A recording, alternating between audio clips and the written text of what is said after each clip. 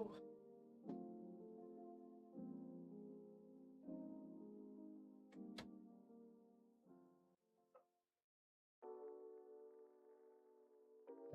You actually go for a walk. Oh, look at that. We're all started.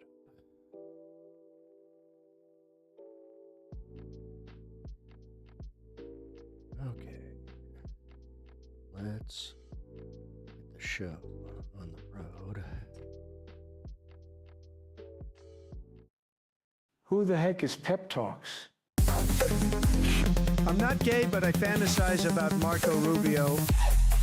Pep Talks. Pep Talks. Pep Talks. Let's eradicate the Kung Flu.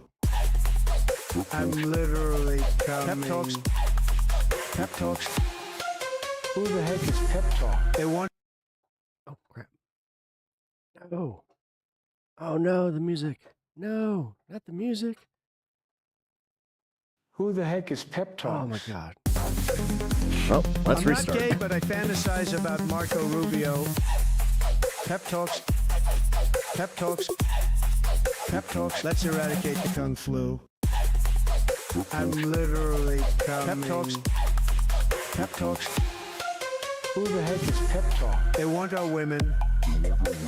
They want our children. Pep Talk. Sometimes no means yes. Grab them by the pep talk. Grab them by the Marco Rubio. Obama is a racist. Pep Talk. I'm literally coming. I'm Pep literally coming. Pep Talks. We found weapons of mass Pep Talks. destruction. My fellow Americans, it has been confirmed today from Pep Talks that we are indeed all high on politics. Yes, we are. I'm not sure if you guys heard, because I realized that my mic was completely on. Yeah, I took Stan for his walk, and he actually wanted to go. So it was one of those situations where I kind of lost track of time. So literally got through the door. I was just like, oh, crap. So that is also what I get for having everything automated right now, which I turned all that off. So, but welcome to the show. Hey, what are you off you? Here. You went for your walk. Here. You get a little treat. Come on.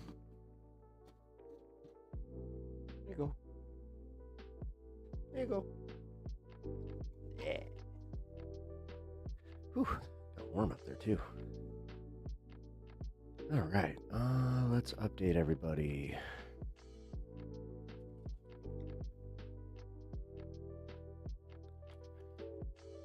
Chair's so squeaky today. What the hell?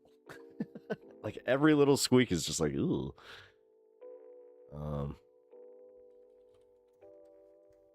There. Oh man. There it is. I was about to say, where? Yay, my updates are working again. Woohoo! That's good. Here, bring your phone over here.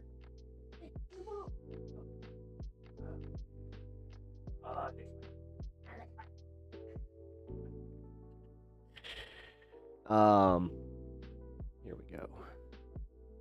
Yeah, I think I've mentioned this before, but Stan is literally like the worst dog to take on a walk. He's well trained, he stays to one side and all that, but that's if you can get him to move. And it's not because he's like curious about things. It's because I'm not sure if it's like sensory overload, but he literally just like he'll stop dead in his tracks and he just goes like ah. And he's just like his ears are back and he's just looking around like he's taking everything in. But once he gets going, he's okay. But the second he sees another dog, oh my, it's over. It's over, man. So I got very lucky today. That's also why the walk took a little longer, because it seems like my neighborhood is like in zombie mode where like I guess kids are all in school and everybody's just at work. Nobody was outside today, so that was nice. Hey, what up, Mitesh? How you doing? I was just mentioning that I was a little late. After literally, this is the first day that I automated my stream to start, which I knew that was risky. I'd rather be late. I'd rather just start the show a little bit late because that was too too long for my my little welcome screen to just be, you know, blank. Which I know it's kind of supposed to be like a waiting room kind of situation, which cool. As I said, I think I was like, yeah, what am I, 12 minutes now? I think I've been on. Yeah, so I got on when it was like damn near 10 minutes. I was just like, ooh, let's not do that. But how you doing, man? Hope you're having a good day. I actually just through taking him for his walk and getting my adrenaline going, I'm feeling good. Actually, cause yeah, that little hound back there, when he gets going, he gets going. I forget that, like, with his long ass strides, that I can't not go fast. It's one of those things where he looks back at me with like, and it's not just a little disappointment. It's judgment. He's just, really, you can't keep up? Come on. It's cute though. But yeah, today it was kind of funny. He got around the so I take him in a very it's always the same route. Like, it's very routine for him. Where my other dog, she'll go wherever the hell. I could take her on a bike trail and she'd be totally cool with it. But not Stan. It has to be the exact same way every single time. But it's kind of funny because I haven't taken, like, he hasn't gone on his walk in a little bit. So it's probably been, you know, close to a month. Like, legit. Which we have a decent plot outside. That was like what the selling point of this house was to me, was that it had a fenced-in yard, and it was one of the larger yards because, like, the way that everything is squared off. Like, dude, it's so, like, weird and hilly, and then you have, like, just random, like, building, like, I'm not even kidding, like, right outside my little neighborhood, you have, like, this giant hill, and then you have a fucking, like, you get up at the top of the hill, and then you got food bank building. It's just like, yeah, it's, and then you have all the fun stuff, very, very close by, so. And when I say fun stuff, I mean the things that make it incredibly hard to diet, so. Oh yeah, Stan's little walk made me realize, like, how many people, like, moved out of the neighborhood. It was kind of like, oh shit. Wondering if the economy, like, the last time I saw a house like this kind of thing, where, and the houses aren't being bought, it wasn't good. So I don't know. I saw some of the economic news today, and I was kind of I'm turning around on it. We'll see what happens, because Trump literally doing his 180. You know what? We're gonna be nice to him. He finally gave in, and he's doing it like, hey, you know what? They came to the table. That's all I wanted. I just wanted them at the table. They could have the whole table. They could have everything on it, but I just wanted them there. Ay, ay, ay. Look at his little feet. Little beans. Here, you know what? Oh, I know what you're doing. Here, he wants belly rubs.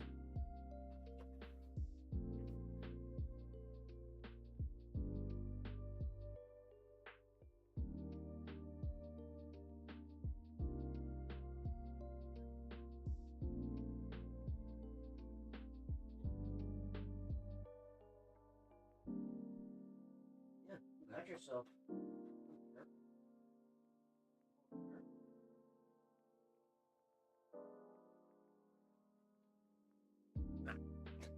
And give him some love. Pun pun pa, what up? The final U.S. peace deal. More bullets, bigger weapons. Zelensky signed. Wait, yeah, what's going on with that? Because here, you know what? That was the one piece of news that I didn't look up today. We'll start with that real quick. Peace deal.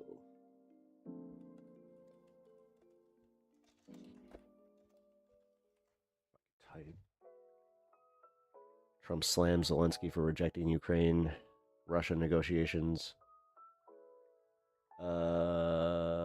Let's go with Al Jazeera, since everyone else is like, dude, that was wild. I just realized that on my Google front page, it's all right-wing publications. Excuse me. Hey, what's up? How's it going, Robin? Good to see you. Glad that you're here. Welcome, welcome, welcome. Also, Matesh, how are you doing, dude? What tea you drinking today? Also, hey, man, chamomile. That was good. Because I didn't really want to go like to bed right when I got off stream. I've been behind on some of the some of the things that I want to, be entertained by. And yeah, man, I really, really enjoyed it. So chamomile is going to be my my new go-to on stream here. So actually, you can expect a nice cup of chamomile coming up here. Because I wasn't able to even do that. As I said, I got through the door and immediately I was just like, oh shit, I have got to get downstairs. So, welcome to stream, everybody. Minecraft stresses me out too much. I thought Minecraft was supposed to literally be like a chill experience. What? See, I love chill experience games. I would say that like Sonic Frontiers is one of the better chill experience games, because even the boss battles are freaking just chill as hell. I love Stray. That's one of my favorite games, just because it's literally chill. It's like still challenging, but yeah, there's a few hold on, I take that back. There's a few platformer levels at the very end that are, yeah, they stress you out just from being so difficult. But yeah, so because I don't know much about Minecraft, I'm willing to learn. I might start playing it on stream here. Who knows? If you guys are into Minecraft like that much, I'll do that thing where it's like I'll set up a little Minecraft thing, bar for when you. Hey, that's actually good. Maybe I can actually find. Here, do they have that on Streamlabs? I'm sure they do. They have it for all like sorts of games. They have to have it for Minecraft. Yeah, they got it for Minecraft. It's literally one of the first ones. That's kind of cool. And yeah, I should do a Minecraft donation bar, so if you guys actually want to see a Minecraft stream. Combat in Minecraft is very dynamic and stressful. Combat? I thought it was just building shit. Combat? Now I am confused. I straight up thought it was just like pixel building, and then you could you can make it into, like, I thought you could, wait a minute. Yeah, I didn't know really what I thought it was at that point. So yeah, wait, there's so I know that, yeah, you go mine your stuff. Oh. I really am kind of ignorant to this game. You know what?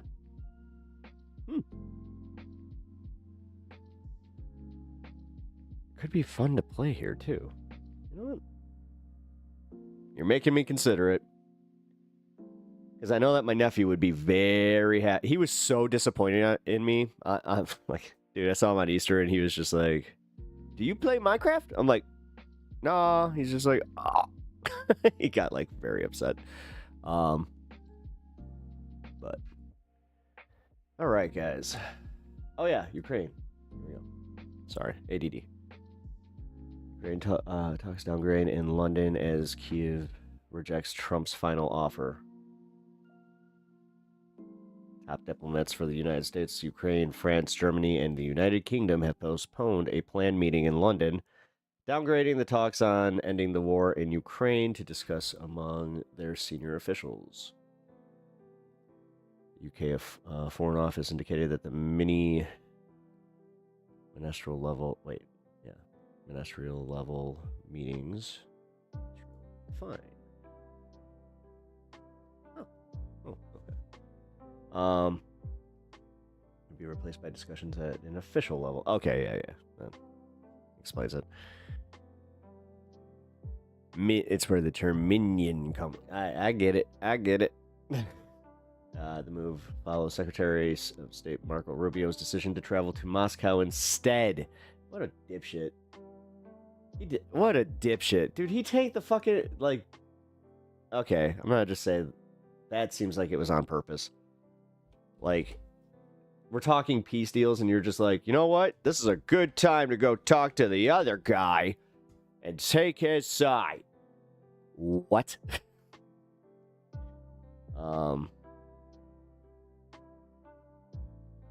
That's just. All right. Well, we're gonna do something a little new here as we get going. Oh shit. Matash, are you just lurking? What's going on, dude?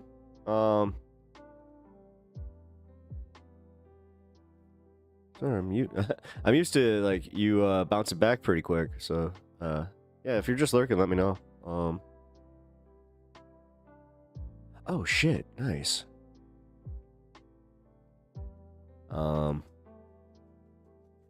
Oh, by the way, I had an accidental little fun plant pop up in one of my my pots outside.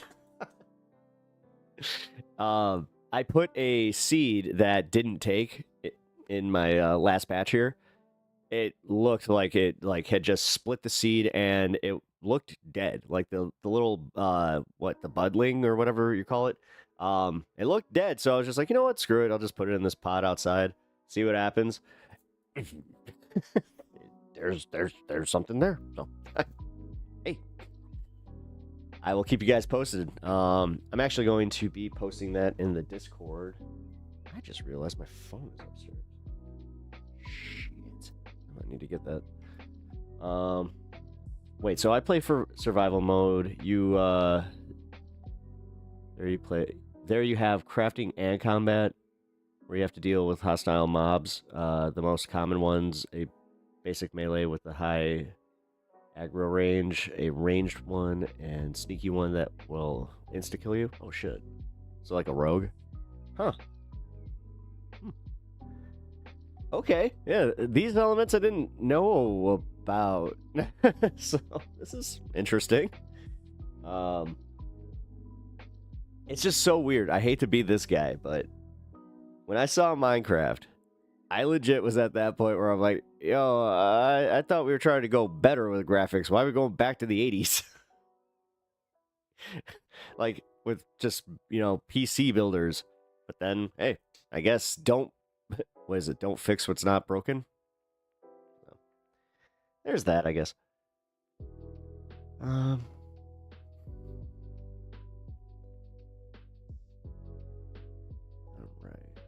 And then we got some news coming up here. So as I was saying, I'm gonna be covering a wide range of news before we even get to the ground news. So let's do a start with the big story. This one, especially for me, this is going to make my life interesting in the next 2 years? I think is what. Yeah. Is that when we vote on him here?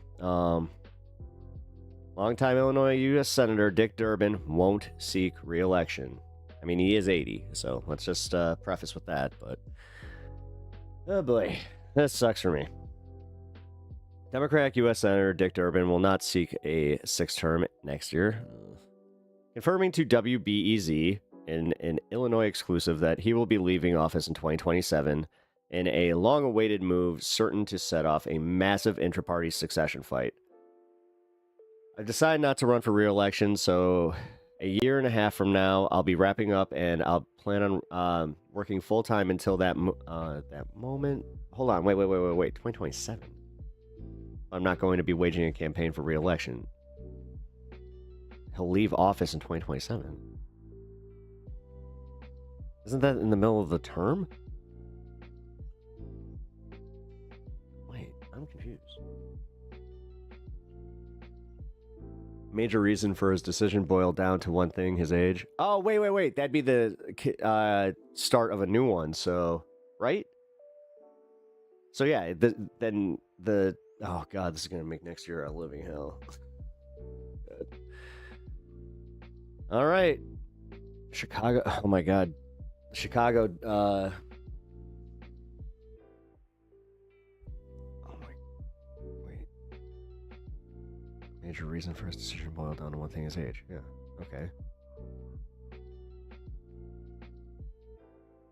By the time his sixth term would end, he'd be 88 years old at the time. Oh, yeah. I like how now he's just like, yeah, maybe I should. You observe your colleagues and watch what happens. For some of them, there's a miraculous aging process where they never seem to get old. Take Bernie Sanders, for example, who's older than myself, or Chuck Grassley, who still does a town meeting in every county of the state each year.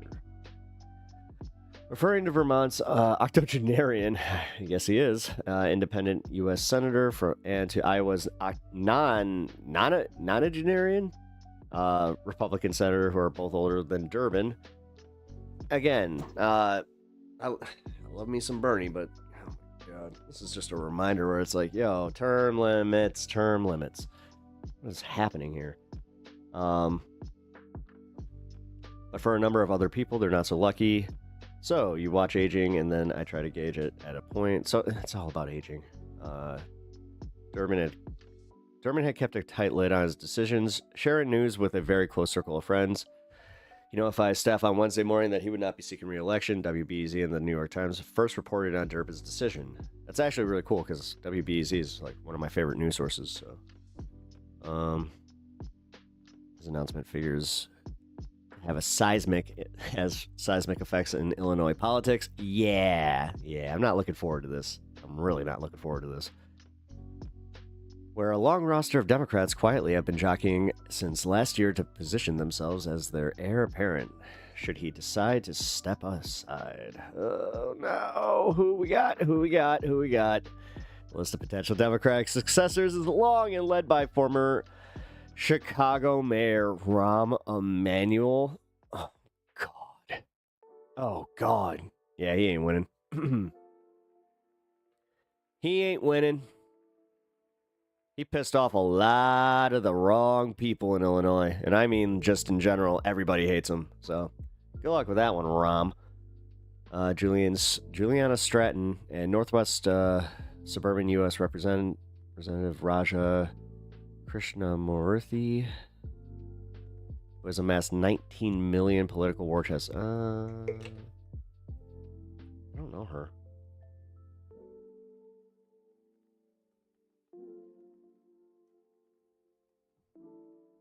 Here, let's take a look.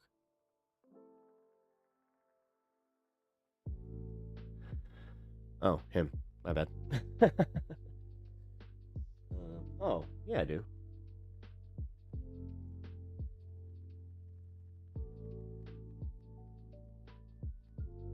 Oh,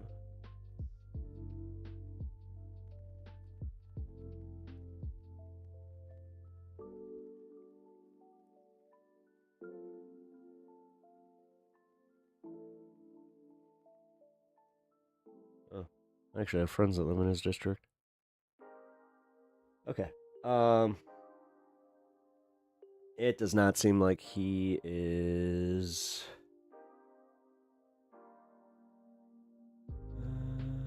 He's like a moderate Dem. Okay. That's disappointing.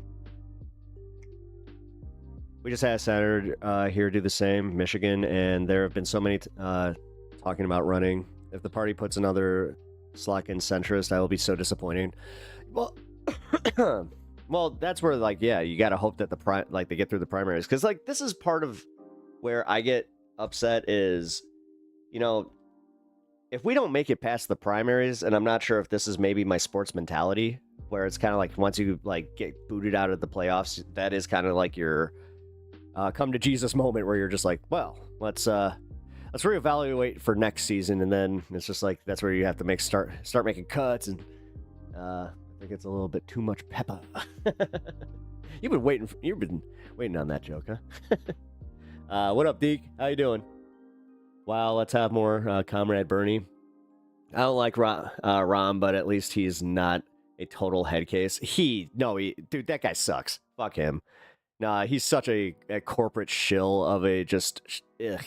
I'm sorry, man. I can't stand him.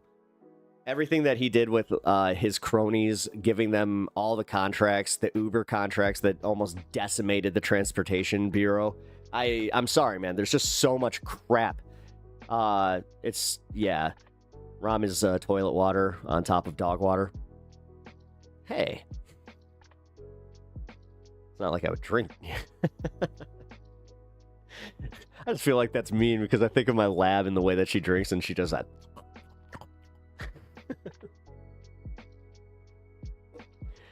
Oh, man. Speaking of, I gotta go get my phone and let her out. Oh, man. I had to start the show so fast today. This was kind of funny. Yeah, as I said, no more automated starts. That's not happening anymore. Because, yikes. This kind of sucked. Yeah, we're gonna have to definitely get moving on this. I'm trying to think who we're gonna, like, run from the left, but this is what worries me. We don't have anybody on that list.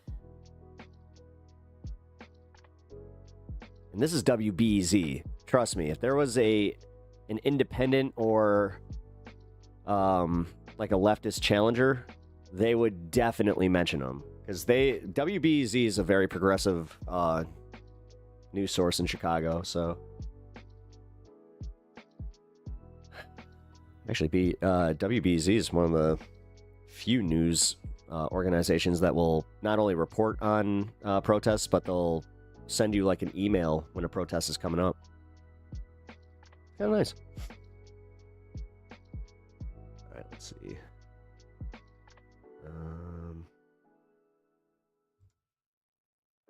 Where'd I leave off? Oh yeah, here we go. Other Democrats potentially in the mix include Lauren Underwood and Republican Robin Kelly. Underwood? No. Oh no, not Lauren Underwood again. She's already tried to run for Senate. She tried to primary Durbin at one point.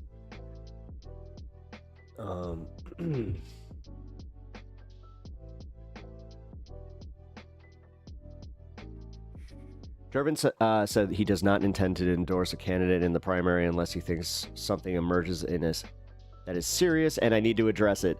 So this right here is serious and I need to address it is literally if a leftist starts getting too much traction and then he needs to endorse the Corpo Dem. Am I wrong? Am I wrong? Like, this one really seems like he's just saying it. There are at least a dozen names that I can think of that are serious.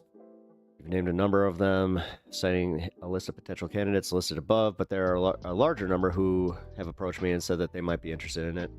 Even though the Democrats don't control either chamber of the of Congress or the White House, losing Durbin and his seniority on Capitol Hill will be a blow to the state. Yeah. As a Senate Democratic whip, Durbin is the number 2 ranking member in his political caucus, which, again, he's got shit to answer for. He's done some pretty good shit, so...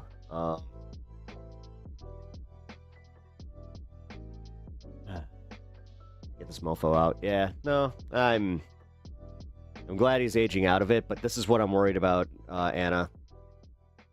Like, I maybe it's because I literally live here and I see where people vote.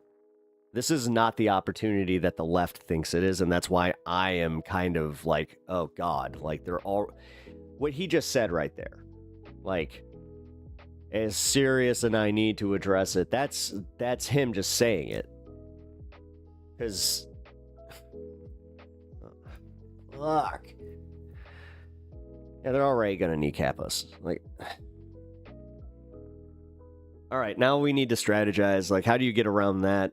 Just saying, hi, very busy, I'll hop on later. Cool. Hey. Glad to see you at least stop by. You're gonna miss all the local news. Because I got two more Chicago stories, and then I actually have a few other local news stories for other people. So, I don't know, I did my homework today, guys, so... That's very interesting, talking about this. But no, for real, Anna, what do you think, like... How do we do this? I'll put you in my pocket for a bit, then. Hey, cool.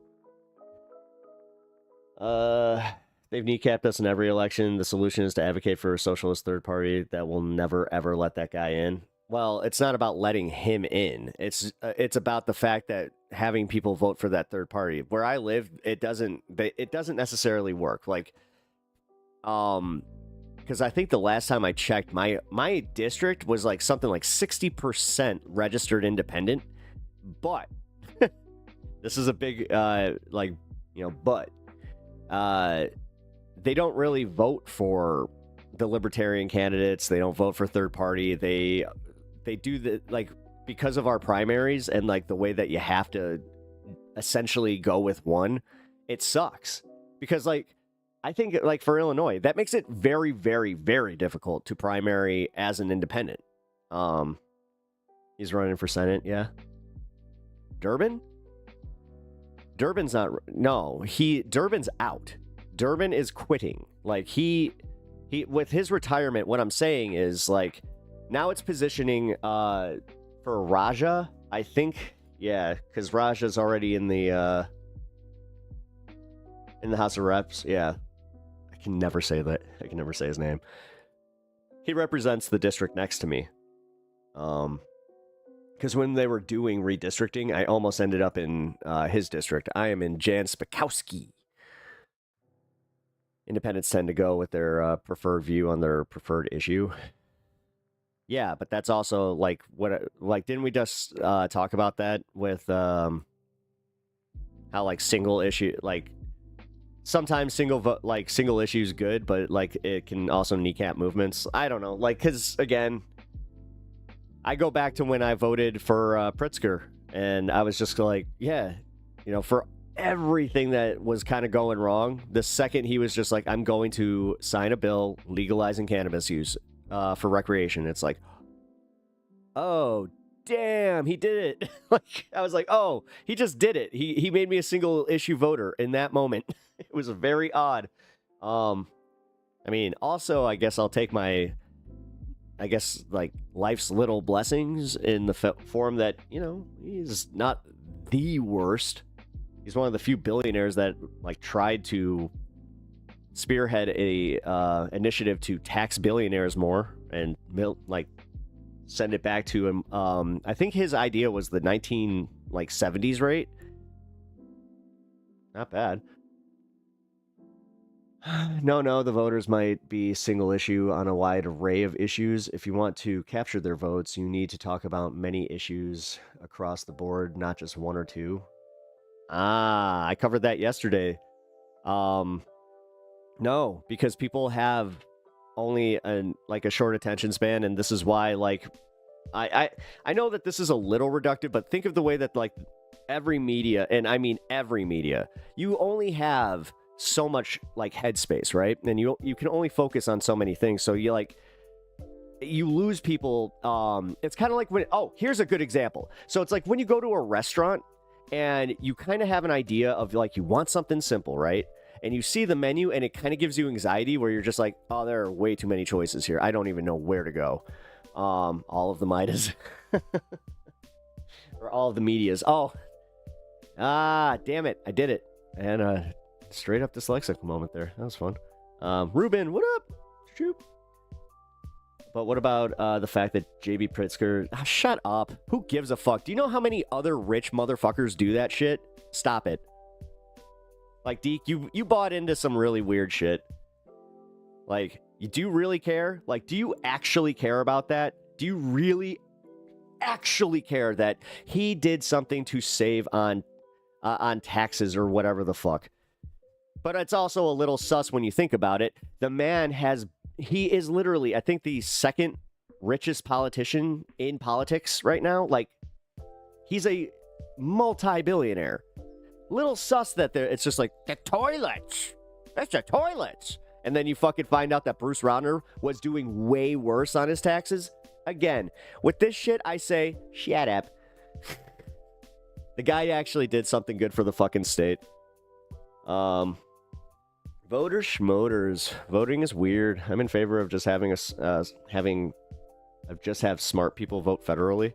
Oh, just make it all the electoral college is what you're saying? You're like, fuck it. I can't make up my own mind anymore. It doesn't matter if you or others does it. Why does he get a pass for doing it? Because everybody else does. Donald Trump gets a pass for doing it. Everybody else does. I'm not going to hyperfixate on something and act like this faux outrage when I don't give a fuck. I don't give a literal fuck. It doesn't affect me in the slightest. What does affect me is the fact that my best friend, his insulin is cheaper. I have legal cannabis in my life. I have tentative things in my life that have gotten better under that fucking guy. So you know what? Enough with the fucking toilet BS. Get off Facebook and stop listening to the Republicans in your area. Jesus Christ. No, we should be consistent. If JB actually did that, it should be discussed. It has been discussed. The thing is, are you going to roast, like, if you're, this is my fucking problem. Republicans don't hold their people to any of that shit. This is what I mean about the fucking fist. This. Why do we crave doing this? Fuck. Again, the toilets, I don't care. I don't care. Rich people cheated on taxes. Oh my God. Fuck.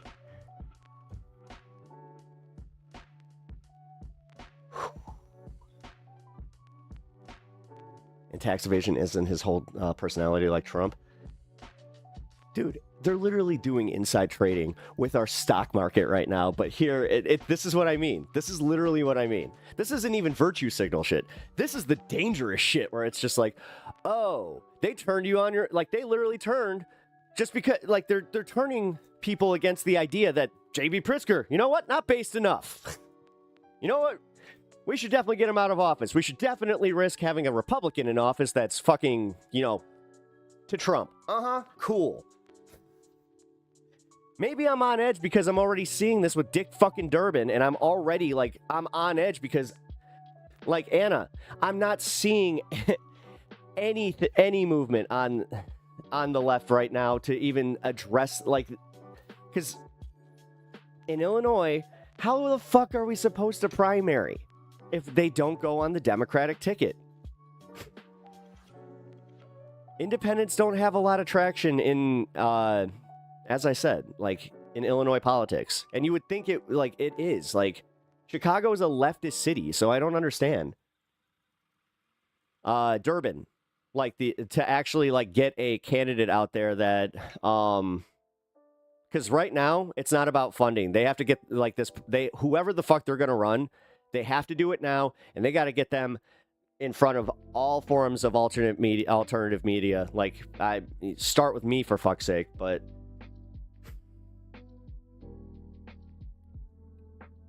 I mean, I'm gonna look into it, but here, actually, let's see. Just.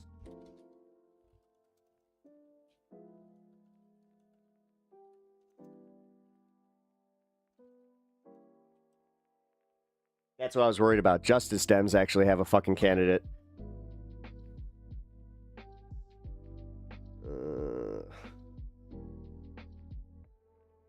Justice Dems endorses progressive. I guess their endorsements are still good, but it's not who I was looking for. That's not the first one I was looking for. Oh, man. No movement on the left. Lefties and libbies love to argue about nonsense, dumb shit like health and safety, whatnot. Boring. No, we don't get mad at police for stopping a robbery when there's a war going on. We shouldn't get mad at the left for policing its own politicians. When it's not the thing is, it's not the left policing them. It's the left buying into a narrative being force-fed to them by the right wing. Because when you, like, here's the thing. I lived through this stupid fucking story. This is how I know everybody else did this. Everybody else from a fucking certain tax bracket in Illinois, they took advantage of this thing where it's like you did a renovation, you take your toilets out, and then you have your assessment done. It was a fucking loophole. The thing is, when you look into it even deeper, it wasn't just billionaires doing this. This was, you know, a lot of people.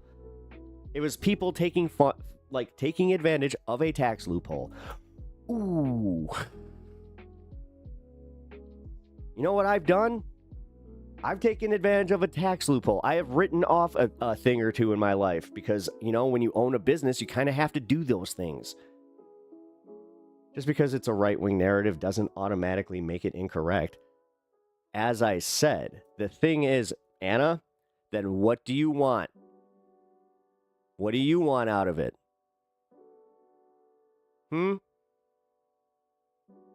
No, seriously, what do you want out of this? Because at that point, then the Trump guy who was endorsed by then should be the governor. Right? I don't know. Where's this going? No, sometimes I just don't give a fuck about, like, certain things. Again, when things are good, like getting better.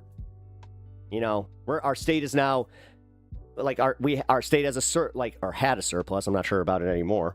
But for real, man, like, this is my point. Because, like, I only have so much to, like, really go through my day-to-day life with and just go, yeah, this is what I'm willing to do. And I consider myself an activist, but this, again, you expect everybody to do this, or at least not you, but it seems like the movements, that's what they expect from everybody. They expect everybody to become a fucking activist instantly. Like, for instance, the right wing is correct about the existence of deep state. That doesn't change when we elect new people. That doesn't manifest in the way that they think it does. But the core concept isn't wrong. Just don't be campus, IG. That's what I want. Again, it's almost forced. It's like forced campism. It's like the same way that we have to vote for the lesser of two evils in this country. And the thing is, I'm tired of this really, really shitty, like, argument on the other side where they're like, yeah, but they're both the same side or the same, different sides of the same coin. Yeah, two faces coin. The right wing is also right about Pizzagate. Except they nice. In-N-Out has a simple menu like that. See, Ruben, this is why people love In-N-Out. This is why, like, no, I'll tell you what, like, Cane's, Raising Cane's. Raising Cane's is the same thing. It's like, you have like 4 options. And guess what? I never not see fucking Raising Cane's just with a line outside their parking lot. But, sorry, Anna, I'm not trying to, like, get too combative, but, like, with Durbin's news today, I'm already, like, this really is the same shit. And this is what I'm expecting. Like, here, this is the fucked up part. It's the leftist infighting for the seat that's, like, already causing, like, chaos for it. It's the fucking right wing that's just standing there going, like, keep going. Because guess what? There's a lot of disaffected, like, there's literally a petition to have, like, the lower bottom half of Illinois secede, which I'm going to be covering on this a little bit later in this in the show. But yeah, man, like, we're already dealing with a lot of idiots. Critical thinking. Listen, as much as I'm for doing that ourselves, and, like, I don't consider myself a leader by any means, but for real, you expect too much of people if you think that that's what is going to happen. What is Pizzagate? You don't know about Pizzagate? Well, there were these four giant turtles that were, you know, a myth, a legend amongst the pizza delivery crew, where you would take your pizzas and they would have you deliver it to a sewer grate, and they didn't tip very well.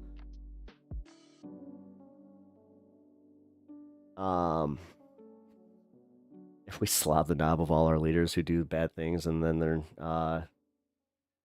either not Republicans, it's not about slobbing the knob. I'm just saying, like, no, and that's not fucking fair.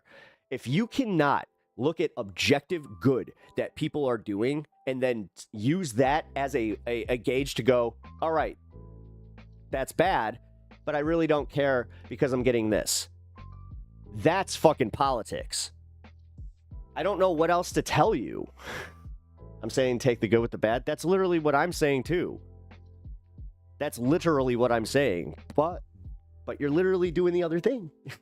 Like, you're just like, well, then you should hold them to that standard and focus on it. And definitely, I don't like, because again, I don't see what you want out of that. Like, what was supposed to happen with the toilet thing, huh? Like, I want to know. Like, just Google JB Pritzker Toiletgate and then just tell me what your opinion on it is and tell me where we should have gone from that. I'm not saying ignore the bad. I'm saying take that bad with the good. I'm saying take that bad with the good. I'm reversing that because fucking A. At least that's what I'm hearing. I'm literally saying take the bad with the good. Like, just don't hyperfixate on it the way that the right wing wants you fucking to. Because the thing is, the right wing is a lot better at outrage politics. They're a lot better at captivating people with the short stories that are the headline grasps. This is why Fox News is as big as it is. This is why we have a hard time getting anywhere on fucking YouTube. Because the other part of that is when the right wing captivates outrage, they do it collectively. And they even do it in such an effective way that they get leftist content creators like myself to watch their bullshit to go, ah! Jesus fucking Christ at KFC. Sorry. All right, I'm a little amped up. Sorry. You know what? I didn't smoke. That's also what happened. I didn't smoke before the show.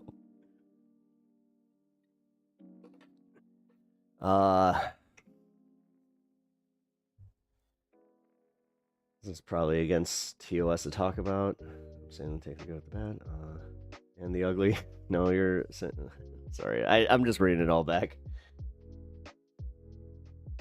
Repentant man would be proud. Oh. For my sober angry, or my sober anger. Ugh.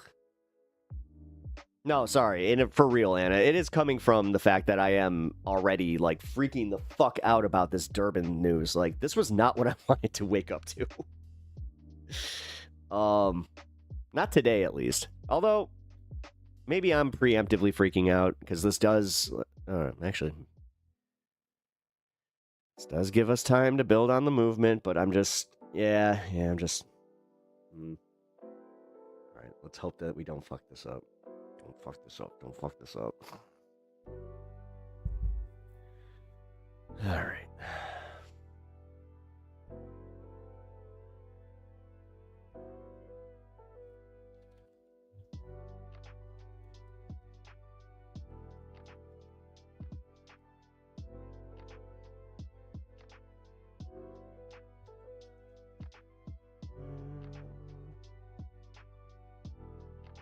Yeah, still nothing as far as the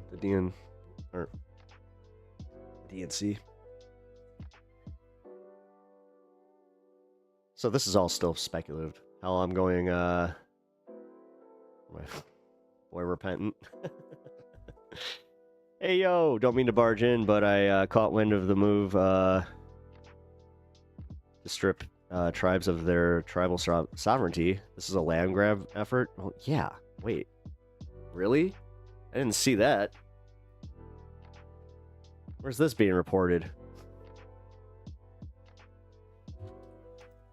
I'm trying to get rid of tribal sovereignty. Why not?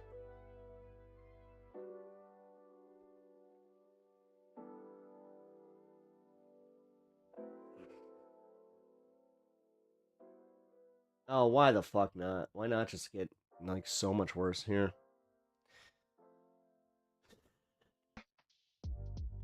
Yeah, now I really need to smoke.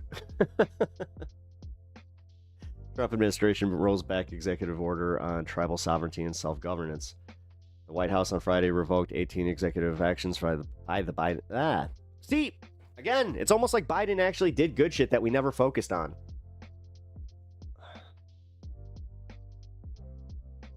The White House on Friday revoked 18 executive actions from the Biden administration, including an order designed to strengthen tribal sovereignty and expand self-determination on the nation's 574 federally recognized tribes.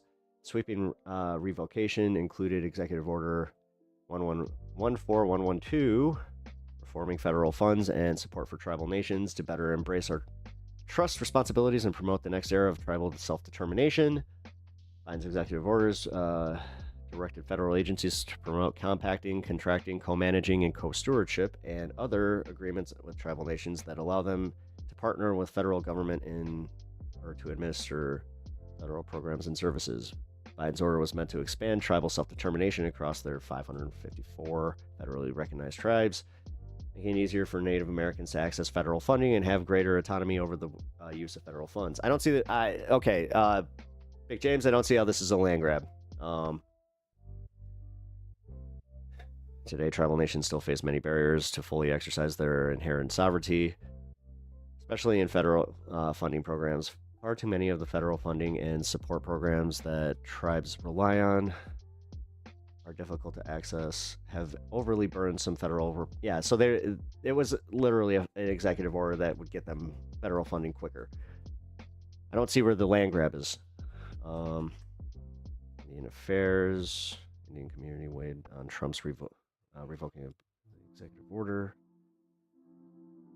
The executive order was intended to reduce government interference with how tribes spend their money and to ensure that I'm literally reading the same thing 4 fucking times. This land is my land, this land is your land, from California to North Carolina. No, there are people that want to take it further. It's a developing story, but I don't... Who? I'm not going to irresponsibly report on this when I just read what it is, and listen, it sucks. It sucks. It's one more thing to add to it's one more corn to add to the fucking shit that is this administration. But I don't understand why, is this even a bad corn? Read the dude's link. Wait. Read what dude's link? Sorry. Guys, I'm gonna smoke. 'Cause I'm in a mood. Politically, I'm kind of getting a little fucking tired because I keep seeing this, my Republican neighbors have shit-eating grins on their fucking face right now. So I'm just gonna say, I'm a little fucking just...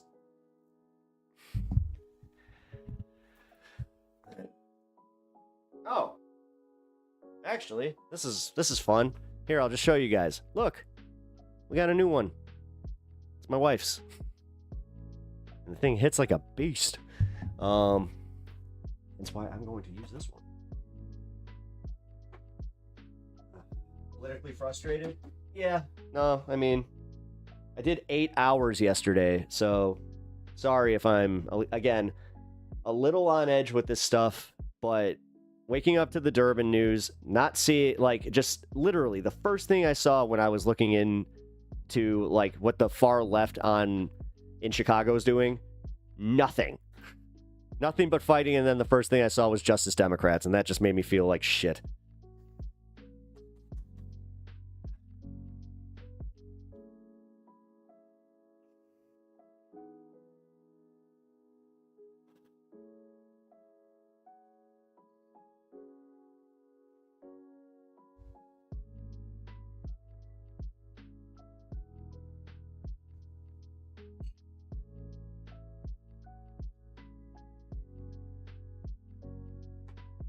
Lots of clickbaity stuff out there. Get tired of boy crying wolf stuff. That's kind of what, all due respect, James, that's why I'm reacting the way I am, because I just read what I read. And also the fact that they, for some reason, were just yeah, we're going to repeat this 4 times in the article. That was a little weird.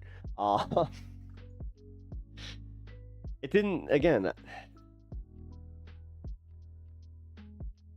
Facebook. This is what I'm talking about in YouTube chat, a movement, how to strip it completely.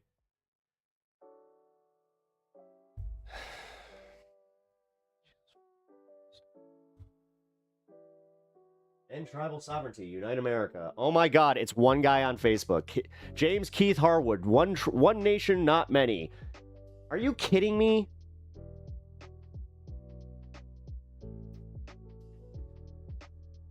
Yeah, there's also people out there that want to fucking, you know, be the first ones to live on the moon. I don't know, man. I'm gonna smoke.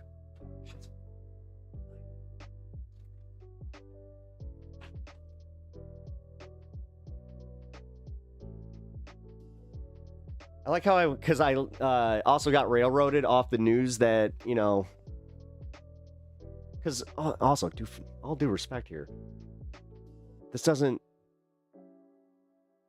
like, if he was stripping the nations of their sovereignty, that would be the story. Like, that's where I'd be like, okay, this is warranted outrage, but this, I don't, like, and also, like I said at the beginning of me reading that, like, oh my God, how come I didn't know about this? It's almost like we would have had to, like, focus on some of the good shit that Biden and the Democrats did during their fucking time in office, but I don't know. Maybe I need to smoke too. I'm just saying, man, like, or get off Facebook, because that's the kind of shit, no. Like, that's literally the poison of Facebook right there. Like, one guy saying, oh my God, end sovereignty. Big James, it seems like the public lands are your issue, which is good. Having one thing to put your energy into can help you focus and contribute to useful action. Yes, I agree with Robin on that. And also, I may have missed the part that public lands was your issue. Like, I went over my head. I just downed 7 Hershey Kisses. That's dangerous, dude. Watch out. Watch out. But this is actually, Anna, I might just, whenever you're off work or, like, you're free, I might just have you call in so I can ask you, like, where can we go from here? Because this is the golden opportunity. Like, literally the golden opportunity. And if we somehow fuck this up and a right-winger wins the Senate seat from Illinois, I don't know what I would do. That might actually push me out of fucking, like, being politically active. I don't know. Like, that would fucking ruin, like, that would ruin me. I don't know what,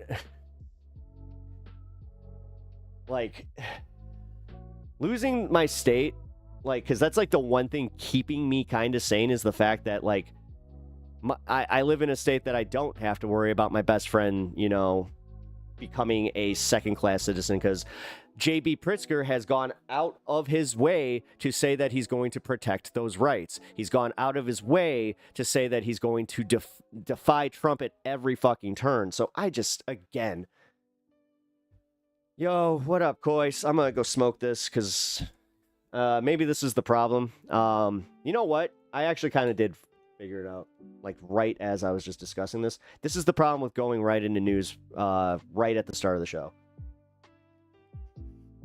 This is why we do the chill thing. So let's chill for just a moment. Then I'm going to get back to this news because, yeah, I do have a lot that I want to get to.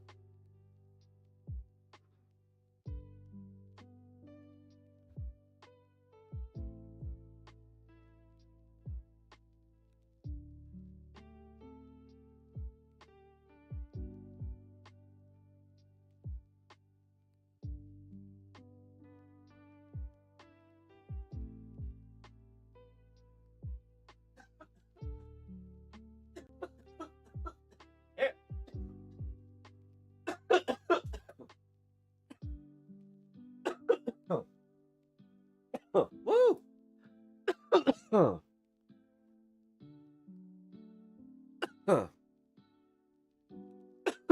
Okay.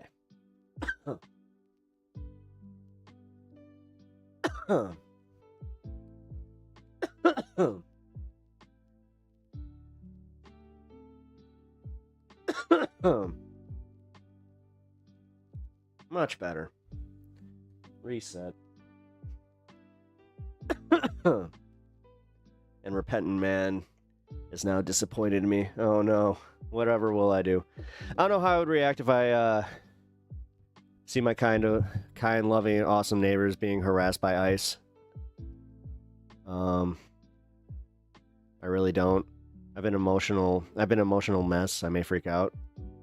That's, like, either way, we can't get discouraged.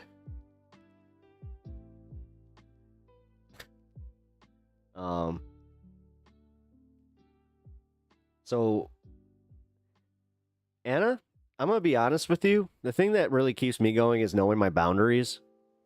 I have to have that with politics too. Otherwise, I don't know like how I'll like actually continue doing this. Not just this as a living. I mean, this.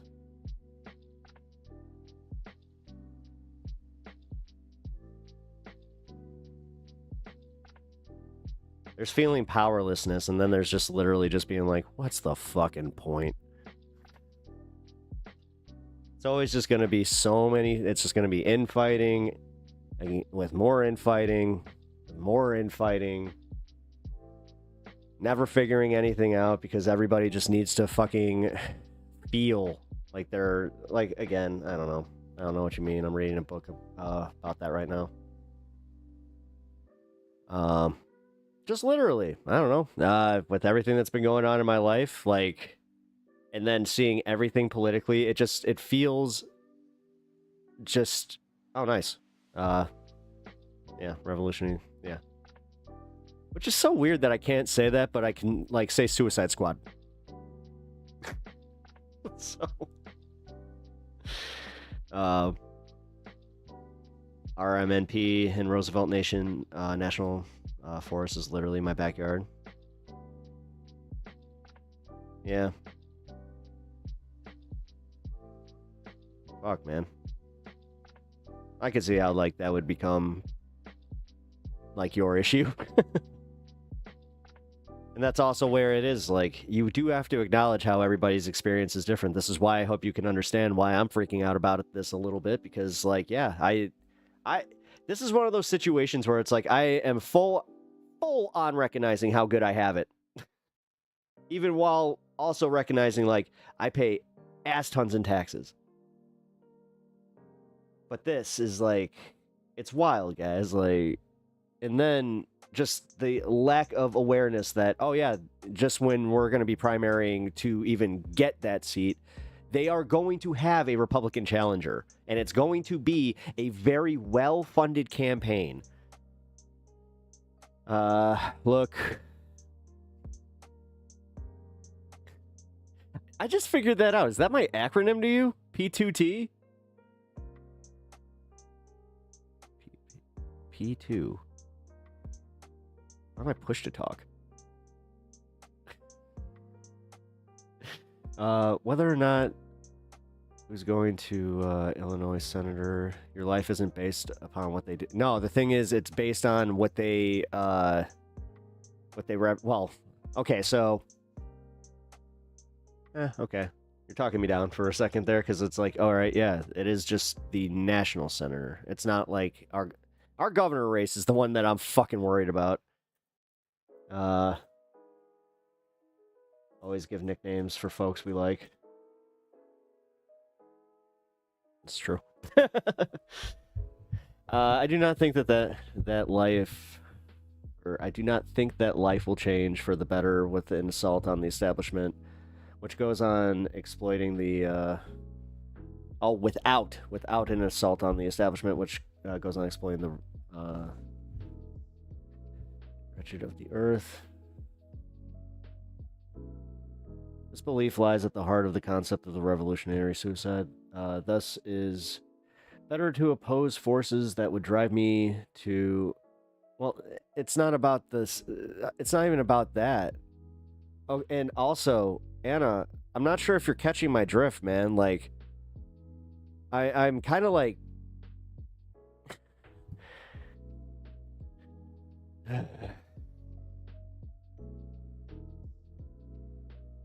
All right. A quote from the book. I got you. I understand what you're saying, and it's not them. That's actually the saddest part.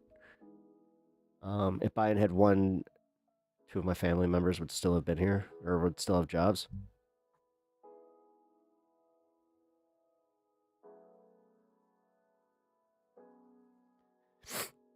I don't know. I'm not even mad about that, because, you know, Biden losing and Kamala losing, it's not like that's not the referendum on the far left, man. Unfortunately, like the stuff that it's how we just go on attacking everybody. I noticed that while watching Jank yesterday, where I was just like agreeing with half of it, and then I'm just like, oh yeah, but that was the first time I had it where I was like, oh, but I have an expectation of I have to disagree with him because Jake no based. Like,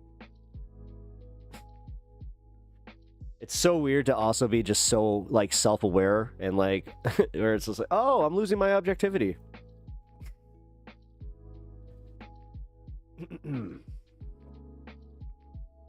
For some reason, kayaking trips. What? Okay, I have to get back to making these brackets. These bracelets. I was like, you make bracelets? I love bracelets. Let's talk. If you're on, I'll drop in. Yeah, no, I'll be on till 7 today. So yeah, nice little time to get settled in, do the things that we want to do here. Also, I am chilling out. Thank you again, guys. I'll just say this much: thank you all for like being cool while I do kind of like blow up like that, because I know it's uncomfortable. You know, a lot of people, especially like the way that I go to streams, where I'm just like, yeah, you know, I don't mind a little drama here and there and just a little passion, but I also don't like getting shouted at in like the first, you know. Oh, it's okay. It's been over an hour, so never mind. Dude, it's been over an hour. That one went by fast. I still don't have my phone. Crap. I need to go get that. All right. Let me do that. Awesome. Wait, Big James, I've been not been to Colorado this summer. I did go to Glacier in Montana. I'm fighting here in Michigan for all the parks, even not seeing. Yeah, see, but that's like our protected land in Illinois. Like, it's pretty hard protected, so I don't see that happening. Oh, but that, you know what? No, this might play into the whole secession of like Illinois to Indiana. We'll see how this goes, because I mean, this is a real thing. This is a real story. No, thank you for telling me to sit down with that shit. Sometimes I get excited about stuff. Oh, you're welcome. No, dude, because it's weird. I kind of did have to have like this moment with myself where I'm not like, even though I am just a dude streaming, I'm trying to do this like with some journalistic integrity. And I have a little bit of broadcast training where I'm like, okay, just back up, try and be responsible about this. Again, don't lose objectivity, because also I'm trying to do it where I'm not trying to let my biases just take over. Oh, shit. Just got an email ping. Let's see. Is it what I'm looking for?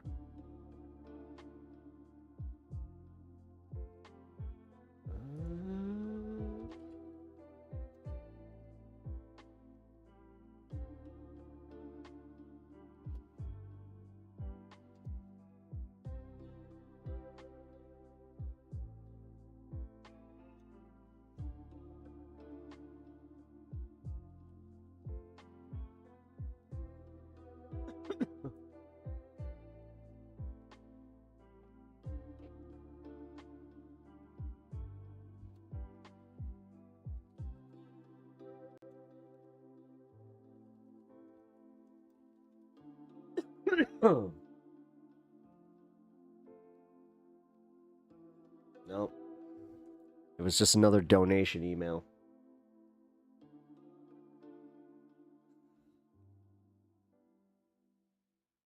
All right, so I didn't want to name them specifically until I got an update, but yeah, DSA just, in my opinion, may have just shit the bed. At least on this right now for the day. Like, we'll see what happens, but man, they got to get on their shit. Listen, I don't really know how to give someone hope. I found hope in the party.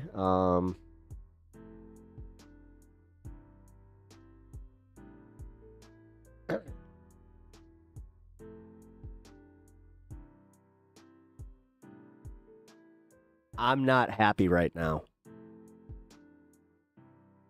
The fact that that is, yeah, that's what they want.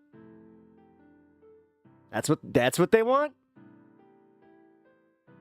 Ah. I fucking hate this shit.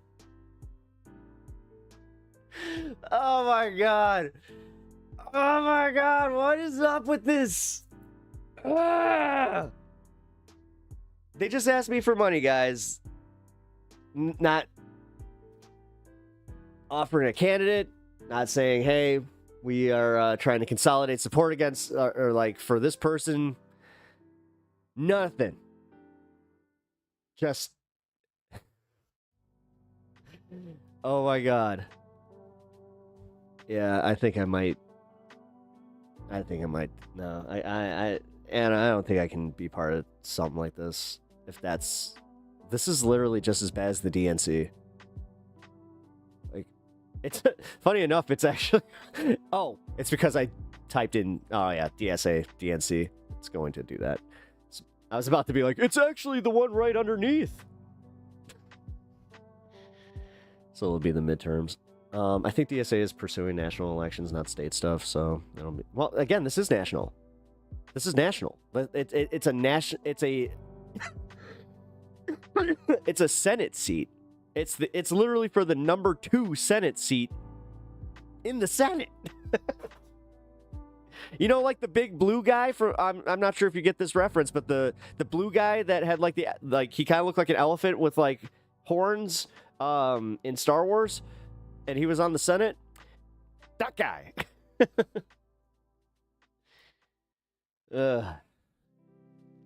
I can't believe they're asking for money. Hey, Bloodstone, how's it going? How you doing? Hope you're doing well. I seen that I didn't say something about natives not having birthright citizenship, and I got hot. Personally, I think we have a nation as a nation be off under tribal. Sorry. Am I having, like, this is what sucks. I sometimes don't know when I'm like reading somebody's typo or is it dyslexia. It's like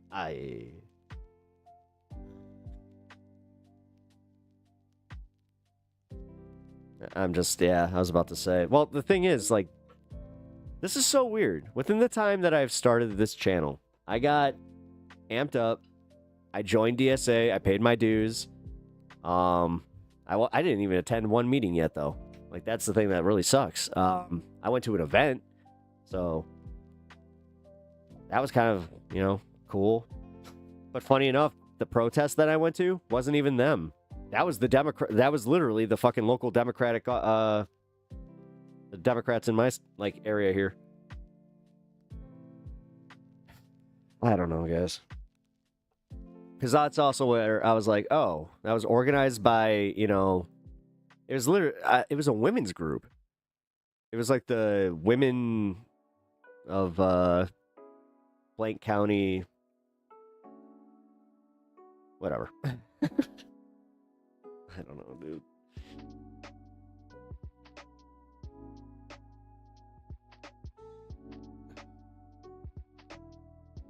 This is why I joined PSA or PSL. God. DSA, PSL.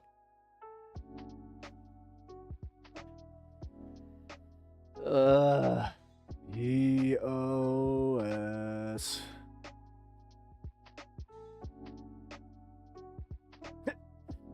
That's Trump. He has his own party, the POS party. Sorry. All right, I needed to bring just a little chuckle to myself to kind of bring myself back. Cause I'm not even kidding, man. That email just, as I was saying, like it's so dejecting where I felt like this was cool and I was gonna meet cool people and do cool things with them, but I don't want to be part of this if they're just gonna keep asking for fucking money. But I guess hope is built with our own 2 hands.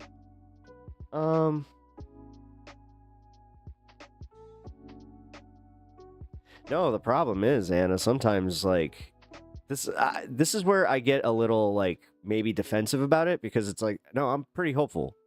Like I've been like beaten down by other people where they're just like, dude, you are way like you're too charitable. They've like used that word for me where I'm just like, oh, but it's also like, oh, well, I hope. Again, it's based in hope, where it's like, I hope they're not like that. You know, but listening to that interview with oh god, I forgot her name already. With Jank. What is her name? I just subbed to her channel, so it should be like right at the top, right? That's not how it works. No, of course not. Why would it work like that? Give me 1 second. I feel bad, but I have like, oh yeah, I have to do that too. Sabby Sabs. That's an easy name to remember too. But yeah, she was I don't know, when she brought up the 11 things, that got to me, and then it was just like there are a few other parts of that interview that where I was just like, oh, I think that we're just trying to create an easier enemy because we don't want to fight MAGA. At least, I don't know. I might have. That was a half thought. Ooh, I forgot that I also have the Steven Crowder thing. Oh, shit, yeah. Kirk, if you're listening, just so you know, I'll save that for whenever you're able to. It's a half hour bit, so whenever you are available, we will do that. Here, let me... Two young women. Do you want them to... I'm just going to bring that up for later, because that's a special. It was funny when that came up. I was just like, "Oh, that's a Kirk segment."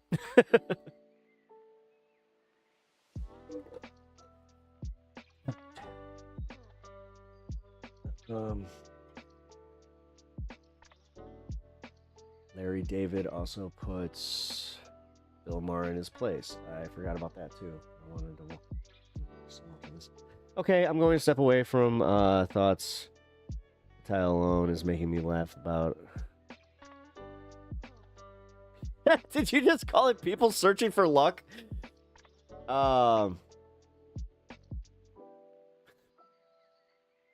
Hey, no, don't start fights. Sorry if I already like passed.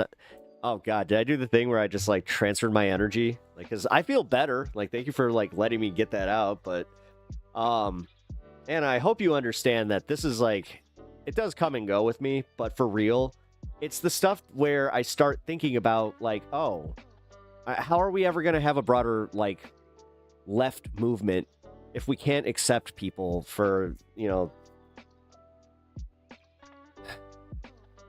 certain I almost said misgivings. I don't know. I'm also having that thing where I'm just like, okay, I really do need to reset my brain. So, oh, I need my phone. That's also what I need. Damn it, I will be right back.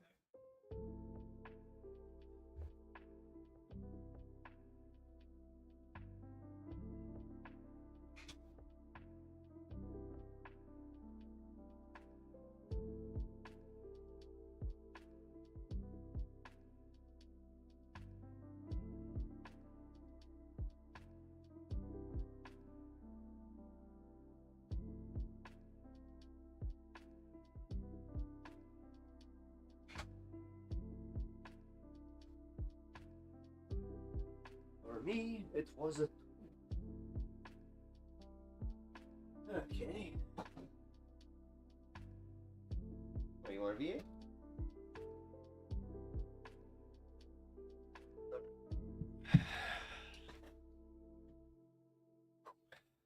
Read The Art of War. Yeah, I read The Art of War in January. It was like the first thing that I started with before I read Rules for Radicals again by Saul Alinsky. One of my favorites, but also it's one of the first ones, like, it's one of the first books that I took, like, and I argued with. Where I'm like, oh yeah, I agree with that, don't agree with that. God, Saul, I remember that with Obama, where he had like a tie to Saul Alinsky, and it was like the biggest deal. So, got a lot of fed grasslands around Jackson Hole, Wyoming, get sold off. Man, I mean, that would suck, but dude, America's so vast. Why don't they take like, I don't know, Indiana? Why don't they take like the prairie states that already is just oh well, the new Tornado Alley, that might not work.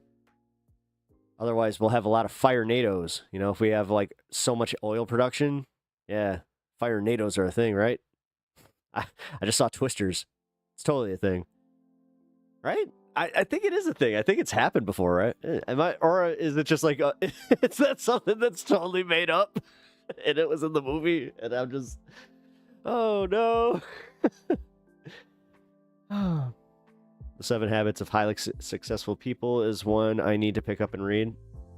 I'm not sure if you want to read that one because you might get depressed, because it might just be like exploit, exploit, exploit, and you'll just be like, oh. Exploit, exploit, and exploit. Oh, hey. Bro. Thank you. Thank you. Hey, that was... how do you... I'm like, wait a minute, that's good faith, right? Just... Thank you for the sub. I really appreciate that, man. Good timing, too, because So I already said that I have a friend coming on to stream. She is also a Twitch streamer. I will shout out her channel when the time comes.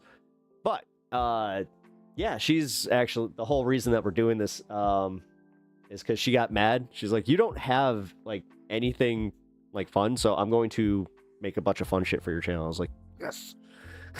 So it's gonna be sweet. Black shirts and red. The problem I have with reading theory is I don't retain it.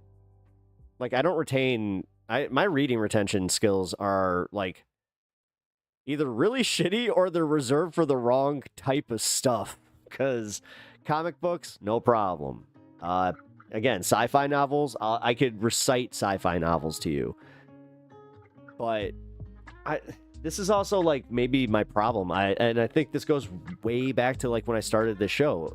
I'm not good with, like, academia. Like, I've never been good with school. I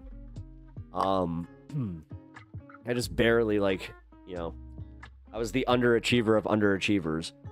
But I tested super well, so. Right, I have a meeting from work. I'll be right back. Okay. Oh. Boo. It's less theory, more recollection of events. Oh, yeah. No, I mean, that... Oh, you know what? I just realized that, yeah, the theory that works and, like, the philosophy that works is usually when it's steeped in, like, history. I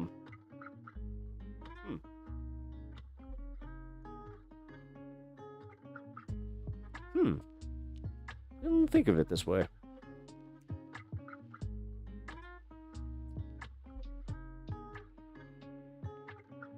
I just thought about this too. I haven't really, like, looked into, like, audiobook versions of some of, like, you know, like Karl Marx and oh my god, where else should I even go? Even Marx. Like, I tried that in high school and it still is like, oh, he has a certain way of writing, that's for sure. It's literally about how it happened through history, so maybe an interesting read. Black shirts and reds, rational fascism and overthrow communism. You know what? Here.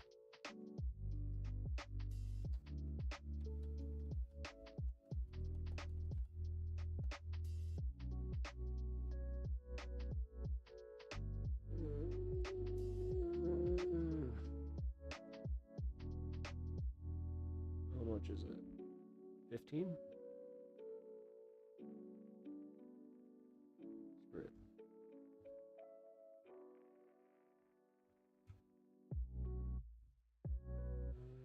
Ooh, hey, I can get the audiobook for free.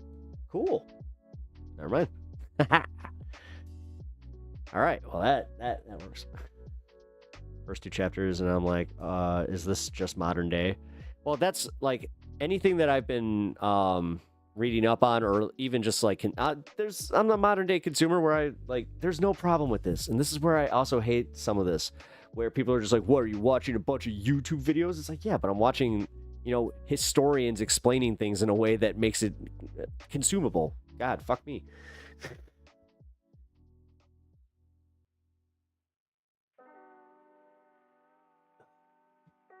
Ooh, I gotta be careful with that, by the way. I swore a little too much yesterday. I may or may not have gotten that specific stream demonetized.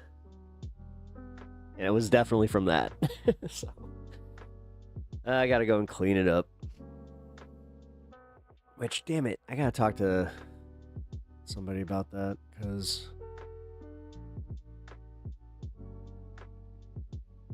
Alright, so what happened over here? I welcome a good debate. Without it, life is boring. My friend is always telling me about political views. We don't view politics in the same light, but we get along and laugh with each other all the time.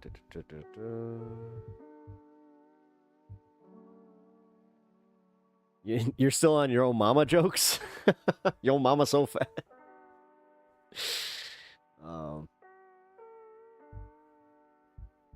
Okay, I gotta go. Be well. See you later. Later, bro. Take politics very seriously. I intend to be a part of a movement that changes this country and ends capitalism as we know it.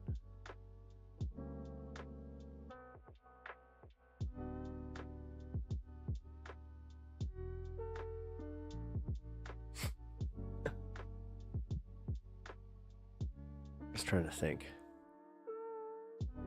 Timeline-wise.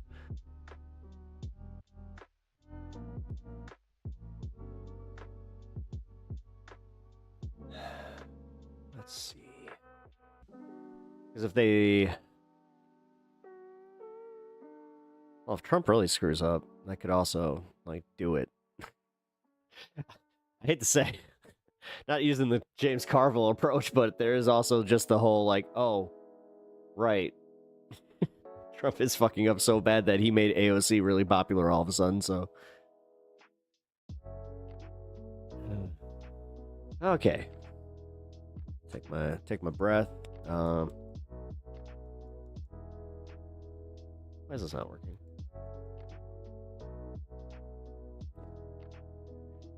Okay, I don't know who that person is, but that's not what capitalism is. I can see why you'd believe that, but wait, what do you say about capitalism?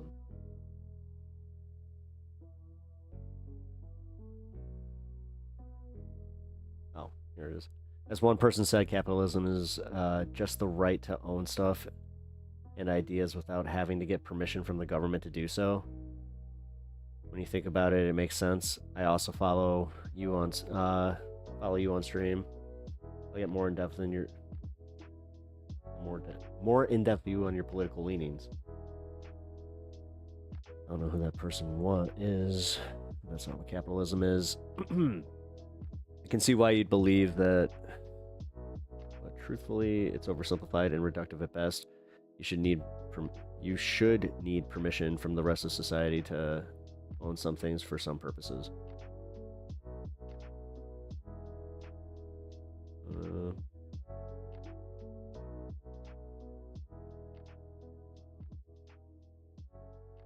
Sometimes it is just that simple. It's not like we're owning nuclear reactors in the backyard and tossing waste into neighbor's backyard.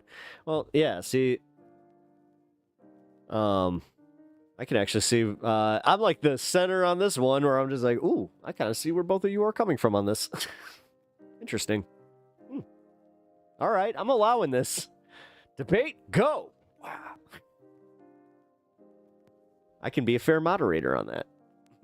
Capitalism is hoarding natural resources and extorting others so they have a chance at having some. You know what? I just realized this. do legit describe capitalism as communism. I kind of caught that. It's also why I was like, let's let this debate play out. True, but owning some things and using them in some ways can have slower but equally disastrous consequences. They can't be ignored.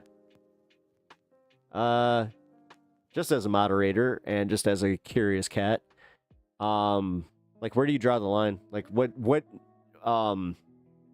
like, where would you have, like, a department of needs versus wants? I don't know what I would name it, but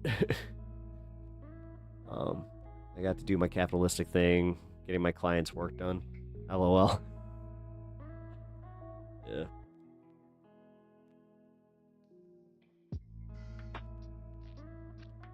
We live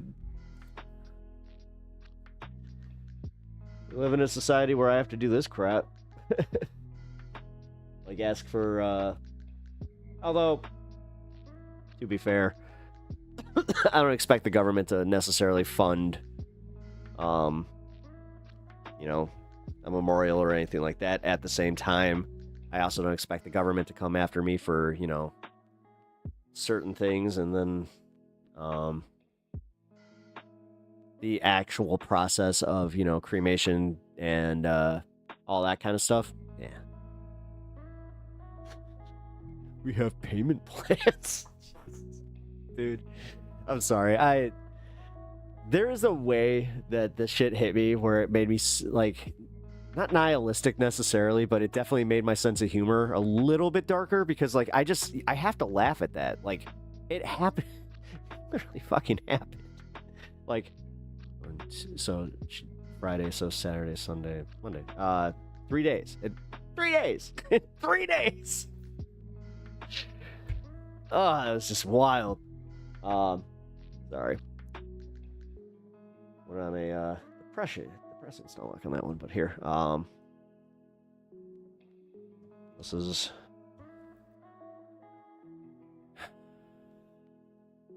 thank you for the support, guys. I appreciate it.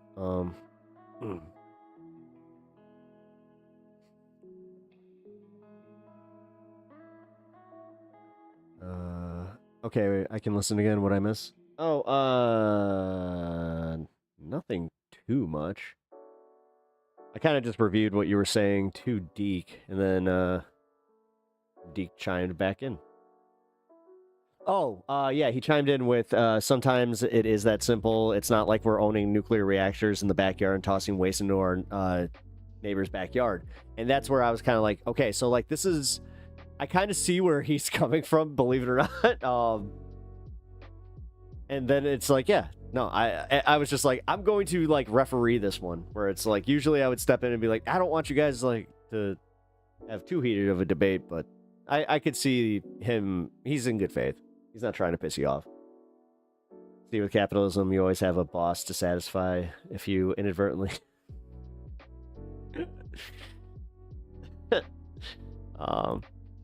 I mean, that'd be great if that was true, but that's why I'm laughing, because it's like, no, they don't give a fuck. What are you talking about? That's why they push for you to have more kids. It's not because they're like the joys and wonders that everybody tries to make them out to be. I just realized that might have been a little too much.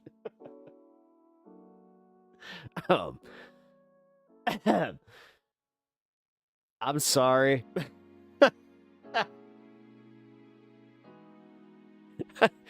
Oh boy.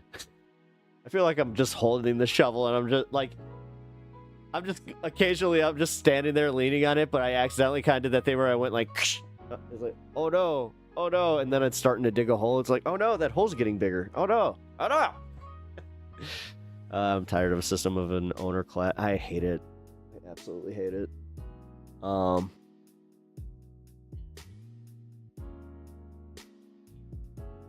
And yet there are innumerable examples of capitalists killing... I was just literally saying, yeah. I mean, it's why we have so many examples of, like, consumers getting, you know, just kind of... God, I don't even know how I can say like put that right now. I just realized that. Because I got an updated list of TOS that I have not yet read. So. Crap. I just realized that I was going to do that this morning. Yeah, guys, I'm one of those creators. I actually read the terms of service and make sure that everything is on the up and up. Hence why I know why what happened yesterday was totally my fault, and I'm just going to own it. Because, yeah, I had a little bit of a potty mouth yesterday, so what you going to do?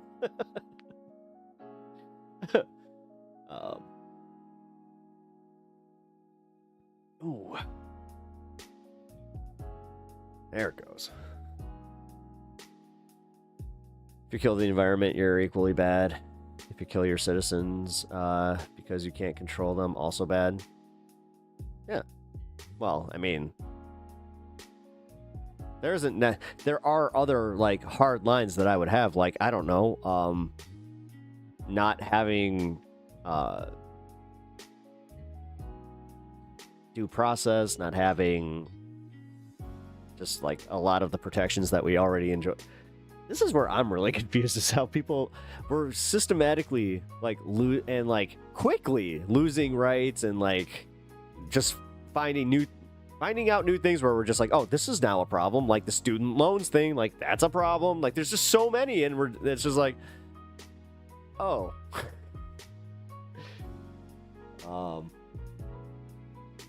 Yeah, the student loans one. Never have I been happier that I didn't go to college. Sounds like we agree. Council communism is the way. What's that? Dude, okay, so like 13-year-old Pep, I thought I had the answers, and I keep thinking back to that moment where, because like this is the first time I had a political conversation that I remember. I had it with my dad's friend, who was, you know, he was cool. The fact that he was just like, let's hear what the kid has to say. Because I was like, I feel like I could solve all these problems right now. I'm like, you know how we have this Department of Health? You know what we do? We put a doctor in charge of it. And then, here's the bitch of it. Trump kind of took my idea, but then he was just like, you know what I'm going to do? I'm going to use the TV ones, because those are the ones that everybody knows. It's just like, no, you gotta, no. I meant like the best of the best, not them, you jackass. Ugh. But that's, I swear to God, and I said that, I was just like, yeah, you know, you put like doctors in charge of medicine. Wild, right? And then, like, you know how they have like little subordinate positions? Then you have other doctors that they like. It's just like, oh my God. Oh shit. I know, dude. Little Pep. I'm about to change the world, and I didn't even know it. Generals as attorney generals? What? Or attorneys general? I mean, or should attorneys be attorneys generals? Or wait, an attorney who became a general? Those are the only ones that are actually valid for that position. But no, I'm not even kidding. I did say that, and I was just like, yeah, how come, you know, like Department of Transportation, how come we don't have, you know, a conductor or, you know, somebody who's flown airplanes for their whole lives? Like, how come we just don't have, like, these councils of elders that actually did this shit? Yeah, bus driver, you know? Hey, say what you will. But Ted, he knew his routes, and he knew what he was talking about, you know? Hey, I was talking about congestion. Did I not solve congestion? I just got rid of all the cars. And everybody's just like, boost!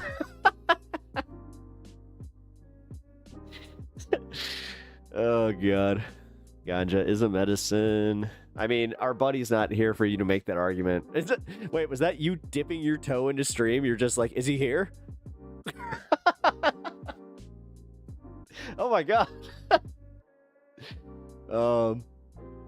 I swear, if you summon him with that would... They have wisdom? Fuck yeah, they do. I mean, there was a show called Taxi Cab Confessions, and I don't know. You ever see that show? Dr. Gunge! Dr. Gunge! I like it. I can't say the back part, so we'll just call him Dr. Gunge! He knows the best cure. Alright, so I'm going to write on your prescription, it's always 420 somewhere. Dr. Gunge!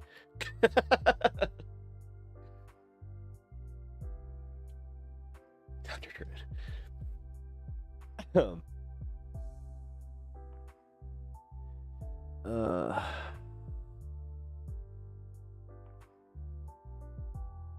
Trying to think what the other department would be. Like, obviously not Linda McMahon in charge of the head, like, as again, Department of Education. How in the fuck have we just not had, like, wait a minute, has Elizabeth Warren been a teacher? Was it her or was it Katie Buck?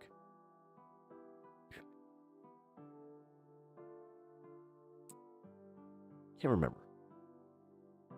Yeah, she was a college professor. Yeah, then make her the, like, yeah. Why was she never the head of the Department of Education? That would have just been like a no-brainer.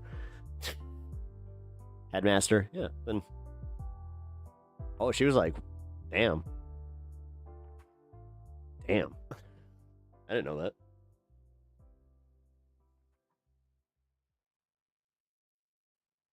All right, so in those in government, Jesus Christ, I cannot get this going. You know what? Hold on. Oh wow, just invited the Y-Files backstage channel. What's that?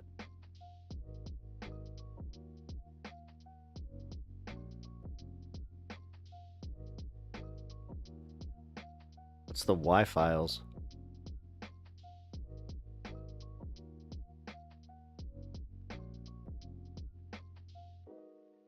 Wait, yes, but in government that services capitalists at the expense of the general population.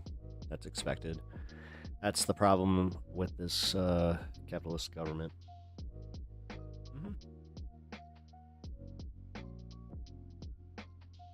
I need book recommendations. My next cue is manufactured consent. Are you trying to keep it political, or are you trying to break away from politics? Because, like, I'll be honest, there's, like, I think that's also part of my problem. Like, my buddy's trying to get me into Brandon Sanderson, and I'm finally gonna break. Don't tell him. He's, knowing my luck, he's actually lurking right now. He's just gonna be like, yes, finally. I'm not telling you which one. Although I think you were the one who told me Mistborn, so.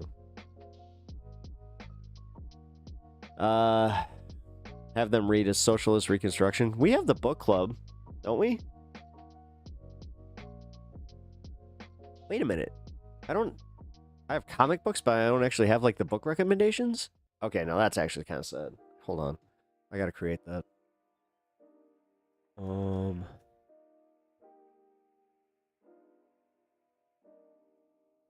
Give me one sec. Oh, come on. Oh, you want me to fuck that. Alright, I'll do that later. It wants me to re-sign in. Not doing that.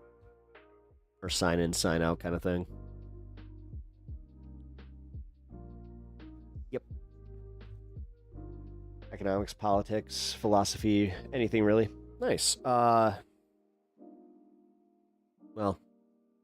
right now I am currently finishing The Expanse. Well, not the whole Expanse. I'm going to finish book 4 of The Expanse, and then I'm going to go into a little bit of Brandon Sanderson, which is more just sci-fi schlock. But hey, it's fun. People need to study history. Yeah, I know. But the problem is, like, you process history better than a lot of other people. This is why, like, and I hate to like use our high school system because it may not be the greatest, but it is a simplistic way of looking at human behaviors where it's like some people are good at math, some people are good at literature, some people are not. Like me, I am not good at math. I cannot process math all that well. I have friends that they could not remember a historical detail if you explained it to them multiple times for some reasons. And you cannot shame them for that. That's bullshit because that's not recognizing the shortcomings of just humanity. Like that's how most people work. You know, I'm lucky that I am able to, like, I have a pretty good grasp on history. But for some reason, I also do have this weird thing where it's like, you're good at sound. Yeah. Well, this is also why, like with books, audiobooks, if I can do both, like if I can sit down with a pair of headphones and have the audiobook essentially read to me and I just kind of follow along, that's like my favorite way of doing it. Or if I get to draw, like I like to do audiobooks and like draw or do something like creative. I don't know. But that helps me retain the information a little bit better than if I'm just sitting down with a book by myself. But like some people would like, or some people, I'll just say like, I kind of feel like, I see you in that Sanderson. Uh-oh. We got a narc in chat, guys. We got a narc in chat. Burn it down. Burn it down. I swear to God, if you tell Arcadian, do not tell him he won. Not right now. I want that to be broken to him in real time. Unless he's listening, which, damn it. Kind of bad at that. No, it's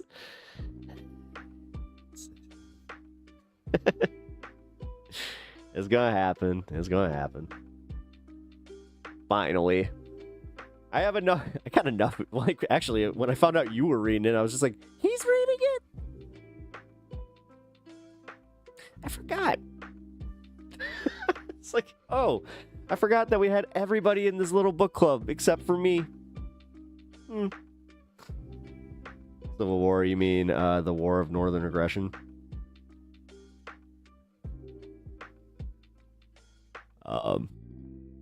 If I can't have both, if I can have both, that's great. Yeah, Sylvie. So yeah. I had a feeling you're kind of like me in that regard. But I got that problem. Like if it has bad text, because of figuring out like my whole dyslexia thing, the one thing I have figured out, it's why I hate reading Thor comics. I love Thor comics and I love the actual like substance of them, but it's the way that they're fonted. Oh, do I have one just like easily accessible? I don't think so. Crap. But yeah, it's all done in like Shakespearean font and it's so difficult for me to read, so it's just no thanks, you know? God, it has actually been a godsend that I figured that out, though, because it's given me the ability to, like, really take my time, and just kind of chill. But, all right, so here we go. The Russians didn't believe World War II happened. What the F? What? Some say their workers are great. Others say they are way overrated. Or works. Their works. Oh, my bad. I've heard mixed things about Sanderson. I've heard a lot of good things from good people that I really respect their opinion on sci-fi. So,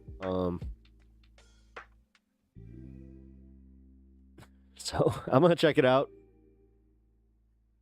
Ah, damn it! I just realized that there's a recommendation from somebody that I totally forgot.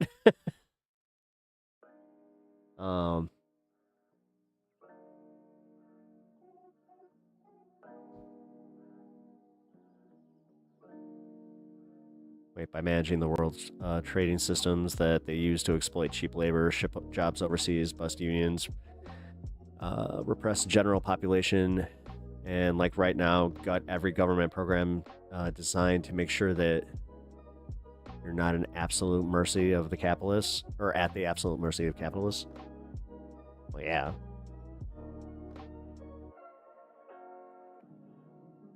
But that's also those programs being so popular with, like, you know, right-wingers. That's where I'm kind of like, okay, I don't want to do the thing that, like, Cenk was borderline doing, where he's just like, yeah, this is why we have to speak to them. It's like, he's not necessarily wrong, but man, talk about like an uphill battle, because these people are already, like, they're getting screwed by the Republicans. They're getting screwed by Trump, and they're still like, but I hate me some Democrats. It's like, you don't even talk to me about the radical left and the LGBTQs and... Yeah. I mean, here, you know what, maybe this is how we'll do this. I think I'll just start the segments here and then go backwards. Oh, man. I love these things. I bought 2 cases of these. These are so good, man. Again, free plug. I'm not going to say it because they don't pay, but it's got 50% juice and the rest is black tea. So it's one of those things that I really, really like. So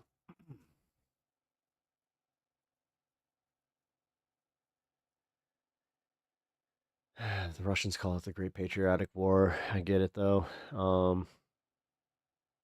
They only really faced off against the Germans, not the war.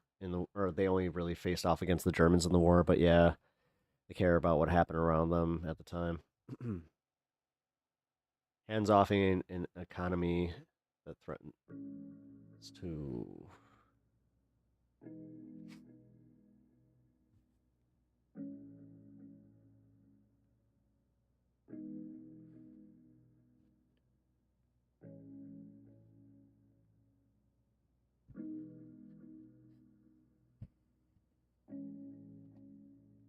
I don't know. I kind of feel like we should probably still fight to increase these programs that we have to, you know, these government programs that save people from capitalism in the short term, because, like,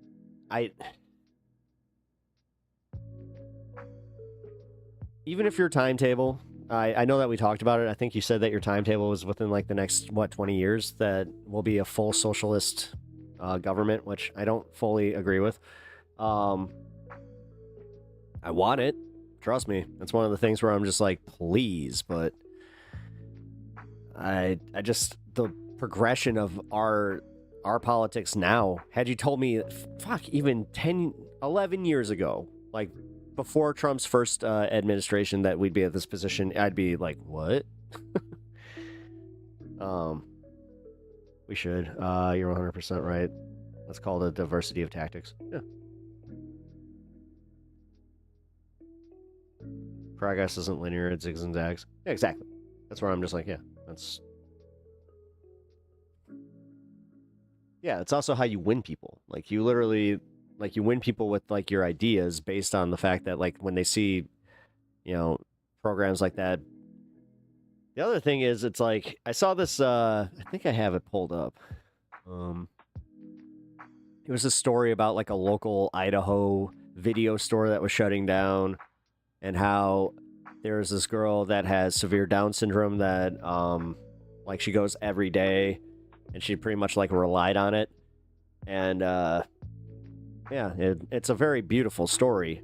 And it like, kind of reminded me, I'm like, oh, you know, but what would happen is, like, somebody would God is good this shit, or God is great this shit, you know, immediately take away from the fact that it's just a special human story where you have a town of compassionate people that honestly did something beautiful for somebody.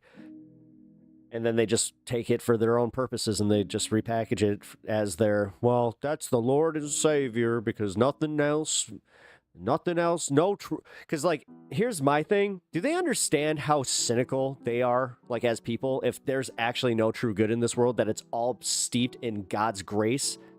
Like, Jesus. Bet they never think about that. All right. We're in the second hour. Let's get to the news. All right. Well, so we did Dick Durbin leaving. I still am not happy about this. The other Democrats potentially in the mix is Lauren Underwood and Robin Kelly.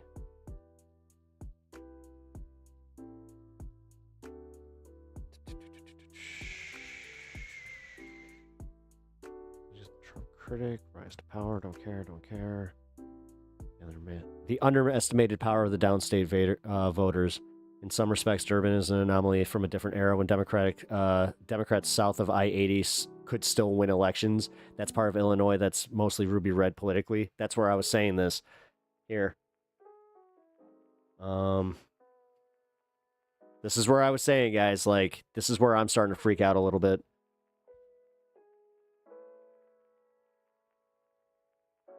During Durbin's 5 U.S. Senate campaigns, he steamrolled a list of Republican sacrificial lambs, always exceeding 10 percentage point wins statewide. In 1 year, 2008, he nearly scored a 40 percentage point blowout over his opponent by securing an eye-popping 68% of the vote. By his last 2 tries, Durbin's longtime home, Sangamon County, went with his Republican challengers, underscoring the region's hardening of Republican identity and how Durbin's real electoral strength lays in Chicago and vote-rich Democrat collar counties. Counties. A fellow named Lincoln had the same problem. He'd win the election and lose his home county, or at least his home precincts regularly. That's kind of funny. Store career, don't care. Lasting influence. Okay, so it's essentially just a huge puff piece for. Thanks, Mr. Durbin. All right. Well, WBZ, your WBALLZ today. Couldn't get that second L out. All right. They pay politicians off to get lower corporate taxes and raise taxes on us. They want us to pay for the gun that they will shoot us with. Yeah. Oh, yeah. That's what's really, really bothersome to me is the fact that we have a lot of people that are just like, what do you mean? While standing in awe of the giant. Oh my God, that's in Sonic, by the way. The giant gun cannon thing that you have to like. Oh my God. And he literally shoots himself with it. Anyway. Not to like always bring everything to video games, but yeah, I know. Oh, hey, we're almost to at 420. Keep forgetting. I get to celebrate the local one with you guys. That's fun.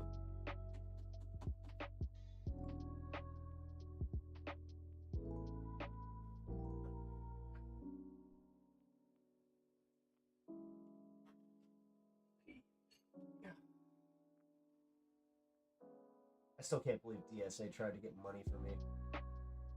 That's like, it's so dejecting. Like, dude, it wasn't even like a, hey, we're having a meeting here, we're having a protest here. None of it.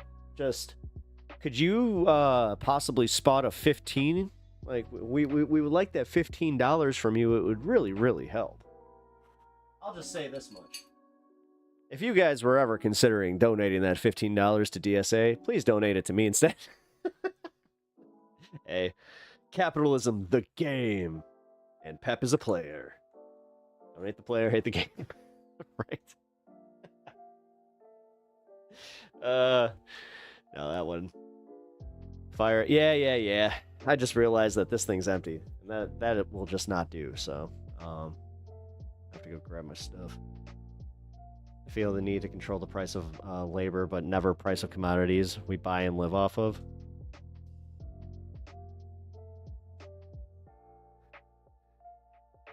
Cops protect property before human beings. In protest situations, I guess. Like, The one thing I'm gonna just say real quick is, whoa, what just happened?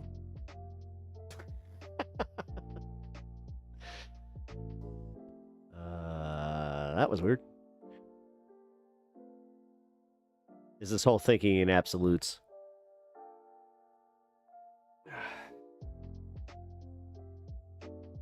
Alright, I'll be right back.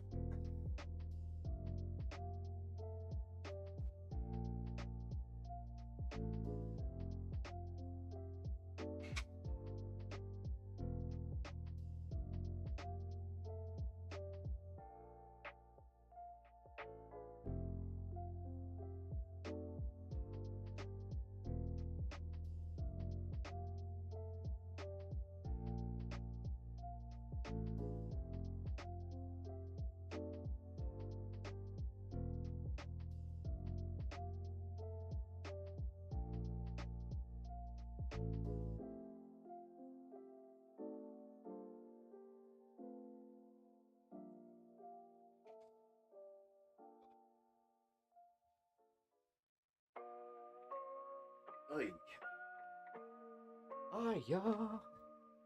Oh, shit. Alright, cool. I don't know the cops that came on your property and took your plants. Were there to protect someone else's capital at your own personal expense? Nobody did that. What are you talking about? In the past, I mean, and it wasn't plants. You can't tell me they...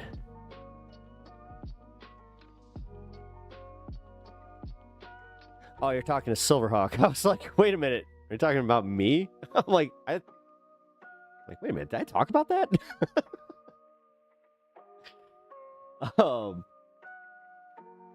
What? Lemon haze, bubble. Ooh, nice.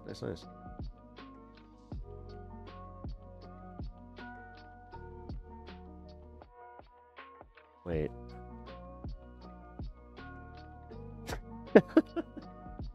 Oh, man. Anna's in tutor mode today. I've been told by a few people that they couldn't deal with Sanderson's writing style. Those two people read Warhammer 40k books almost exclusively, so... I know who you're talking about. Oh, no!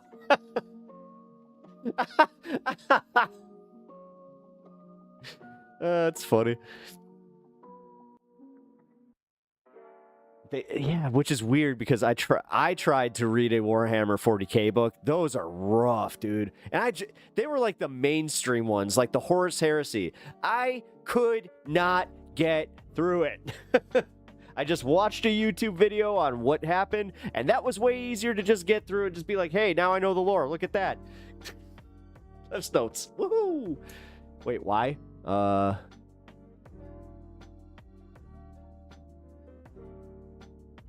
Oh, yep. No, sorry. I thought you were asking why to me. I was like, wait, why what?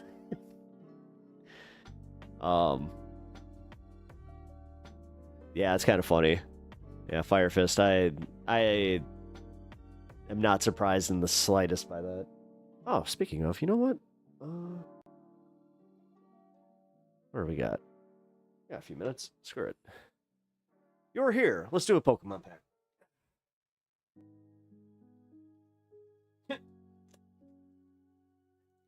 My stash is dwindling.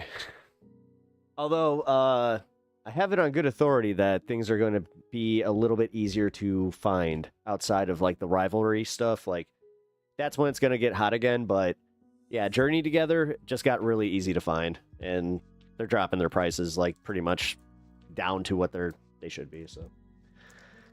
And you can just, like, I don't know, find them in the wild, apparently. So, I'm going to... hopefully look. If you find anything, let me know. Okay. Let's do the one Pokemon pack, and then... That's the problem with Talon. Like, he's just gonna... Once he actually does, like, get, you know, split-bodied in an intellectual battle of wits.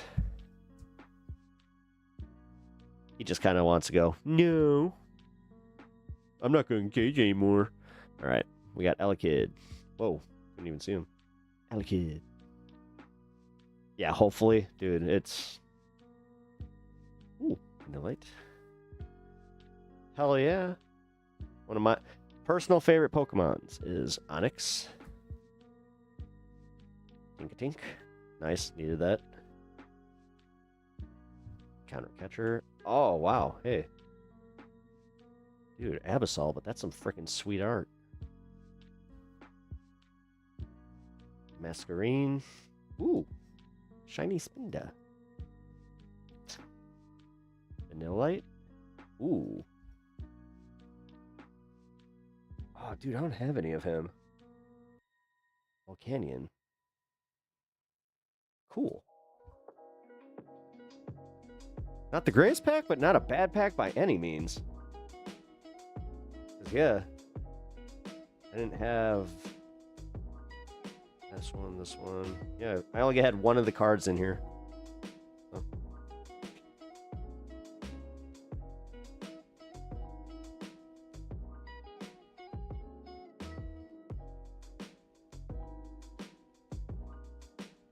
Yeah, Fire Fist. I'm not sure if you were here for these, but I got this one. Got the Parasol Lady. Got the sweet-ass Infernape. And then I pulled this one yesterday. Doppler.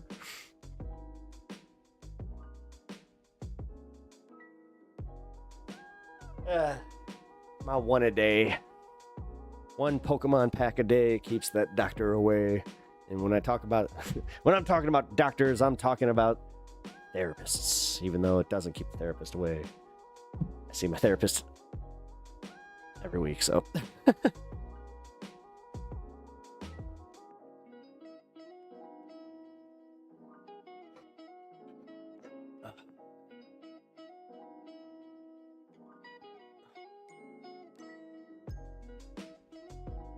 right.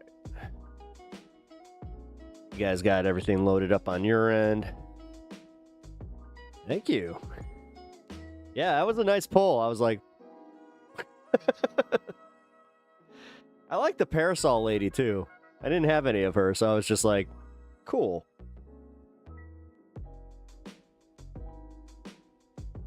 Yeah.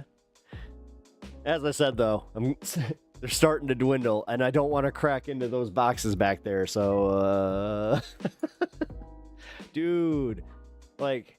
I saw the prices for, like, the ETB. I was like, oh. That might actually push me out of it. Yeah, it sucks. I actually just got another surprise bill. That was fun. But... it's not as much of a surprise when you're told that you're gonna have these things popping up for like the next few months. The one that I wasn't expecting is, so my mom, with that, I didn't know that this was a thing. So Publishers Clearinghouse is going under, right? I guess my mom had some kind of thing with them where now they're contacting me, and I'm just like, I don't want anything to do with this in the slightest. That was one of the ones where I was like, whoa. And they're aggressive, man. Like, dude, they call like 3 or 4 times a day. Please read a book not written by Ayn Rand or Thomas Sowell.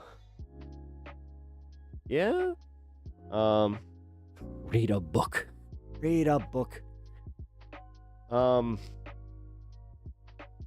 I keep saying this, and I know that, like, I know it probably makes you a little angry, I'm sorry, but is there any way that you can do that without saying read a book and just be like, hey, these are the ideas that you should really look into, these are the people that propagate them, and just be happy the fact that they just did a quick Google search in Wikipedia?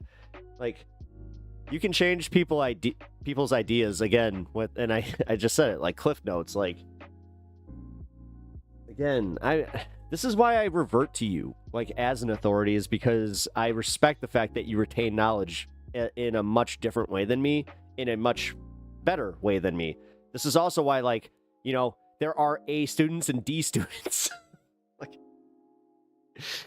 but this is where, again, the A student wasn't exactly popular with the D students when they would constantly just be like, how come your grades fucking suck? Maybe if you studied more, read a book.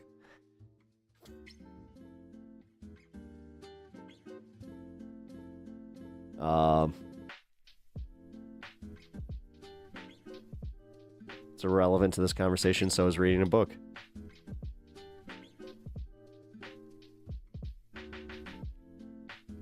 See?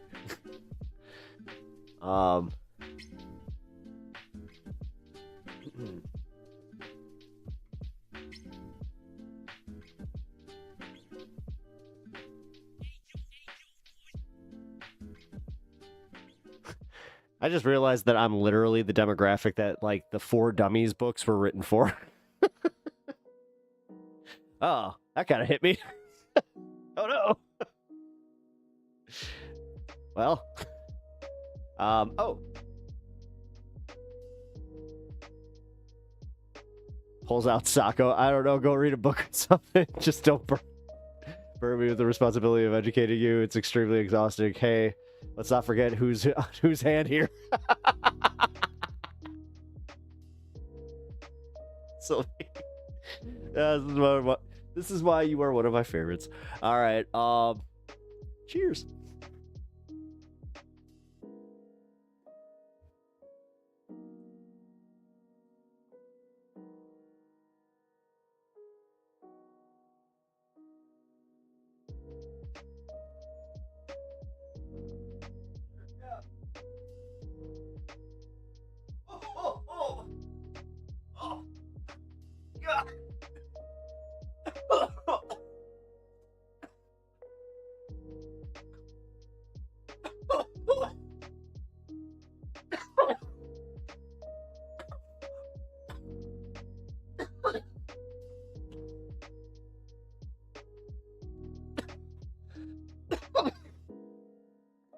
It was one of those situations where it was a little bit more than I thought.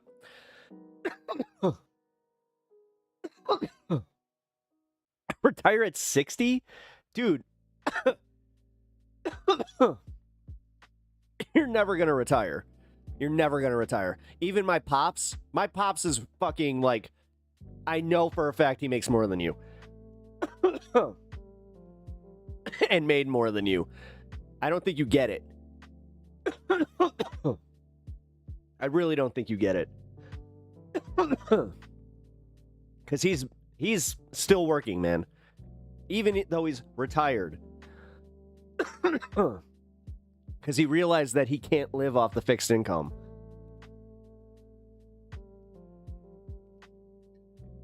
They want you to die at your desk, yeah. Yeah, did you see that the new report that came out? Where they estimated that 38 is middle age in America right now, and they do not want you thinking that way. Because they also then are like, you do the math where you're like, wait, 38, I retire at 64? So you're telling me I only get a few good years? What the what? And then, even then, you're telling me that I'm not going to be able to live comfortably. And this is somehow, this worked out in our favor. How? Like, damn. Yeah. This oncoming depression will wipe out 20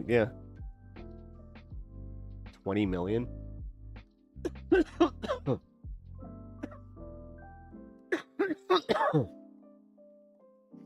Wait. Who has 20 million? At 60, I plan on having 20 plus million. Oh. How? Like, do you even have even a quarter of that capital right now? I mean, I don't know. I don't like shitting on people's dreams either, so. Because the other thing that I do not like doing is, like, where if I shit on somebody and then they do it, I don't like that. Because it is like, oh, that also hurts me. And it's also, why do I have to be like that? I could just, not be a cunt and just be happy for this person. Sorry, I just use. Oops. I watched some British comedy last night, and it. Sorry. Oops. I watched a bunch of videos of Jimmy Carr responding to people, and just roasting hecklers. It was, it's fun. Stop. Anna. I mean, I know that you're going after Talon, but, like, that kind of shit, like, that kind of attitude, who are you gonna win with that? Because, like, again, I get it, and it's the pushback, but I thought that we were trying to, like, win people over to our, like, way of thinking. And why would she have to go out now? I tried to let her out when I was up there. Oh, my. She's such a pain sometimes. All right. All right. I'll be right back. Wait. I'm coming.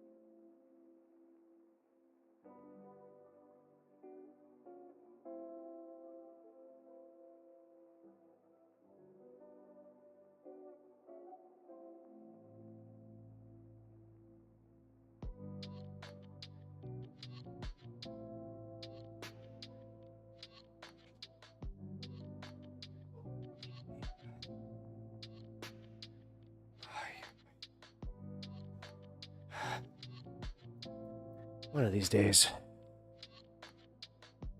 I'll just be able to. I wish I could just like get my like camera to go wireless so I could just take you guys up with me to let her out, so I could just show you guys. It's like, no, look, she's adorable.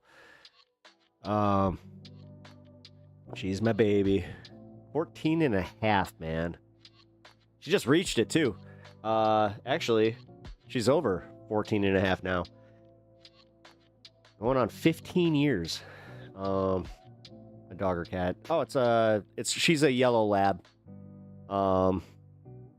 She's an old gal.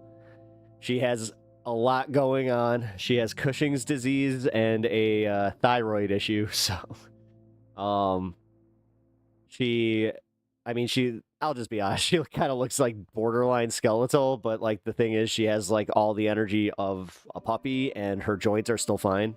So. It's one of those situations where people see her, they're like, she okay? And then, like, she comes up to him, and then they're like, oh, yeah, she's fine. She's a very, very, very good girl. I can't even say. It's like, she's literally the best. She's the fucking best. I'm trying not to cry. She is getting old. And, I take it day by day with her. Especially after the thyroid thing. That kind of hit me, where I was just like, oh, man. Like, I'm just going to watch her. But, 14 and a half. And I'll be completely real with you guys. September, she was essentially, like, given a few days at best, where my vet told me that I should just expect to possibly, like, wake up to her passing. I was like, she's like, yeah, you know, she seems rough. But yeah, turned around completely. And that was all from a urinary tract infection. So that's one thing. Like, if you have a dog and they get a UTI, make sure that shit gets treated. Also, that gets really expensive. God, because you have to go, like, so I had to go for the initial vet visit. Man, I cannot talk at all today. I gotta slow down. So they charge you for the vet visit, and then they also charge you for like all the specialized shit that they got to do, like the specialized tests, and they do like a, you know, the urinary test, and then you got to take her back. You know, it's 10 days later, they got to do another one. It's like, ugh, it stinks. Ironically, wait, why does it feel like being alive is just being is a big old scam? It does. And you know what sucks? When you, like, you're at your lowest, right? And you just feel no hope for, you know, the world in general. And then that's when, for some reason, your Alexa decides to go, I found 3 great deals for you. And you're just like, no,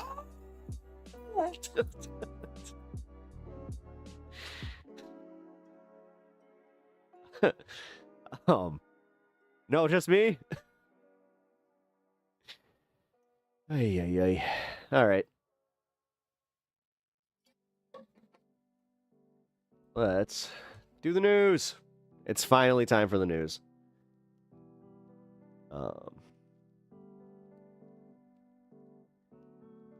I just want a livable life. Apparently, that's too much to ask for in these modern times.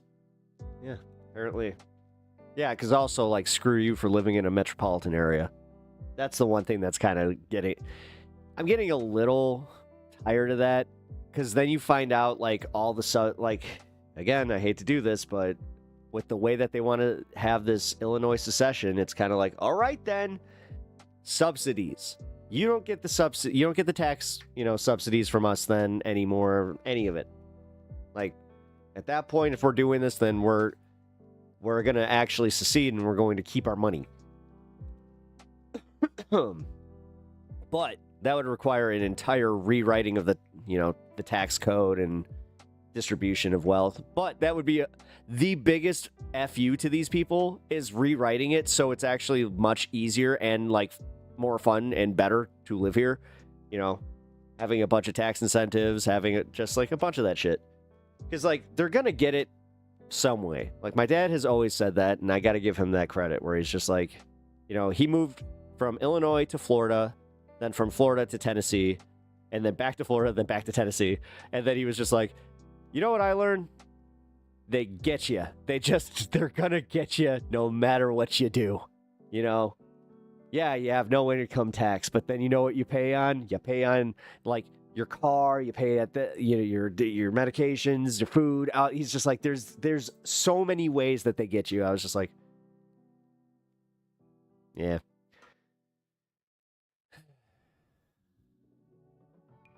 The death and taxes, you know. Your most accurate and dependable source of weather information, 24 Man. hours a day. I can't believe we got to 420. You can't escape power dynamics, but the dynamic can be different. Yes. And it will wipe away in an instant. I just don't understand, like, why people are so against, like, being able to be, like, comfortable. I'm getting ads on Facebook about breaking away from Chicago. Every county has their own panel agenda for their town halls. Pretty wild. Yeah. Yeah, they just, again, they don't see the actual, like...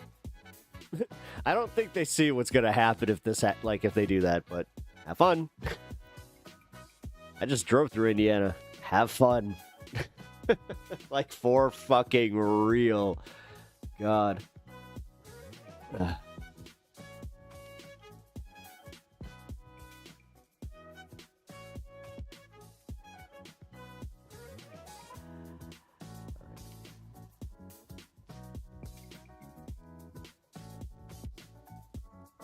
Yeah, you know what? We're going to do this.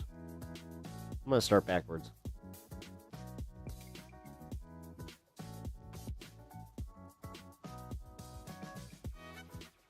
Here. So I just discovered this guy's content, and I really enjoy it. His name's Tom Powell Jr. I was waiting for this moment to do a little copy and paste in the description here. Everybody give him a follow. He apparently is local to me. Like, so that's cool. We are not that far away from each other. So, yeah, let's. I want to get this guy's takes on.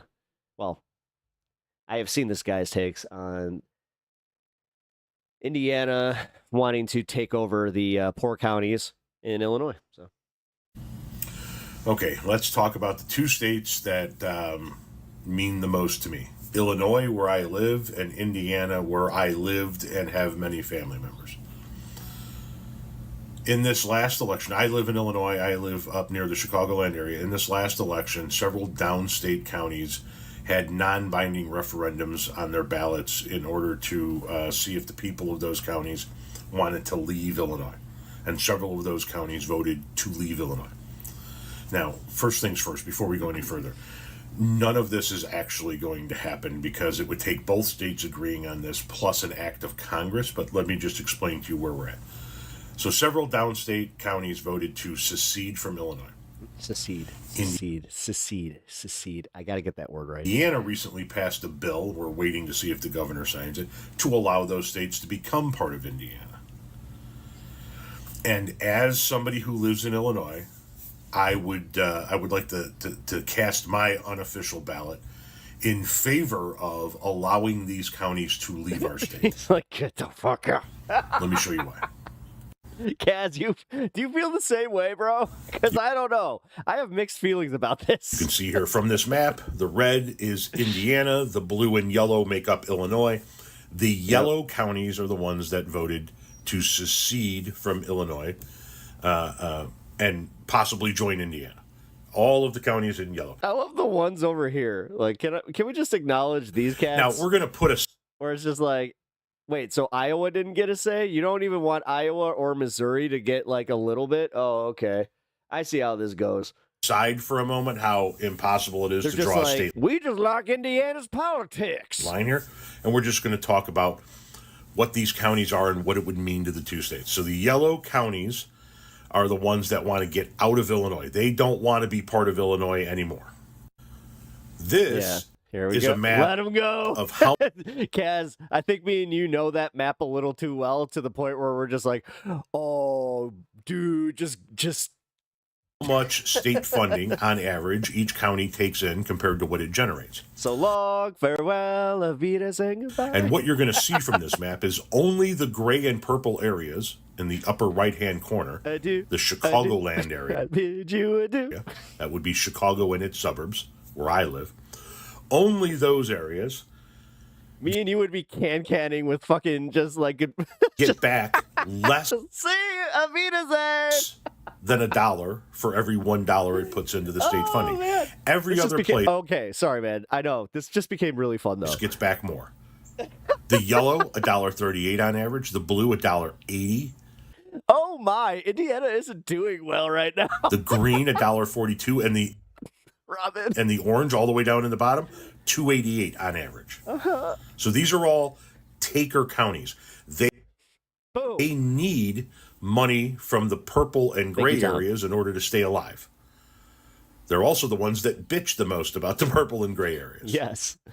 When you put these maps side by side, what you're going to see is that every They hate us because they ain't us. single county that voted to leave Just give them that big yellow and then push everyone to the who voted yellow. Oh yeah. So yeah. Just push out the other ones. Just be like, no, you must move to other side. We're taking this.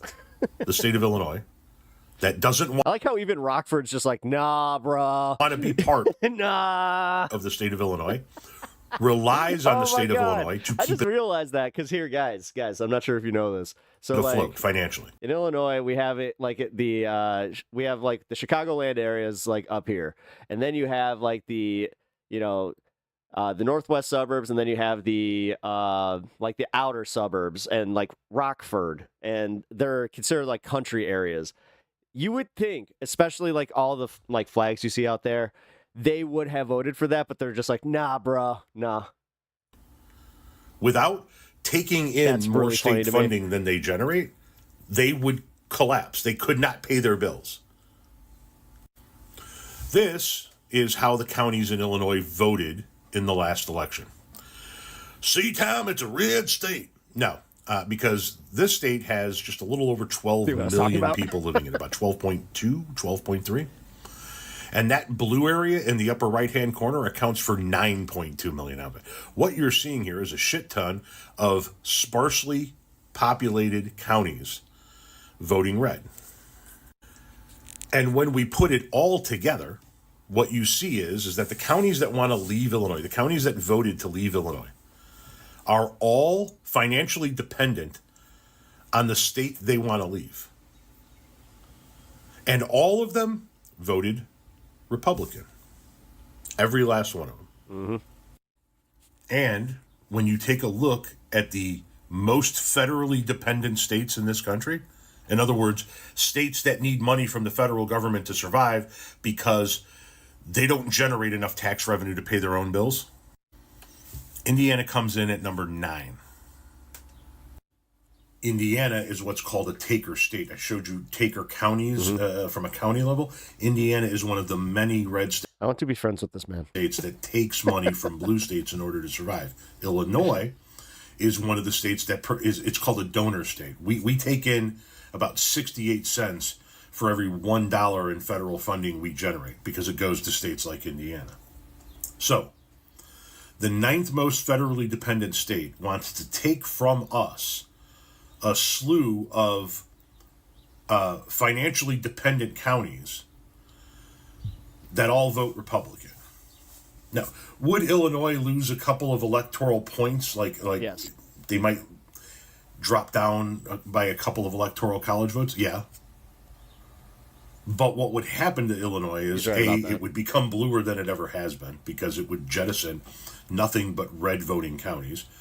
So you guarantee it's going to be blue forever. You guarantee you're going to have Democratic governors for the foreseeable future. We would become more financially sound as a state here in Illinois because all of those counties we would no longer have to keep those counties afloat. It would free up that revenue to be able to do other things in the state. Yep. And it would make the 9th most federally dependent state in the country even more federally dependent than it already is.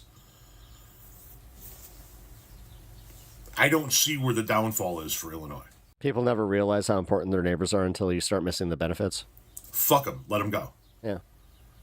Let Yeah, this is kind of like Brexit, where it's kind of like, all right, Pritzker. Let them all go. right. They're all dependent on state funding. They all bitch and moan about the Chicagoland area, how we're the evil liberals in the state, and then they need our fucking money to stay alive. Let Indiana keep them afloat. Let them be part of Indiana. Let Indiana become Mississippi overnight. Mississippi takes $3 Me and you, Tom, we're the evil liberals of the Chicagoland area. in federal funding for every $1 it puts in. Go ahead, take them. Draw a line across Illinois just underneath Springfield and take everything south of it. He's like, no, I still want Springfield. Springfield's cool. Have at it. I'm right there with him. Do we need Pawpaw, though?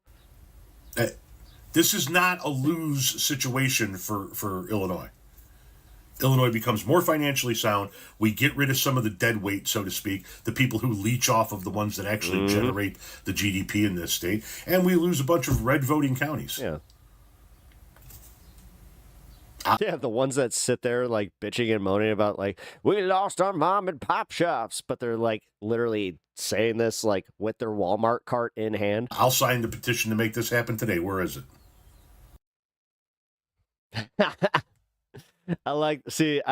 I really like this guy. His content made me happy. So here, I got a few more of his vids that I wanted to get through. It's just 2 more. That said, I want to be friends with this dude. toxic fucking male problem in this country. Yeah. I'm going to show you a video, and then I'm going to show you a second video of the woman in the first video responding to somebody who left a comment on the first video. Here. If you voted for Trump, my heart goes out to you.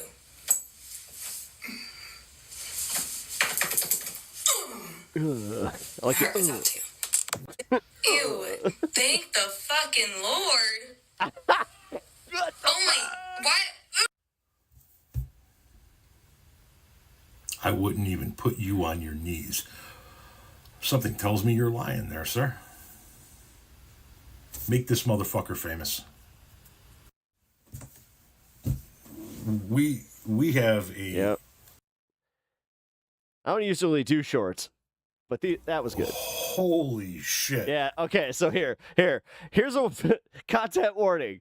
This will actually get you angry. So I saw the first part of this. I stopped it like right about 4 minutes. I went through this person's account to see if this was a parody account, and no, it doesn't appear to be. She means this shit. Watch this. Watch this. You're cute. The Democrats voted against it. Republicans were yes. Democrats said no. So nice try putting that on us. All right, so what she says is, where's your $5,000 Doge check, boo-boo? Where is the no tax on tips? Where is the no tax on overtime? Your party voted against it. And she's saying that the Democrats voted against it. You guys are awesome. From what looks like Hobby Lobby. This is that tracks. I would like for that young lady to show us the bill that contained no tax on tips, no tax on overtime, and a $5,000 Doge stimulus check that the Democrats voted against. Give me the bill number. When was it voted on? Give me the day it was voted on. Give me the final. Well, you gave us the final vote total. Republicans were yes, Democrats were no. So here's the unfortunate facts for this young lady. There has never been a bill put on the floor of the House of Representatives where spending bills start that contained no tax on tips, no tax on overtimes, and the Senate as an institution, in theory, it's actually like it's great. Or a $5,000. That kind of representation, I mean, it makes sense. It's just like you kind of wish that there was a way to keep it incorruptible. Doge stimulus check. And also, I think that there should be term limits. It's never been voted on because it's never been part of any bill, period. And if it were part of a bill and all of the Republicans in the House of Representatives voted for it, then it would have passed. Because the House isn't like the Senate. You don't need, like in the Senate, it's not 51 votes that get it done. You need 60 votes out of 100. See, I like how he does that. The House of Representatives That's how, see, is a simple majority. And because the Republicans hold the majority in the House of Representatives, had all the Republicans voted on a bill that contained no tax on tips, no tax on overtime, and or a $5,000 Doge stimulus check, all of that would have passed because they have the majority. Now, she did a follow-up to this after she turned her comments off. When I saw that video originally, she had, I don't know how. She got ratioed and she came back for more. Ooh. A handful of likes. Ooh, lady, I'm not sure. Welcome to day one internet. And thousands of comments. Just leave the comments on, just let them flow, and don't even read them. Now the comments have been turned off on that and this follow-up video. Oh, God, she comes in with, like, the full-blown confidence. Oh, here we go again. I got a lot of comments like this in my last video.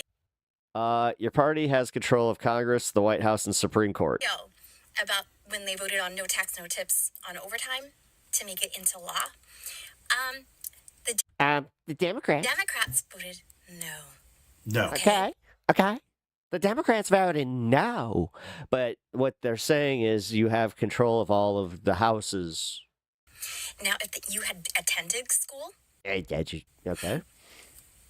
you would know that you need a certain amount of votes total to pass a bill. Every single Democrat voted no on that bill. It happened over a month ago. Okay? This is why the Department of Education failed, and that's why it was shut down. You're literally telling on yourself. Like this, comments like this, and they wonder why.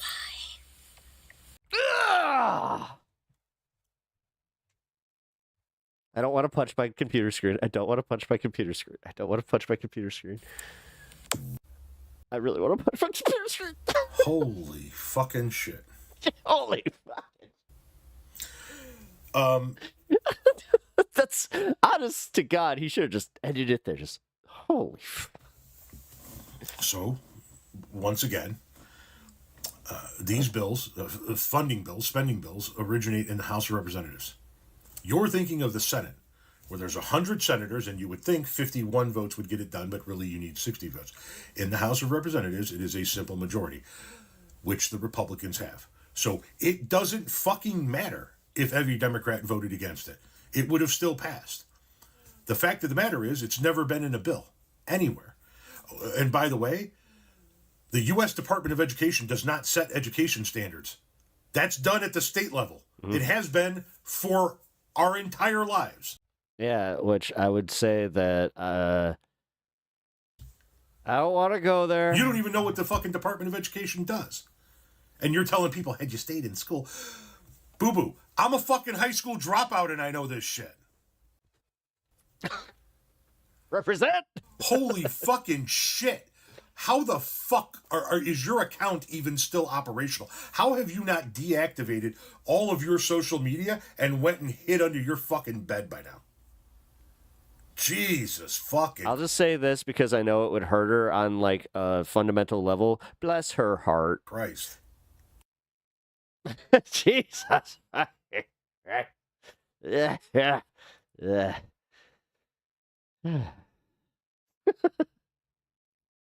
Honestly, I actually kind of feel better about that now.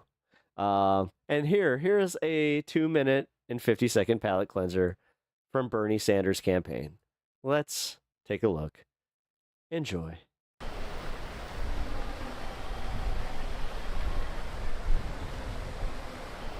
Oh, I forgot. I also do audio. On April 15th, Senator Bernie Sanders and Congresswoman Alexandria Ocasio-Cortez came to, oh boy, AOC came to a red district of,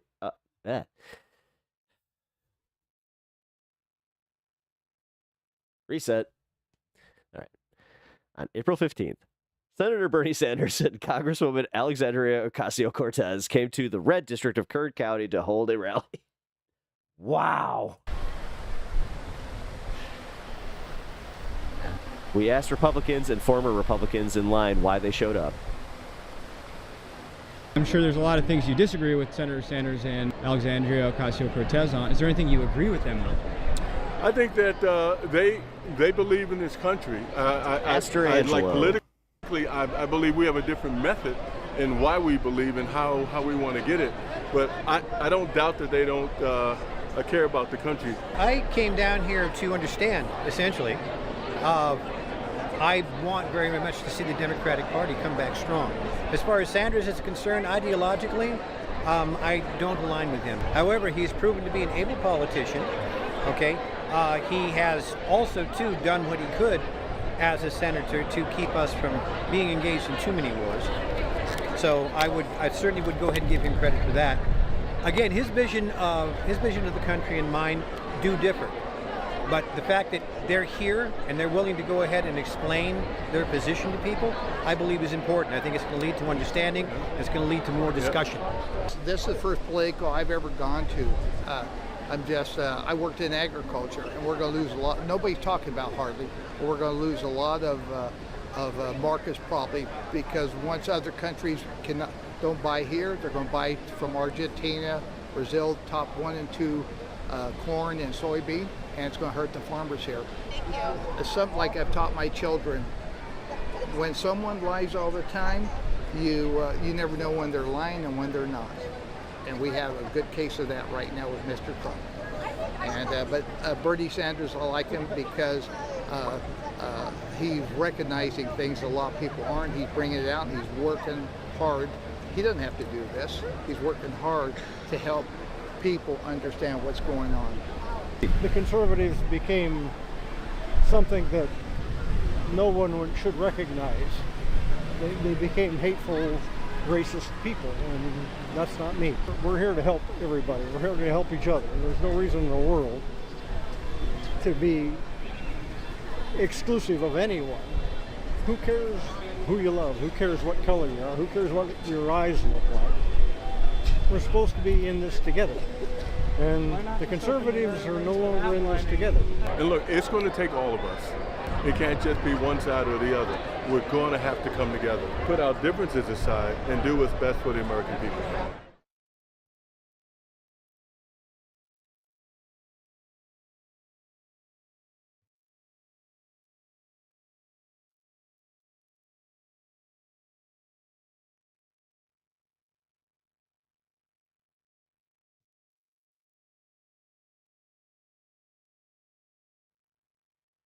Okie dokie.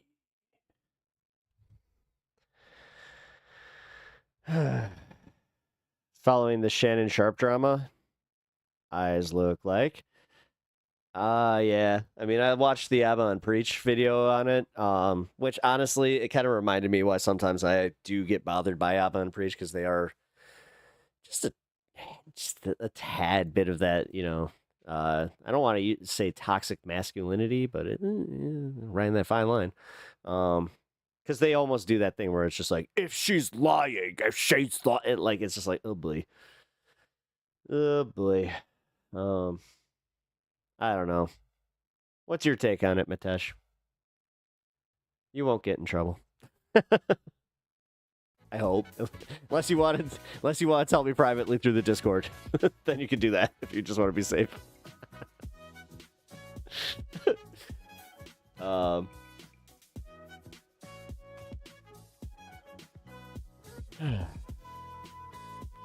Hey, Ruben.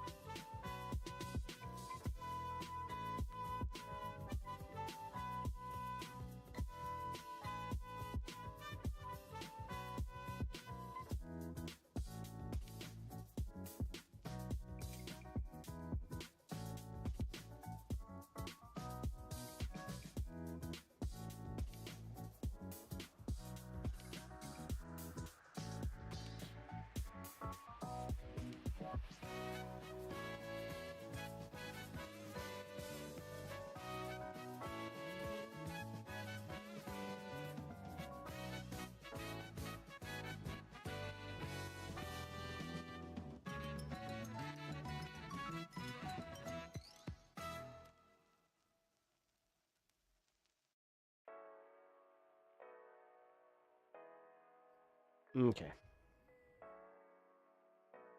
Whew.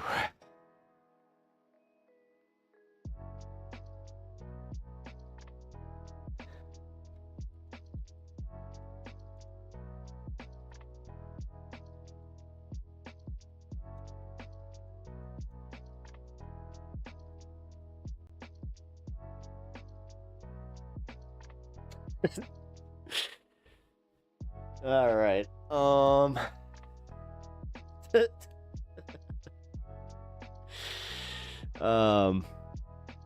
I think 1920 is too young for him, but if it was consensual, I don't judge.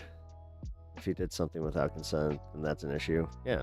And that's also like, no, it's not about consent at that point, because honestly, like, there is like there's the power dynamic thing, and there's just a lot of like weird shit there that I do. Honestly, I've always thought this, like, why go for a 19-year-old? Like, why?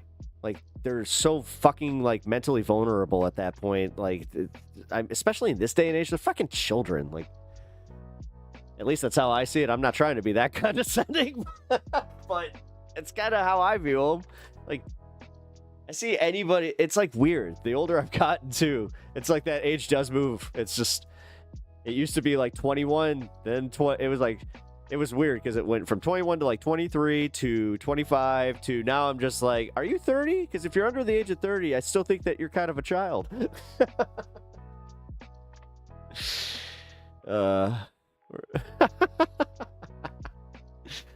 Oh, fuck.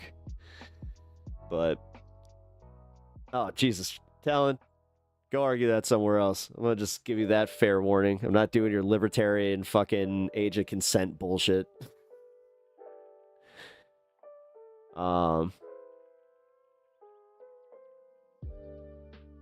We went through that.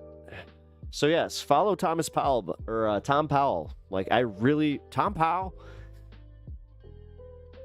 I really enjoy his content. All right, we got more news to get to. Oh boy. So I'm telling you, just chill. I can't swipe right. Yeah, exactly. See, Mitesh, I love you, man. I'm gonna smoke to that. Because it is just like, what the Also, I've always gone to this where it's just like, okay, so after the fun, what the fuck do you talk about? Like, I get it. Whatever. 19 to 25 is not the same as 26 to 30. Yeah, no, 26 to 30, again, I don't know. I haven't been in the dating scene in so long too that I haven't really had to think about this, but you know, in theory, just the way that I view the world too. I mean, dude, just the other day, I swear to God, I was coming back from somewhere, and I realized quickly that this person that I was looking at, that I was right next to, like on the road, who I assumed was in their teens, had not just one child, they had 2 children. And they were like, kind of, you know, they had to be in their mid-20s, and I'm like, but he looks like a baby. Like he looked like, if you've ever seen the episode where the Rugrats, they're the babies' heads on the adult bodies throughout the entire episode, it really looked like that. Like, oh, he's adorable. God.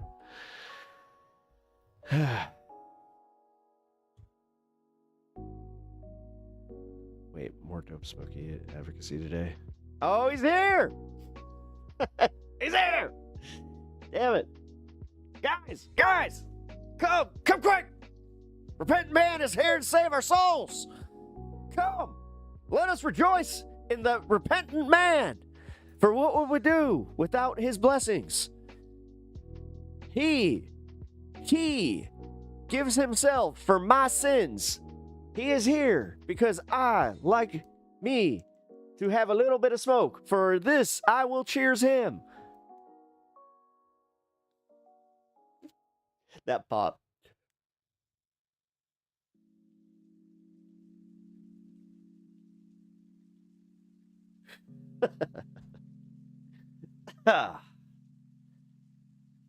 I'm like Popeye. Roar. Goo.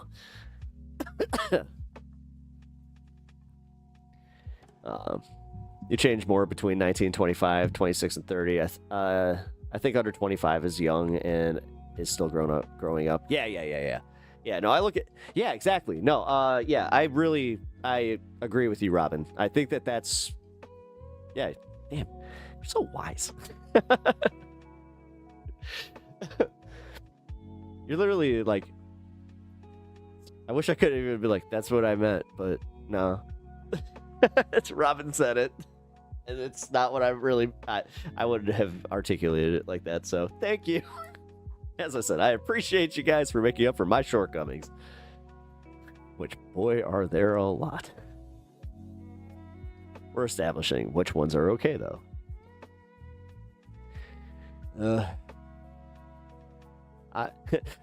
With Repentant Man, this is going to be hard to do. He thinks that, like, this entire stream is a shortcoming. He's just like, what are you doing?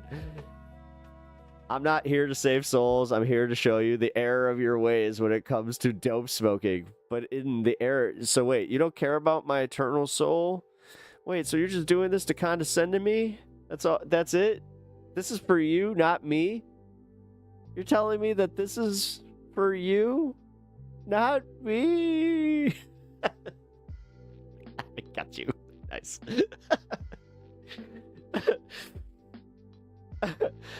I'm honestly got disappointed, Repentant Man. Damn. Although saving your soul would be nice. And A nice added bonus. Oh, okay. Oh, there's the... Oh. Well, wait a minute. That should be your first, and then the second should be your bonus. You've got your priorities mixed up there, sir. At least from my... Thank you for not smoking pot. You don't know what this is, do you? Oh, yeah, I forgot you're square. L7 square. Hey. You guys, I'm not sure if you guys did that. That was maybe...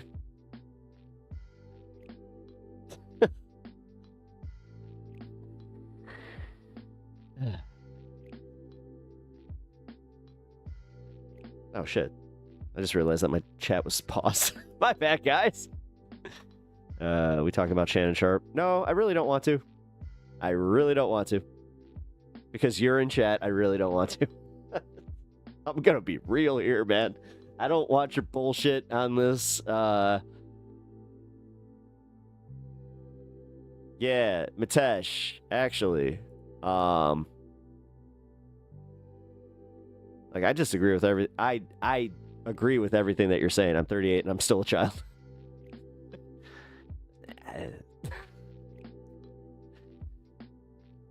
Well, I mean, I'm literally...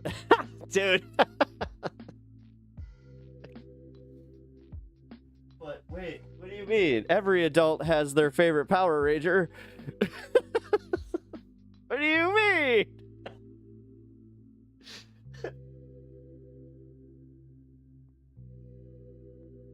Shouldn't be glamorizing pot. I just glamorize Power Rangers. What are your take on the Power Rangers there, my guy? Do you hate the Power Rangers? No, I think, oh, that's a surprisingly nuanced take from you. Oh, shit. Coming in with something that I'm like, ah. Okay.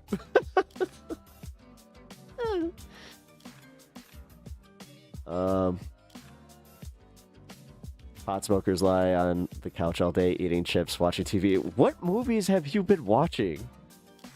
Dude, especially like, wait a minute, what movies have you been watching? Like, seriously, no. Pot smokers go on wild adventures because everything is more interesting to us, and the perception of everything being more awesome to us, that means that anytime that we're hanging out and we go on our adventures, they're that much cooler. Makes the woods cooler.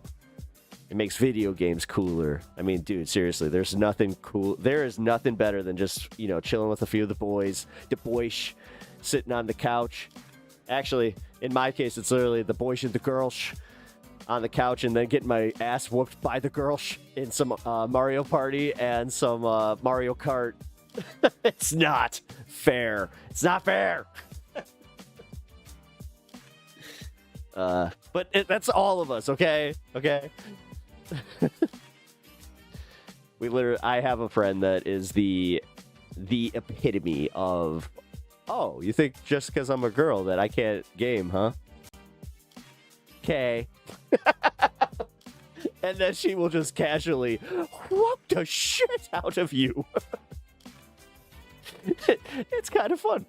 Xbox, PS3, PS4, Switch, drinking chocolate milk, eating ice cream. Okay, the fact that you enjoy yourself some chalky milk, I really do appreciate. Living my best child life.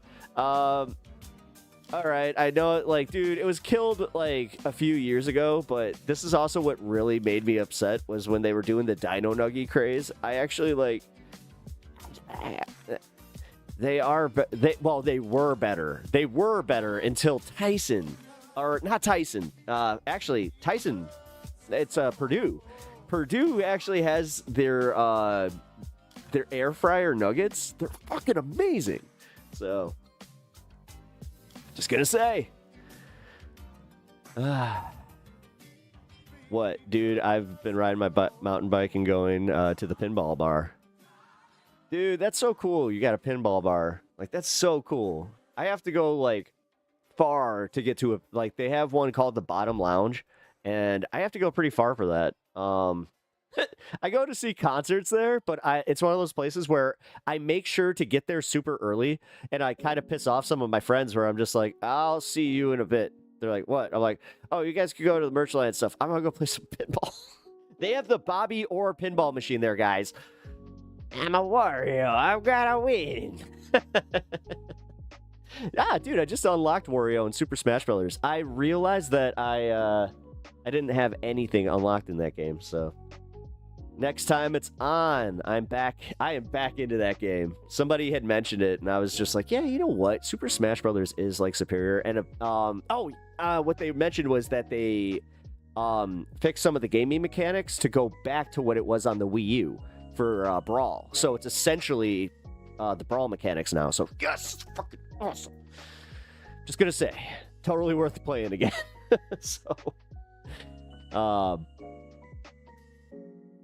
yeah, I just had a situation where like they're like, why?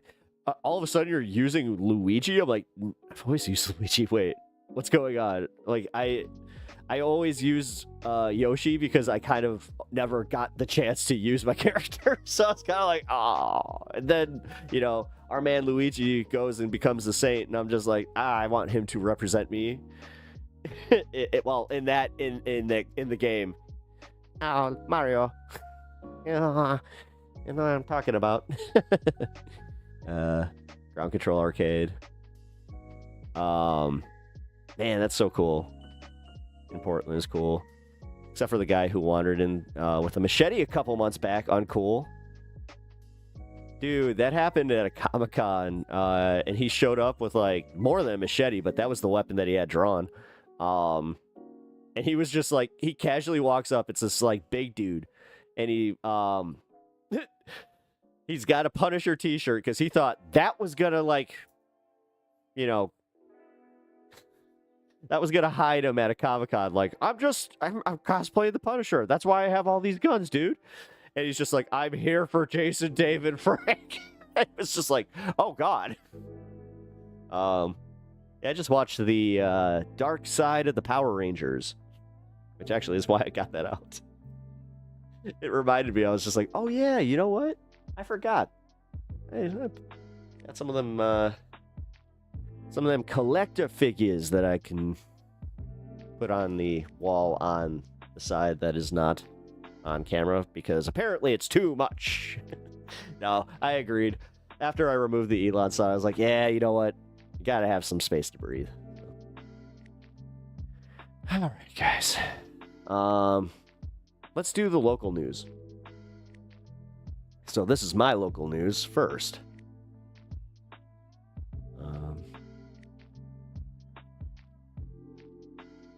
You look, and this gun is pointing right at you by 3 different men.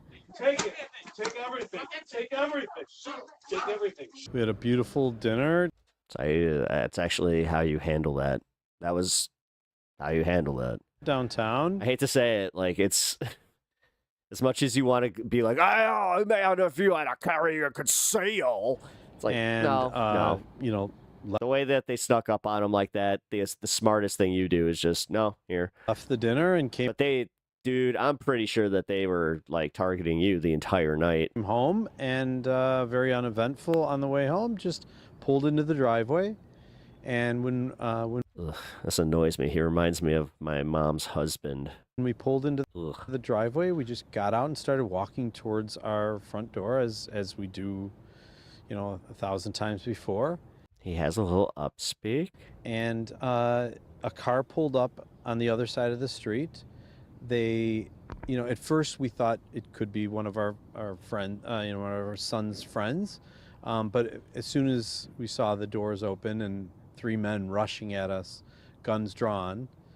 Yeah, right then, there's nothing you can do. We knew something was very, very, you know, different than this time. And they immediately were saying things like, give us everything you have. And we complied. That's, I'll say, how I was trained, is give them what they want. That's, you know, try to, you know. You're supposed to do. Don't be the hero. Keep the situation from escalating and give them what they want. Yeah, because, like, I was reading some of the comments on this. Here, let's see if they actually translate here. Sounds like they followed you from the city. Born and raised in Chicago area. It's disgusting to see what's happening there now. Elected officials should do something. All right, so here's the thing. I'm gonna just say this. This particular neighborhood is called the Glen. It is 100. Like, dude, they targeted these people from the city. Like, they must have been at like some dinner, like he was saying, and they followed him back because they saw his car or something, and they were just like, ooh, they're there. And the Glen is right off the freeway. Either that or they've been targeting him for a while. Like, they may have had like a dossier on this guy. Like, because again, the fact is the Glen is right off of Highway 294, so it'd be super easy just for them to get away. Leave, and there really was no other alternative, frankly. Sure. And you were very, quick to be firm and clear. Like, you hear it on the video, like, take it, it's yours. Why did that, thought process go through your head? I think the main reason is, listen, I was a nuclear This is what happens in South Africa. Operator on a submarine, and living on a submarine, you learn how to deal with pressure and emergency situations. No, he did really well there. So you stay calm, and that's what I do. And so I inside I was absolutely not calm, and I was of course terrified inside, but on the outside you have to display. So anyways, I started blasting Frank Reynolds. While they're in charge, of course, having a gun in their hand, you have to also sort of try to take over the situation. And I just continued to say, you're getting what you want. I'm giving you all, you're getting all the things you want. That way, at least in their mind, they felt like they were getting exactly what they wanted and not escalating the situation. And they left you and her alone. And they did. And the video cuts out. It happens anywhere there's intense 6 or wealth. 7 seconds. Yep. It happens anywhere there's intense wealth inequality. Yep. Of the altercation, so to speak, but because they asked us to lie on the ground, and at that moment, you don't know what's next, but at least, because we were lying down, the motion stopped, so the video isn't showing, but at least we knew they were leaving, and you just don't know. And did you see him point a gun at you or at him? Directly. Okay. As soon as he jumped out of the car, at first, as we Oh my God, she's the most Chicago woman ever. said, we thought it was one of our sons or Jumped out of the car. or their friends just instinctively, but then you look and this gun is pointing right at you by 3 different men positioned strategically in the yard. Okay, Barbara Streisand could totally play her in a movie. Yeah. And that's when you kind of fight or flight. You knew this was something to take seriously. Exactly. It was fight. I love her intensity. Your flight, and you're like, oh my gosh, is this Sorry, I don't know. I shouldn't laugh. I mean, they did go through a traumatic event. real? So. Is this happening? But at that moment, I'm there though. de-escalating I hate to say it. I've been there more than once. the situation by Greg saying, It's not fun, but give it's literally, dude. You just go here. them what they want. I told the story about the one time I was just like, can I just keep my license? I don't want to go to the DMV, and they threw it on the ground. I was like, thank you. And I was like, That's all I cared about. okay, I saw so you like here you go. you threw the purse or something, or Yeah, he was like, give me everything. So I just started throwing stuff at Yeah, if you have multi-million-dollar businesses, I'm not going to say no to you. at him, whatever I had, That's my Aunt Patty all day. including shoes. Let's All day long. start by Patty. saying that this isn't appropriate anywhere. It's not Hey, Patricia you know what? She knows how to handle business. She knows how to de-escalate a situation with the hubs. good in the South Side, Gotta say, Deb, she gets a 10 out of 10. the North Side, the North Shore. We are blessed that we live in a very nice community, and yet you don't expect someone to bring guns to your face while you're walking into your home. And it just feels extra kind of like violating that it's your yard, right? It's your Extra. driveway. You're not in a street or in an outside place. You're right in your front yard, literally. It sounds like they were in some sort of stolen SUV. Did the police tell you They were in a stolen Jaguar SUV. anything about if they were doing repeated robberies or anything, or We- still waiting to hear? Yeah, we're not clear on all of that. This is my local news. This just happened last night, and they're reporting on it today. That except, and it has divided my local community because, like Kaz was saying up there, it's circulating that it's Governor Pritzker's fault, that it's the Safety Act, that somehow the Safety Act is responsible for this. But nobody's looking at the fact that, yes, they are living in the Glen, which is in a town called Glenview, which is it's right on the outskirts of the city proper. And the thing is, it's also right next to some of the poorer communities in city proper. So these situations often they steal a vehicle and then go and rob, and they got some stuff like a watch, I'm guessing, or like whatever was in They the got purse. some watch, they got some jewelry, they got some, you see them taking my sport coat off. I mean, you know, they got some, I'll say, sentimental jewelry as well. Greg's wedding band, my wedding band. gift from his grandfather, a beautiful ring, but they're sentimental value. You know.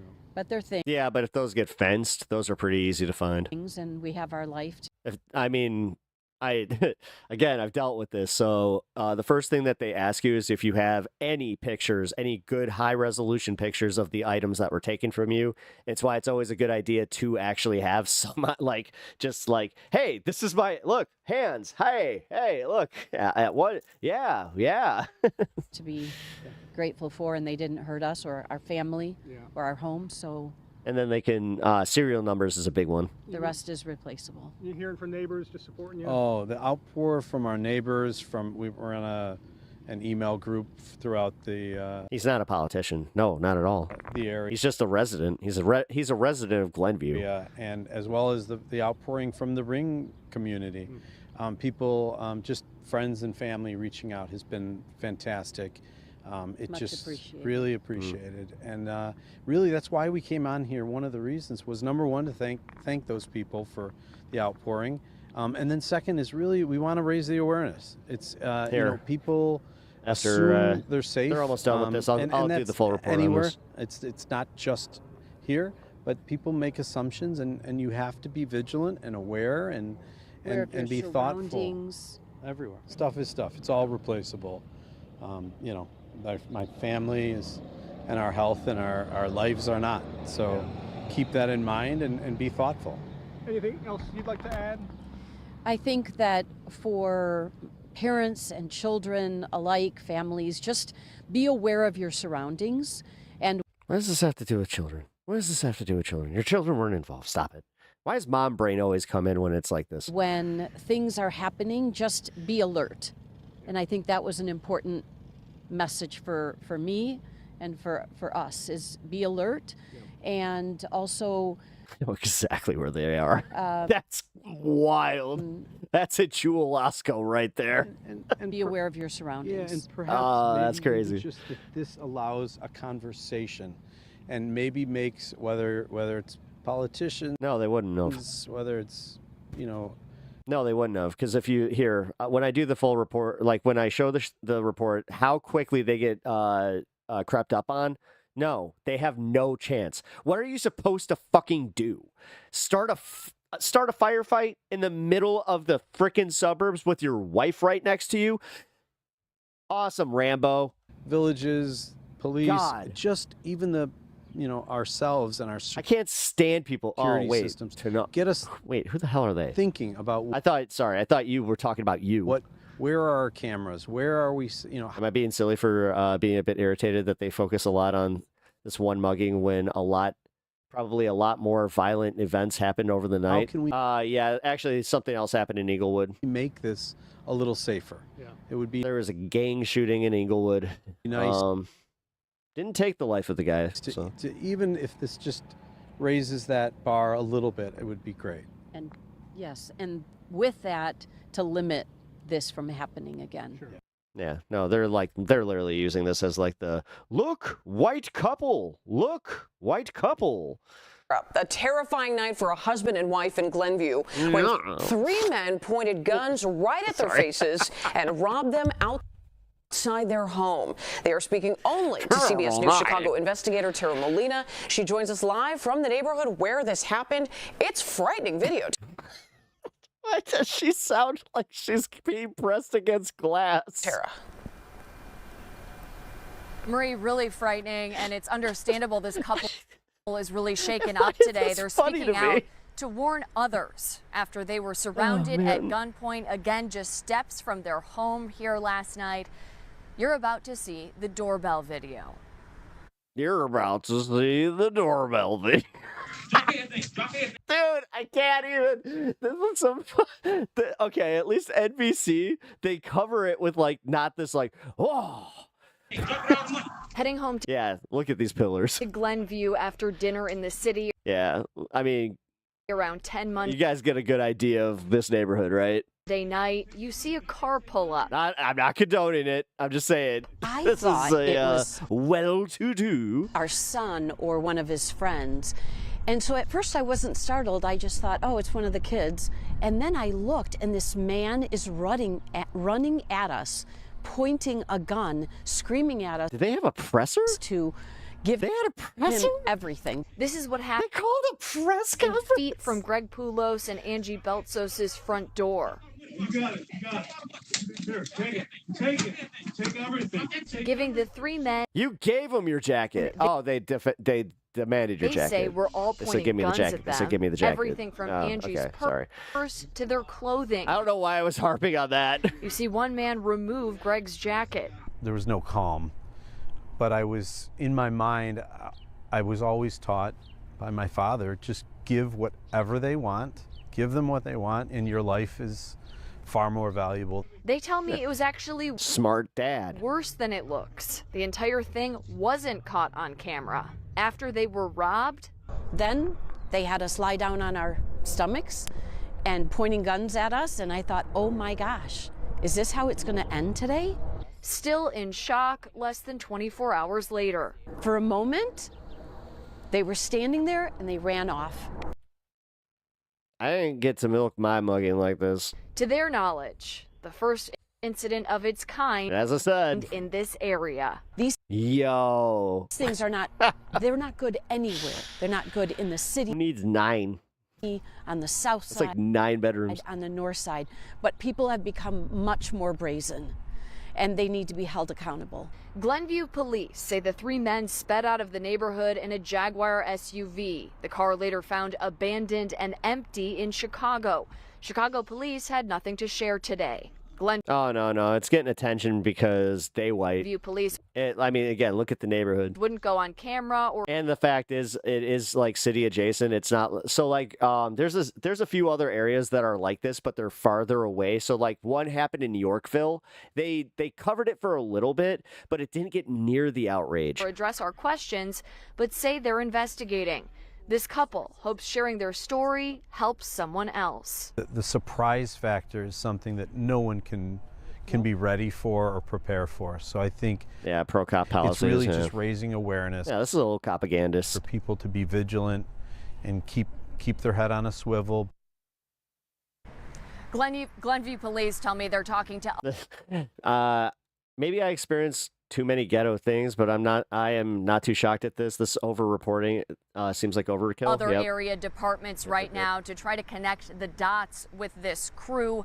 Again, this is still being actively investigated right now. Reporting live in Glenview, I'm Tara Molina, CBS News Chicago Investigators. Tara Molina. Tara, thank you. That should kind of a badass name. Hey, look, it's me. It's me, you guys. I just realized I need to update this. I've had this there for a while. Maybe I should do it with this hoodie. Yeah, I think I'll do it. Maybe I'll do that tonight. Maybe not. Let's be honest. All right. Chicago police on alert for another teen takeover downtown. City's using heavy officer presence and new technology to prevent large gatherings from getting out of hand. All right, at least they're doing something. I'll be honest, guys. This is one of those things where I'm like, yo, WGN's Emmy Victor joins us live. This is that halfway where it's like no new curfew, because I don't think the new curfew should be. That's something they could take advantage of, but something needed to happen Downtown with details. Hi, Emmy. Hi, Micah. We have been noticing small groups of teenagers down here in Streeterville tonight, but with dozens of Oh, I need to go back to that last one and read the comments. We'll do that in a minute. police officers in this This area. is only a minute long, right? Yeah, this is The 2 minutes large long. gatherings that CPD and the community have been worried about haven't happened so far. A teen They also have geo-blocked a bunch of Jesus! Okay, guys, do not take this like for thinking that they're protecting that AMC. There's any business they would not be protecting, it'd be AMC theaters. Trust me on that one. So this was because of the geo-blocking and the fact that at some point, the Teen Takeover group, they were dumb enough to say, this is where we're going. Were planned in Chicago. And it's always in Streeter. Like, it's always in the Streeterville neighborhood. Night didn't end up happening after more than 100 Chicago police officers swarmed the area. At one point, more than 40 officers stood outside the doors of the AMC movie theater on Illinois Street, which has been at the center of these large gatherings in the past. Hopefully there isn't. We're just walking around. We haven't seen anything suspicious yet, but I've been hearing about this going on, and I had a friend tell me that she saw one, and so she left the city early. So we're hoping that doesn't happen today. Dozens of people looking to enjoy a Friday night downtown were shocked to see so many officers, including this family visiting from Switzerland. If I see police presence, I know. Holy white Batman! That this guy is like if AI generated a white dude. Percentage or the possibility Holy that crap. something happens is striking. Diminished, I can say. The Streeterville Organization of Active Residents sent out a special community alert Let's see. this Yeah, afternoon. he's got warning like people comic about a book teen like. takeover. To prevent large groups of teens, Chicago's Office of Emergency Management implemented geofencing near the movie theater. Yeah, see? Ah, yeah. The new tactic prevented people from using rideshare services like Uber or Lyft in the area. City leaders have been facing scrutiny in recent weeks after teen takeovers have resulted in people being hurt. A 46-year-old tourist and a 15-year-old teenager were recently shot in 2 separate gatherings in Streeterville. Earlier this week, Mayor Brandon Johnson said the city must help prevent these gatherings from turning violent. We need accountability, of course, but we also need investment and resources. One of those investments. Yeah, but dude, before this happened, you were just like, they need after-school activities.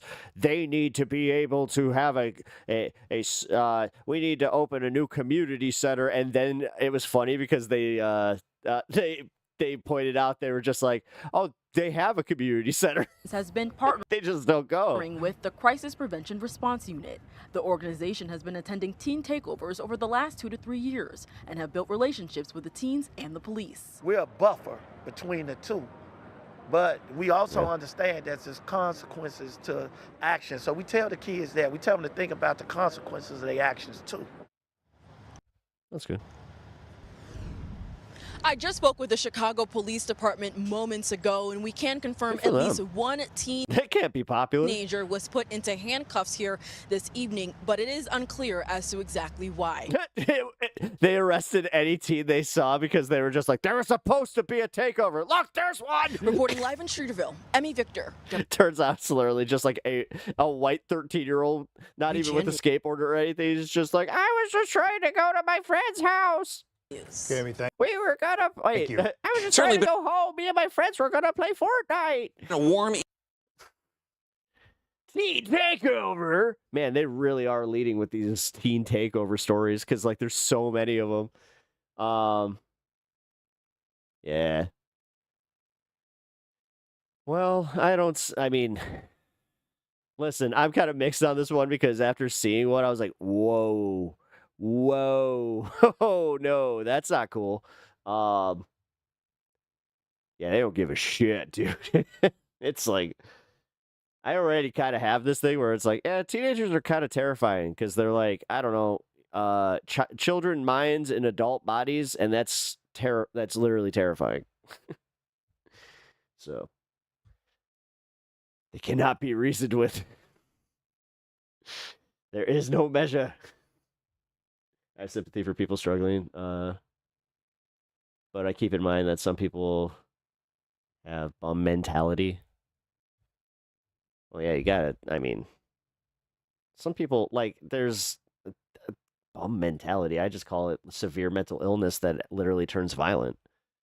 there is like violent mental illness, and it's not something that you can just like say the term mental illness and all of a sudden just be like, oh, but that's, it's that makes it okay as to why they did it, or like, I understand. That makes like, no. I just listened to a story yesterday that made me like just absolutely horrified, where I was just like, oh, this guy was responsible for hundreds of animal deaths, and like he was a serial killer, and it turns out that he had like schizophrenia, and yeah. All right. So the couple was robbed.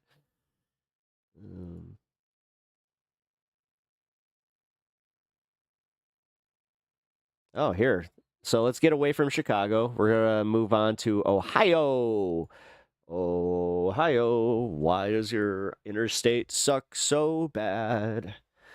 The cops, they wait for on the interstate for those out-of-staters to come. Then they give you a ticket for going 1 over the speed limit. Then they expect you to pay it off, because you don't want to go to court. How's that work, by the way? I'm not sure. Like, I haven't like done that since like court, like zooming into court has been a thing. So, wonder if it's like as like big of a thing now, because that's how they used to get you. They'd just be like, no, in-person appearance, and it's just like, fine, take your money. Ugh. Well, imagine waking up this morning and finding out your town just does not anymore have police officers. Just dream. Happened in I'm just kidding. a I'm so tiny kidding. local I'm so kidding. village. 19 News reporter Catherine Huntley live in Mahoning County like with the story. Everyone just quit, Catherine. Yeah, last night, members of the Craig Beach Village Police Department handed in their resignations. And now people in the Where'd they go, Craig? Community are wondering what happens when they call 911. Craig Beach is a small village of around 1,000 people in Mahoning County. Jesus. Their police force is made up of 7 part-time members covering 20 I hours have more people literally within a city block a week. At least it was until last night when 5 of them resigned. The other 2 are on active duty in the military. That means there aren't great timing. Any officers at all for the foreseeable future. Just a lot of discord between us, and also not getting equipment that we need, not getting bills paid, just a real, hostile work environment. And it just got to a point where, Town discovers actually cops don't stop crimes. It turns out they can continue existing more or less with nothing changed when they when they all quit. That's kind of what they... Don't bury the lead, Seth. Damn it. Sergeant Renata We're about to get to it. Griffith says it all came to a head during Tuesday night's council meeting. Oh my God, and this with the council entire meeting is the most Ohio shit I've ever seen. Force gone. We asked the mayor what happens next. Except for him. He is the most Chicago dude I have ever seen. What is your message to the community moving forward? That they would get police coverage. That I would work to get them police coverage. So temporarily we have police coverage. Sad. The Mahoning County Sheriff's Office is picking up the slack in Craig Beach for the foreseeable future. The mayor tells us the council needs to decide if they will rehire those police positions or move forward with Mahoning County permanently. The people I spoke to had... I mean, it kind of makes sense. A town of 1,000 people, and if you have a county like office that already has officers who like can do this, what are you doing? Like, you want to talk about waste, fraud, and abuse. Mixed feelings about the resignations, but they never look at the cops. They never look at the cops. Bottom line, when they call for help, they just want someone to respond. I'm kind of disgusted with it. Here we go. Seth, this is where you buried the lead, so because I'm rewarding you now. When we did have to call the police, they were never around anyways. I think that I love her. I love the fact that I mean, that she's just like, wait a minute. we should, figure out what the main issue is and get that issue resolved, get those officers back. Sergeant Griffith for real, man. says that they and the other officers in Craig Beach here are willing to come back and serve. I mean, they didn't come anyway.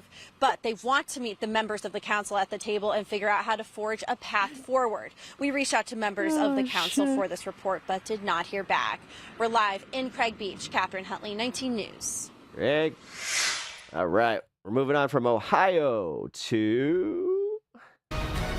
The U.S. Supreme Court will now decide if a family can get justice after federal agents raid the wrong homes. Let's get right to your chief investigative reporter, Sam Smink, with this national investigation.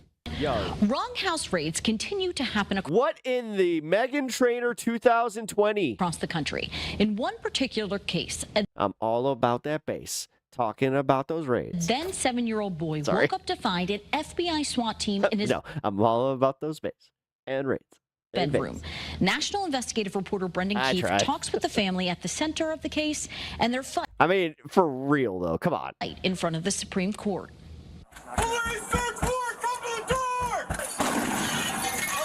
Jesus!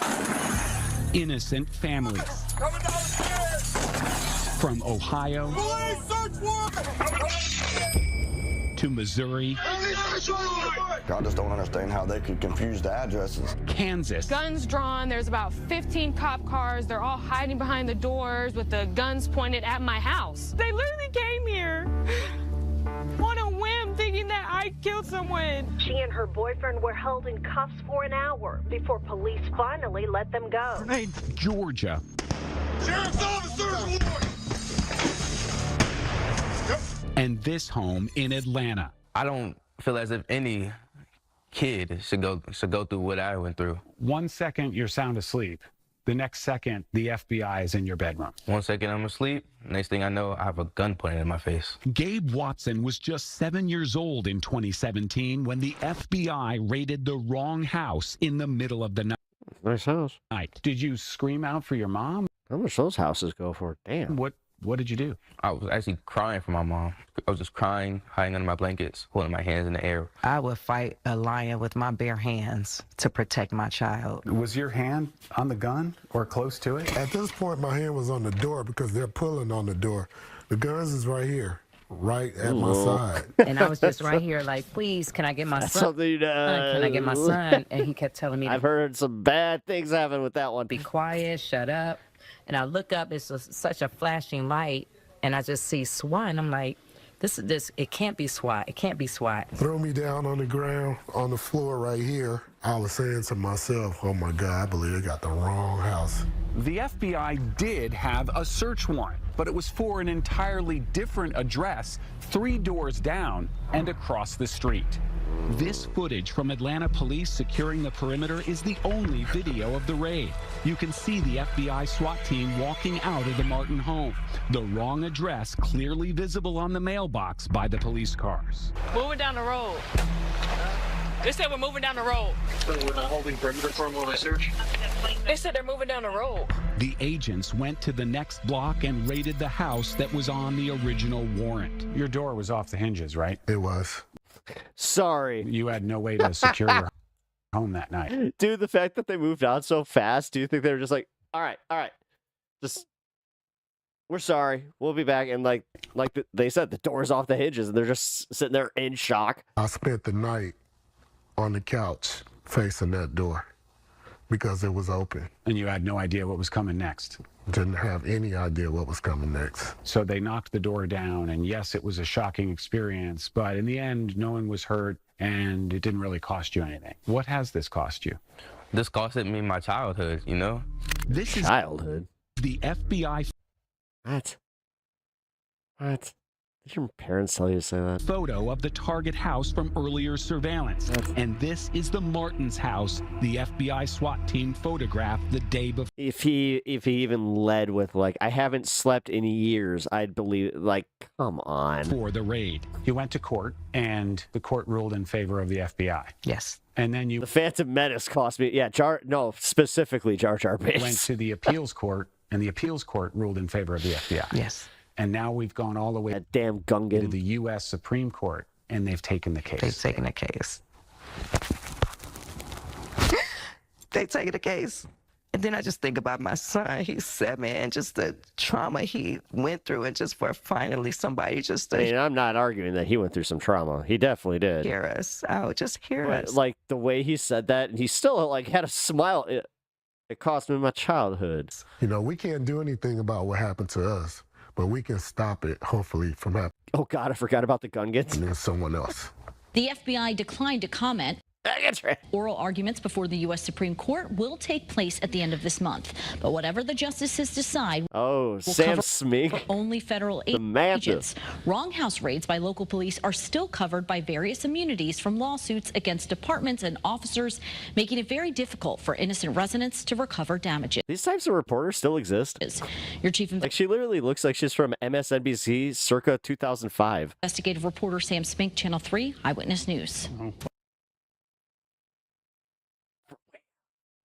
I still didn't establish where that. Oh, Georgia, right? I take that back. All right, guys. Well, that was the local news segments for people. We went through some of the smaller news.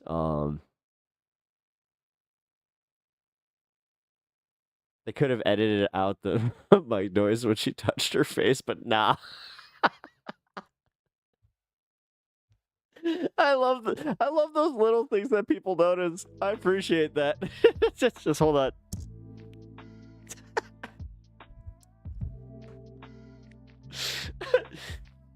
Oh God. I just need a man.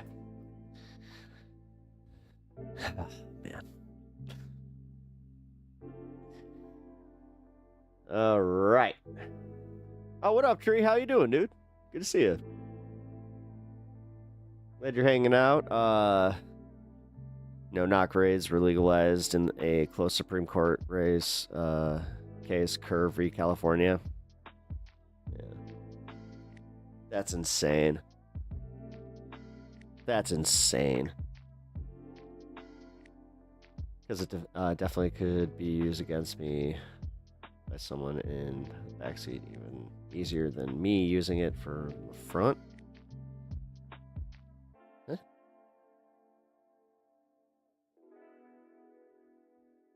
I'm good. Hope you are too. I'm doing better. Definitely taking it day by day, but I'm feeling like myself lately. Definitely been also able to come back and have more like clear thoughts about everything, and yeah, feel good. Oh, by the way, guys, if you haven't hit that like button over on YouTube yet, please do. It has been helping a lot, so I really appreciate that. Thank you.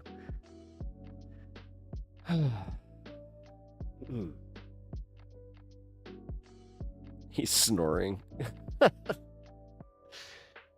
Oh my God. My dog snores very, very loud. All right, let's see. Ground news. Let's go to ground news. Dick Durbin is the first thing. Great. Targeting college accreditation process? Wait, what?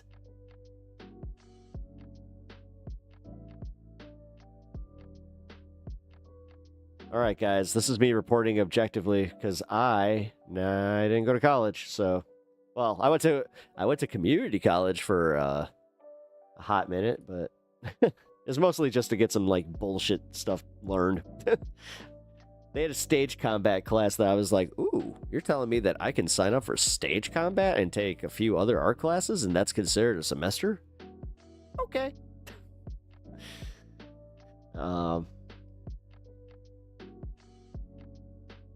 Gee, wonder why they're advertising that. President Donald Trump is set to take aim at college accreditation college accreditation process with a new executive order on Wednesday. His latest move to exact control over America's higher education institutions. Again, and he's not authoritarian, guys. The order, first reported by the Wall Street Journal, targets the federal government's process for deciding what colleges and universities can access billions of dollars in federal student loans and Pell Grants, a significant source of indirect revenue of many of those institutions. And they're going to try and redirect those to college institutions and ones that are going to teach like young Republican ideals and not allow the LGBT woke bullshit. Jesus. The executive order asks the Secretary of Education, Linda McMahon, to hold higher education accreditors accountable, including through denial, monitoring, suspension, or termination of poor performance or violations of the Federal Civil Rights Act. That's funny. You mean the one that you're actively trying to rewrite to just be like, you can't discriminate against white Christians. White Christians, they're the ones. They're the ones we're so discriminated against. You guys are great at the victim complex. It also directs the Attorney General and the Secretary of Education to investigate and terminate unlawful discrimination by American hire. And again, get rid of DEI. Fucking assholes. The action was spearheaded by Trump's Domestic Policy Council, the official said, as part of an ongoing effort by Deputy Chief of Staff Steve Pee Wee German and others to advance the president's agenda and higher education. It comes on a week after the Trump administration announced a sweeping $2.2 billion funding freeze on Harvard, setting up a major clash over academic freedom, federal funding. Yeah, again, the fact that they're just everyone needs to be a state school except for the ones that are they claim to be Christian schools because they don't pay taxes. We love people who don't pay their taxes.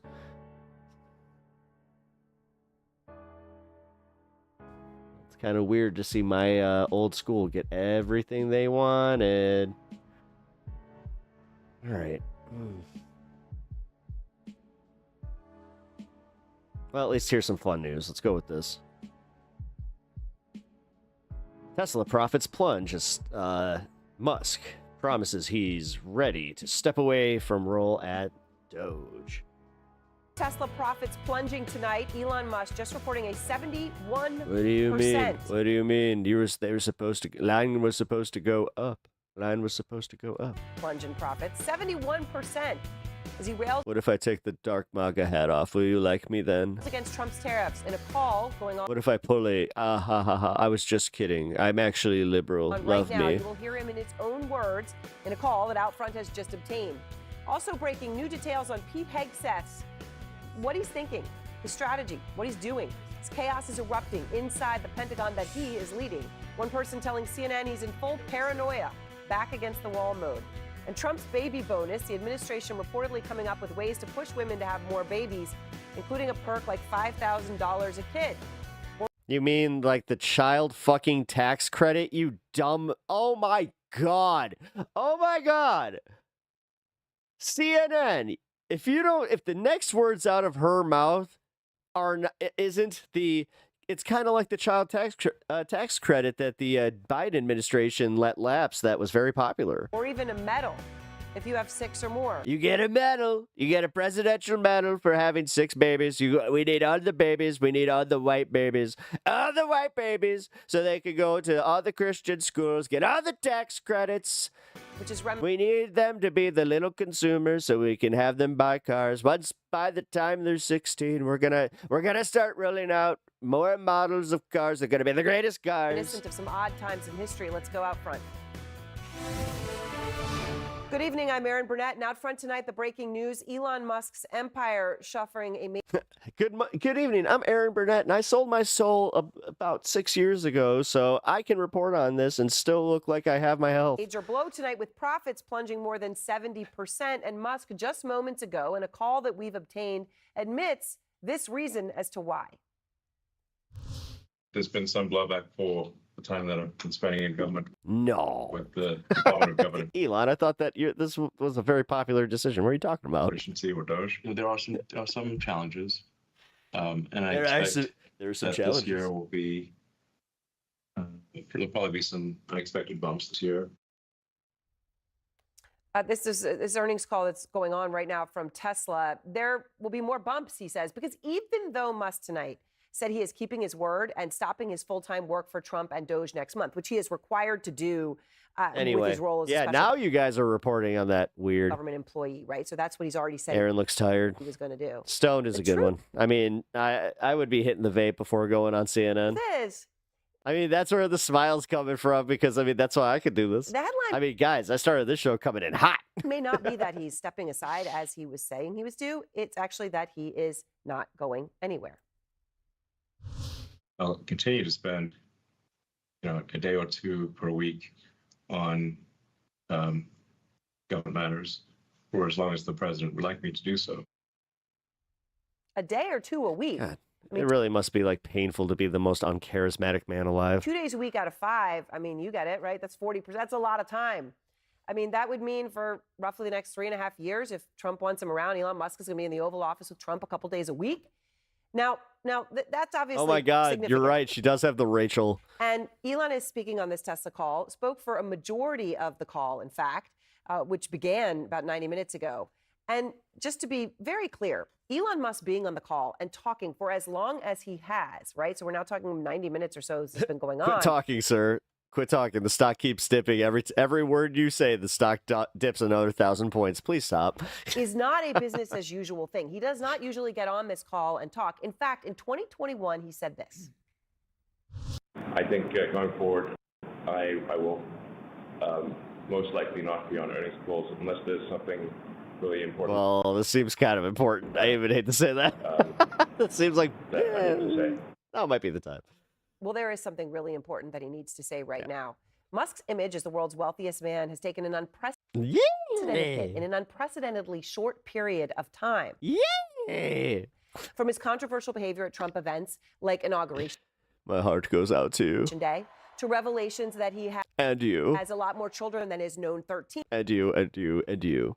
That did not come from some sort of a tabloid. It came from the Wall Street Journal. And beyond Appropriate from where that song is. his reputation and image, Musk has lost more than $130 billion since Election Day because of the damage he has done to Tesla's brand by tying himself so directly to Trump and by Doge. And many investors on that Tesla earning call have lost a lot of money because of Musk this year. Tesla shares have been cut almost in half, in fact, since Election Day, when you look at the highs then, which may be why Musk did something really important on this call. When he talks about something important to say, perhaps nothing more important than this, keeping up his fight against Trump's tariffs. Tariffs will, tough on a company when margins are still low. I just want to emphasize that the tariff decision is entirely up to the President of the United States. I will weigh in with my That's right, Elon. Remember who Daddy is. advice with the President, which he will listen to my advice, but then it's up to him, of course, to make his decision. I've been on the record many times as saying that I believe lower tariffs are generally a good idea for prosperity. But this decision is fundamentally up to the elected representative of the people, being the President of the United States. So, I'll continue to advocate for lower tariffs rather than higher tariffs, but that's all I can do. I mean, that's clear and it's measured. It's a lot more calm than calling Peter Navarro dumber than a bag of bricks, which is what he called him on his social media platform recently on the tariff issue. And I want to go now to Dan Ives, Peter Tuchman, and Alexis Glick, all back with me. So, Dan, you were able to hear that call. Elon doesn't usually get on that call. That's the whole point. And he's on, and he's being very, very calm in what he's saying. But obviously, profits plunging 71%. And there's a reason for that, right? And that reason is him and Trump and Doge. I mean, this was a moment of truth for Musk. Oh, I thought we were watching the Larry David thing for a minute. Because on this call, and I think he did a great setup, I mean, this was really, investors are massively frustrated. In our opinion, it was a fork in the road. He basically had to recommit to Tesla and sort of take a huge step back from Doge. And that was something that he did. And I ultimately believe Marty, we came back to the future. You got fat, Marty. This is really the beginning of the end of how he's going to be with the Trump administration, because the brand damage, we think it's 20%. Marty, I came back from the future to save you from your fashion choices. In terms 20%. of permanent brand. You look like a goddamn fruit roll-up, Marty. And damage potentially from this. And the reality is, when you look at Tesla, it's almost like they did this bit with a show. Tuchman and I have talked about it. It's not just the brand damage, the tariffs as well. it's sort of been a 1-2 punch, and that's why Musk had to be a much different Elon Musk on that conference call than he's been the bag of bricks and all of that. Than a typical Musk. And so it's interesting you say that, and yet Alexis, he is also Yeah, saying, don't be a but I'm not bag of done my work. bricks. And as long as he wants me there 1 to 2 days a week, which is a lot of time, I'll be there. And he was very clear in indicating that. But the interesting thing at the point. Whoa, she has so many pearls on, and with that collar flip, she kind of looks like a Power Rangers villain. On the 1-2 punch here, right, is that he was very honest about. That's a lot of necklaces. Protests. Oh my gosh, she kind of looks like Mr. T. I pity the fool who questions my pearls. Implications on the brand. And to your point, he was also very contrite. I mean, he really. I think her head falls off if you remove the necklaces. He was being very honest and forthright with investors, and honest and forthright about his intent to stay 1 to 2 days a week in this Doge role as long as the president needs him. Yeah. The thing here right now, as you guys know, is what's so incredibly important is for leaders of business and industry to be sharing back with the president in either earnings calls or in one-on-one meetings like you saw yesterday with the major retailer CEOs, for him to fully understand what are the implications day to day on the tariffs, on not knowing where your supply chain is, pricing, SKUs, margins, account receivables, payables, hiring, she talks with her firing, hands. hearing that day in and day out in a swan song from all different industries. This is where I like if my mom were here, she would totally have texted me just like, and what's wrong with that? Starting to take effect. Yeah. I mean, Peter, look, we'll whip the whiteboard out for you. Here's Elon, okay? Here's Elon. Here's X on his shoulder, okay? Elon owns 12.8% of Tesla. All right, 12.8%. Tesla's down how much this year? We were just looking at it. 41%. So how much money has he lost? Her handwriting sucks. We were just calculating this. Let's look it up. Okay, so $73 billion. $73 billion lost by Elon and his descendants. I think it's important to note one thing. You just talked about that everybody that was getting heavy. Slam. Wants to come together and start share. Look, this has been a problem of messaging. From the beginning, right? Or whether it's the president, I mean, the reason that the market took the hit it did was all about the way that they disseminated. I don't know, man. She pulled out the whiteboard and started drawing. I was just like, the information from the beginning. Oh, is this arts and crafts time? Beginning, if they had come into the market, markets can handle virtually anything if they're given it, if it's being fed to them in a way that they can manage and project. They can manage it. Except this was almost a perfect storm. I don't think anything changed from yesterday, except maybe there's. This guy's hair looks like that because he's been on Wall Street for so long, and like that's the only hair that held on because he was pulling it so often, so it was training his hair follicles. He was just constantly going like, ah, ah, ah, ah. It was dropped over the White House because suddenly everybody changed. And that is how you get that haircut, folks. Their tune. Besant came out and said that, you know what? I mean, he's more Bernie Sanders than Bernie Sanders. Bernie Sanders is looking at him. He's like, you know what? I really like that guy's style. This aggressive negative narrative around tariffs is unsustainable. And if we don't, almost accepting responsibility. Dude, Bernie with a goatee. That we've messaged wrong, and we're going to have to change that to change everything. And then Elon Musk, he doesn't care that he lost $73 billion because that's been happening for a while. Right. It's almost as if everybody, whether it's, it's almost like a bipolar person who took their medication. Everybody came out with a completely different message today. The president did it, Elon Musk did it, and Besant did it. And the market read. See, it tells you Tesla tanks, 71%. All of that, and it responded favorably. It's a huge difference from one day to the next. The whipsaw is insane. But I would add to Tuchman, I think he did a great job. The walls are caving in. Because at the end of the day, the 10-year, the dollar, gold, markets, how many deals on the table? 0.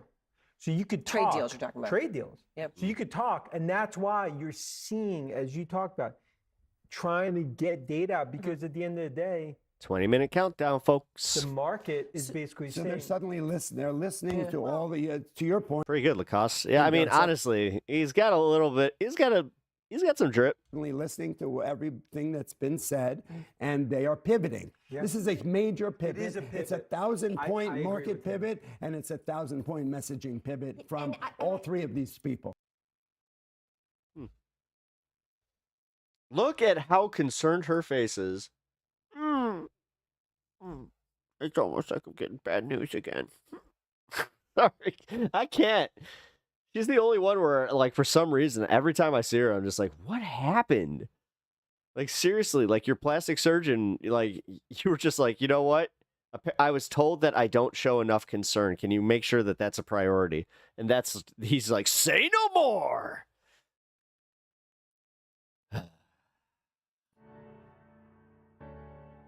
Tesla profits are down, and my happiness is up. All right, guys, let's watch. This will be fun. Adam Something has a new video out, which I love his breakdowns. So, the stock trader is doing the good old "God has forsaken us" pose. He does that a lot. Oh yeah, Larry David's article on Bill Maher. You know what? Here, I wanted to cover that before, but oh shit, I also got the Steven Crowder thing that I gotta cover. Shit.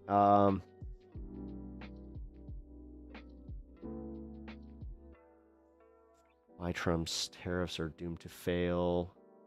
Let's do that. I'm done with that.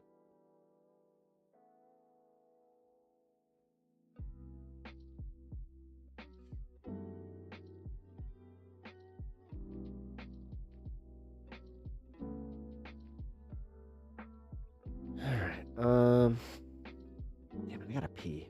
You know what? Hold on, guys. Before I do any of this, I'm going to do that.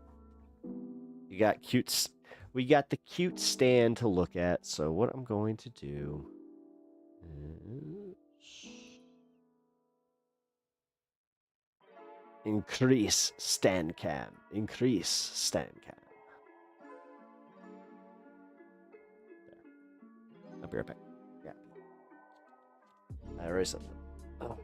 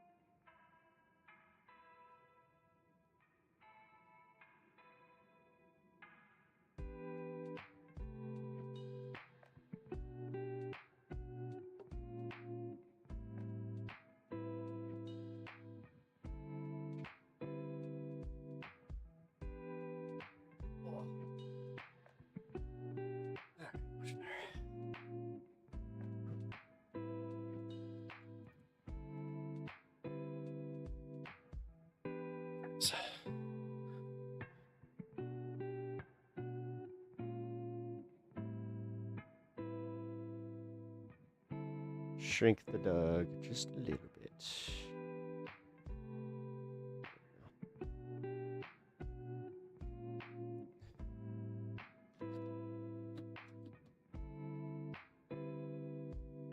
I'm gonna give him a special delivery.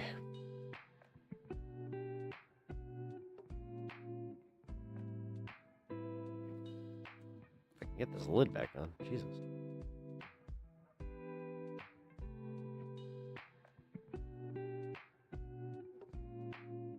Boy.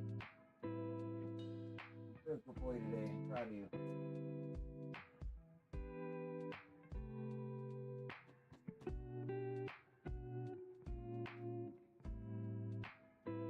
got some backup for all the gifted donations, Mitesh.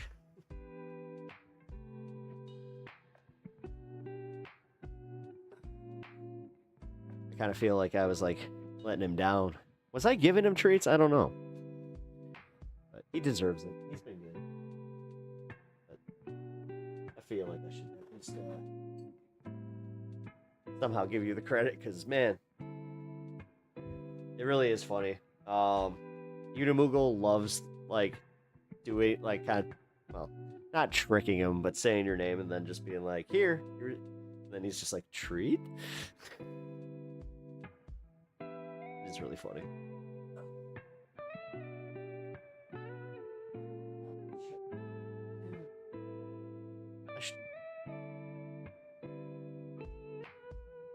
I just dropped a whole bunch of... Damn it. Oh.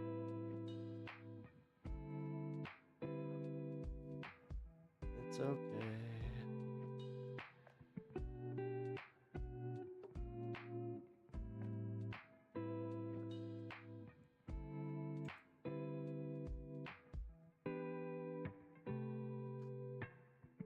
I will try not to interject too much on this video. All right, so we got 13 minutes. So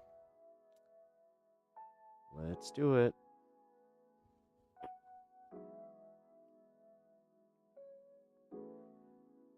All right, Adam Something's got some opinions on Trump tariffs. Let's take a look at his breakdown on everything once I can get my video going.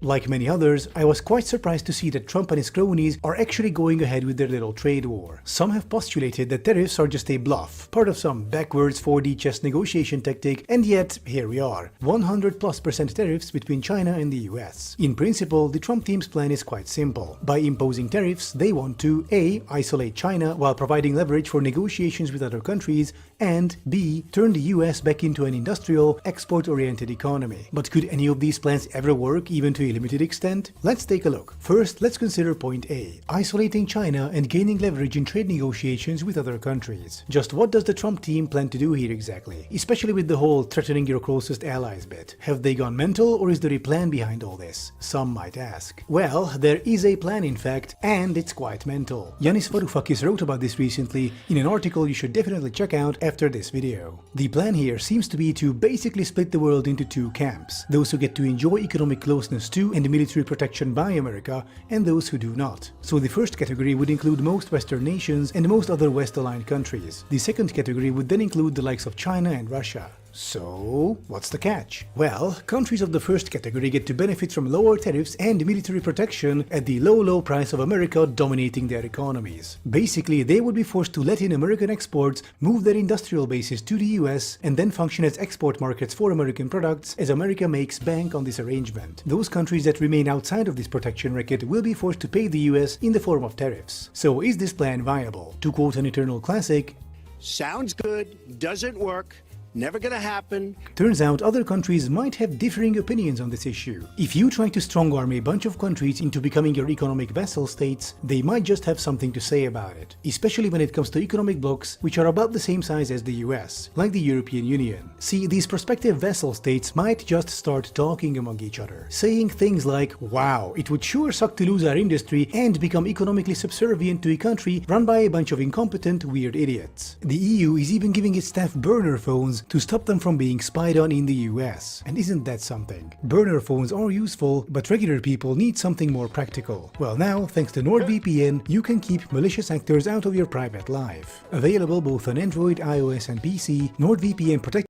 download additional bloatware, Nord train trips. Additionally, if accessing nordvpn.com/adam for sponsoring today's video.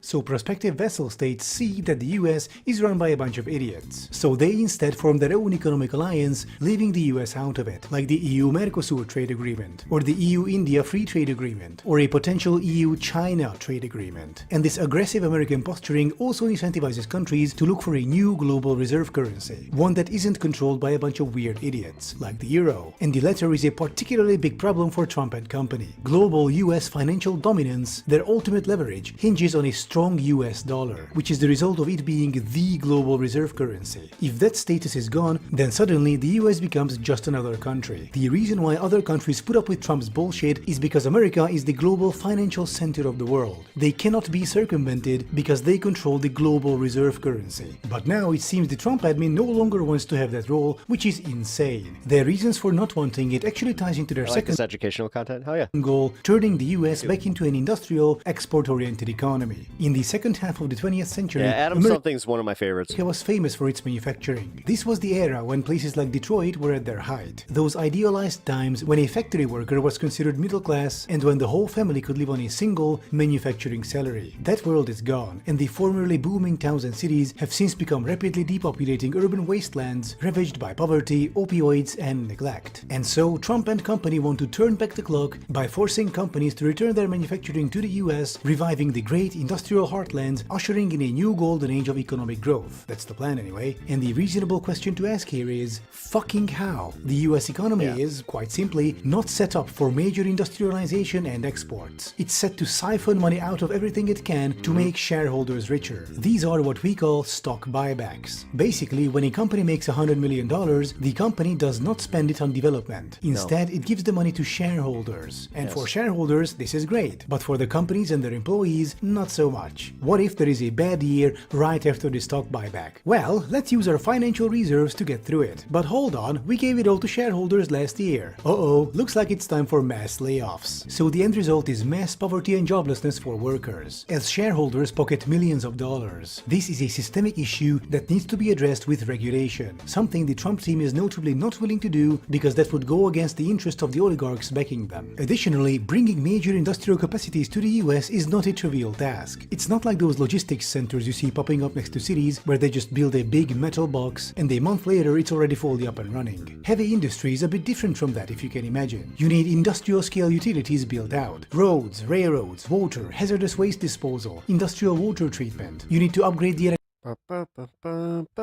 electricity grid. It's not a trivial task. And considering how the US manufacturing That was RoboCop that just drove by.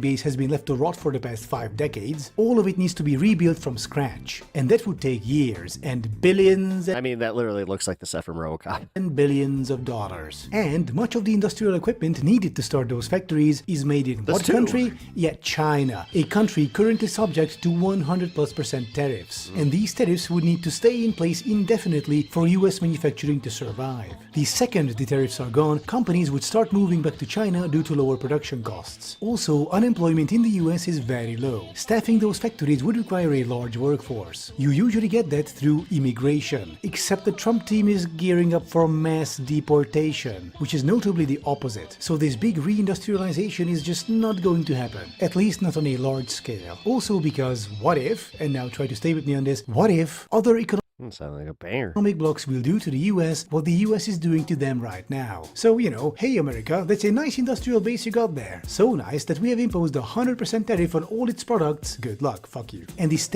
Good luck, fuck and you. your mega response to this is, oh, then our industry will just produce to our own domestic market. But that just I mean, it is a good summary. isn't big enough to sustain an industry the size of that of the 1970s. If you go the industrial route, you need to export, period. But even if this mythical, revived US industry starts producing to a global market tomorrow, they would get crushed by the competition. In 1970, exporting American cars was easy. Not many countries were making cars, and not in such quantity or quality. Today, we have a Chinese EV sector far outpacing any Western producer. Competitors are cheaper, more efficient, and more Holy shit. technologically advanced. I just realized we're only 3 followers away from hitting 300 over on Twitch, so... In Europe, if you guys haven't followed already, please do. sometimes you see American pickup trucks. They are And vice versa. If you haven't subbed already over on YouTube, please do. mostly driven by Helps out the socially channel maladapted immensely. Thank middle-aged you. men unwilling to peacefully coexist in human society. Such pickup trucks are thankfully a very rare sight because they are horribly expensive, needlessly large, and consume more than 3 times the fuel compared to an average European car. Basically, you need to commit very hard to the asshole asshole bit to actually get one. And the reason for American Pickup's monstrous size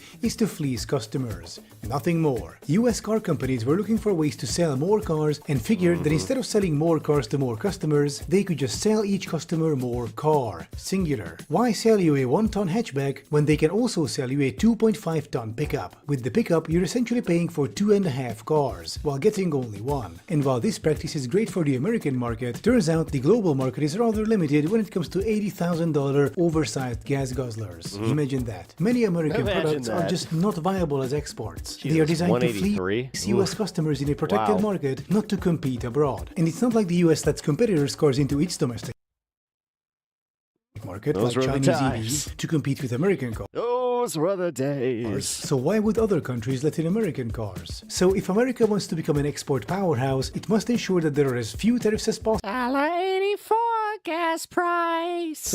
As low as possible. But wasn't this the exact problem so far that Trump and company have been raging about? Their problem is with the current global system of free trade, which supposedly disadvantages US industry. But that's mostly due to the way the US 99-cent eggs were nice. Those were the days. Works, which I've talked about earlier, focusing on paying out investors instead of actual development. There's like 4 people in this audience that get that. It's not that the US has been getting bad deals from other countries. It's that US industrial products are not that great anymore. And that the US financial sector has turned the industrial sector, and the whole country for that matter, into their very own ATM machine. This is a result of the global neoliberal economic system and a lack of US financial sector regulations. Now this system has worked out quite well for quite a few people. This is where the elephant curve comes in, showing us that in this system, pretty much everyone profited except for the world's poorest and the Western middle class. Additionally, the top 1% profited a lot. A 60% income growth is very different when you're making $15 a day versus 15 million. Okay, so with all that in mind, let's recap. The US tries to strong-arm allies into becoming economic vessels, wants to bring back manufacturing to its territory,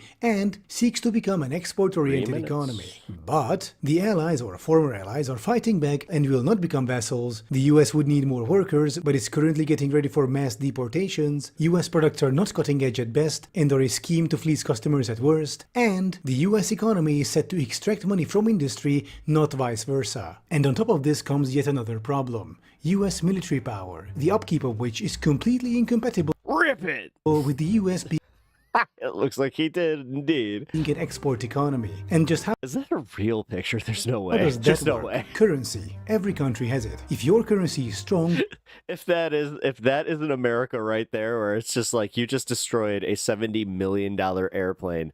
Rip it. you can buy more stuff from other countries whose currencies are weaker. If your currency is weak, you can sell more stuff to other countries whose currencies are stronger. For example, let's say the US dollar and the euro are perfectly equal. $1 equals 1 euro, and that the EU-US tariffs are 0. So if a European car company makes a car costing 20,000 euros, a US customer can buy it for $20,000. But if the dollar is stronger, so let's say $1 equals 2 euros, then that 20,000 euro car will only cost $10,000 for the US customer. A strong currency is great when you want to buy stuff from abroad because you can get it for cheap. On the other hand, if the dollar is weaker, so let's say $2 equal 1 euro, then that 20,000 euro European-made car will cost $40,000 for the US customer. On the flip side, now the American-made car costing $20,000 will only cost 10,000 euros to the European customer. So now the US can go nuts with its exports, revving up those factories, ushering in a new golden age of manufacturing. Except, US military power kind of hinges on a strong dollar. With the fact that it's the global reserve currency, the US dollar is highly valued no matter what, enabling the US to upkeep a military of such size and strength. Building and maintaining their military depends on many foreign suppliers. To give you just one example, major parts of the F-35 are made in the UK, Japan, Norway, Denmark, Canada, Netherlands, Italy, Austria, and so on. And all those parts are made cheaper for the US by a strong US dollar. And you also can't just move these hyper-complex supply chains to the US overnight. It would take decades, assuming that all those other countries would willingly part with their military industry and pool of experts, which they won't. So if you want to export stuff, you have to weaken the dollar. But if you weaken the dollar, the US military needs to be downsized. But if you downsize the US military, you undercut the benefit of a military umbrella in exchange for being a US vassal state. And a weak dollar would also mean that the rest of the world would need to look for another global reserve currency, meaning the US would no longer reign supreme in the global global finance sector. So if the US wants to become a manufacturing powerhouse, it needs to weaken the dollar. But then, being the world financial and military hegemon goes right out the fucking window, which kills most of America's leverage on the global stage. As in, why would China, India or the EU listen to Trump at that point? The EU is the world's new financial center, and the Chinese, Indian and European armies are now on par with the American, so why should they give a shit about what Trump wants or... I mean, this is kind of what we're seeing like in the market shift already, so... Things. Give us what we want, world, or we'll stop exporting our... World is complex. Overpriced, oversized, shitty pickup truck. Great summary of the video.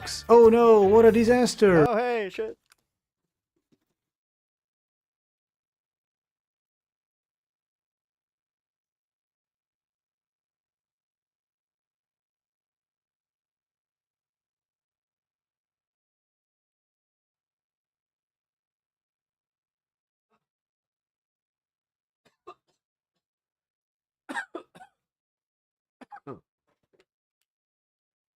Excuse me.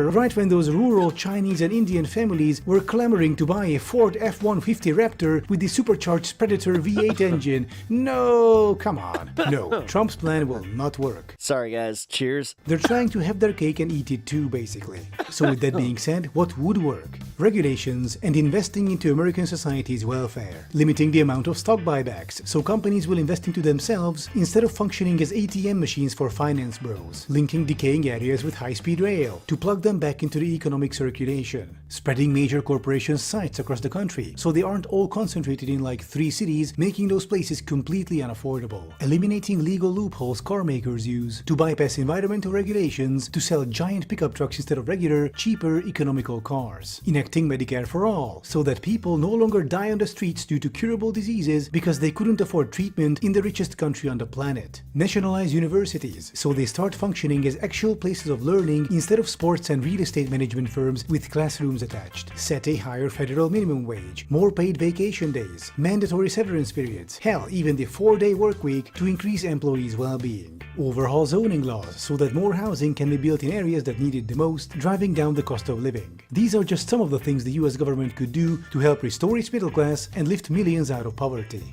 The problem is not that manufacturing is gone, it's that the economy is set up to suck everyone and everything dry. There is still an ungodly amount of money circulating in the US economy. It's just that ordinary people see less and less of it since more and more of that money is concentrated at the top. It's that simple. America's economy is like a rickety, rusty old gas guzzler wreck of a car driven by a bunch of finance bros desperate to wring as much profit. Yo, that car, if you think that's a gas guzzler, that thing probably gets close to like, I don't know. Get out of it as That's probably a gas guzzler. possible before it I'm looking at it now, I'm like, nah, that's a gas. breaks apart completely. The car has been getting slower for the past decades. Are those speakers? And the Those are speakers in front. rattling noises are getting louder. The car needs a complete overhaul. But instead of that, Trump just wants to slap a V12 engine into it and call it a day. The US needs systemic changes. That truck needs to go vroom vroom somehow. Not today, not yesterday, more like 20 years ago. An Volkswagen. overcharged manufacturing The original sauce the car. sector, if feasible at all, might be able to mask problems for a while, but eventually they will all come back to haunt America. If I passed that. by then there will be an America at all. Which at this rate I'm not so sure of, honestly. Hey, you know what? I always appreciate his takes because he really does have like the educated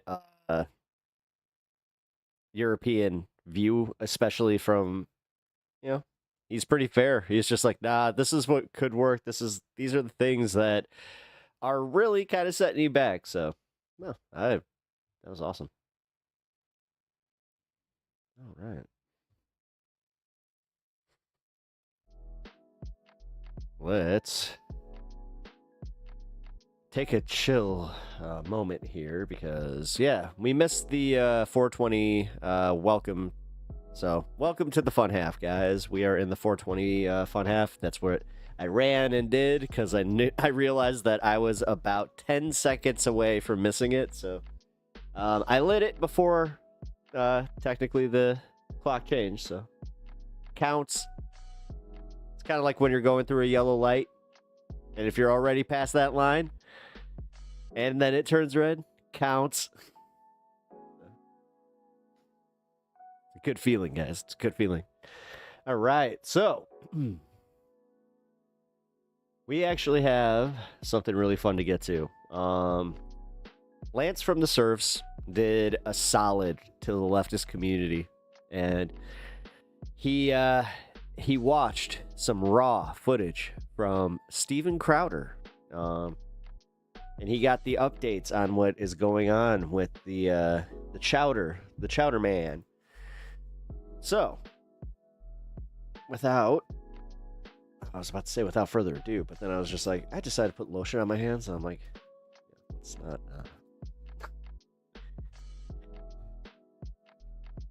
Do that to the. Oh wait, but also, Kirk, if you're in the audience, this is I did this one essentially for you because you love you some Steven Crowder. So let's go. Some advice to young women. Do you want them to listen to a professor?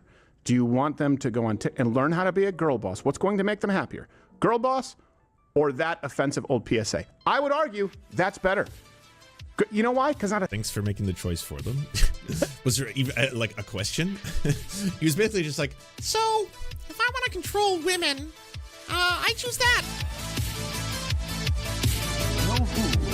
She must know how to set her table attractively. To her husband, she must be a companion, a sweetheart, a wife. Raw dogged Crowder for us? That's some brutal hell diving. She must stir his ambition, pull him through failure, and keep success from hurting. And we used to give him a backslap and say, Dame, get out of my hair. You know what?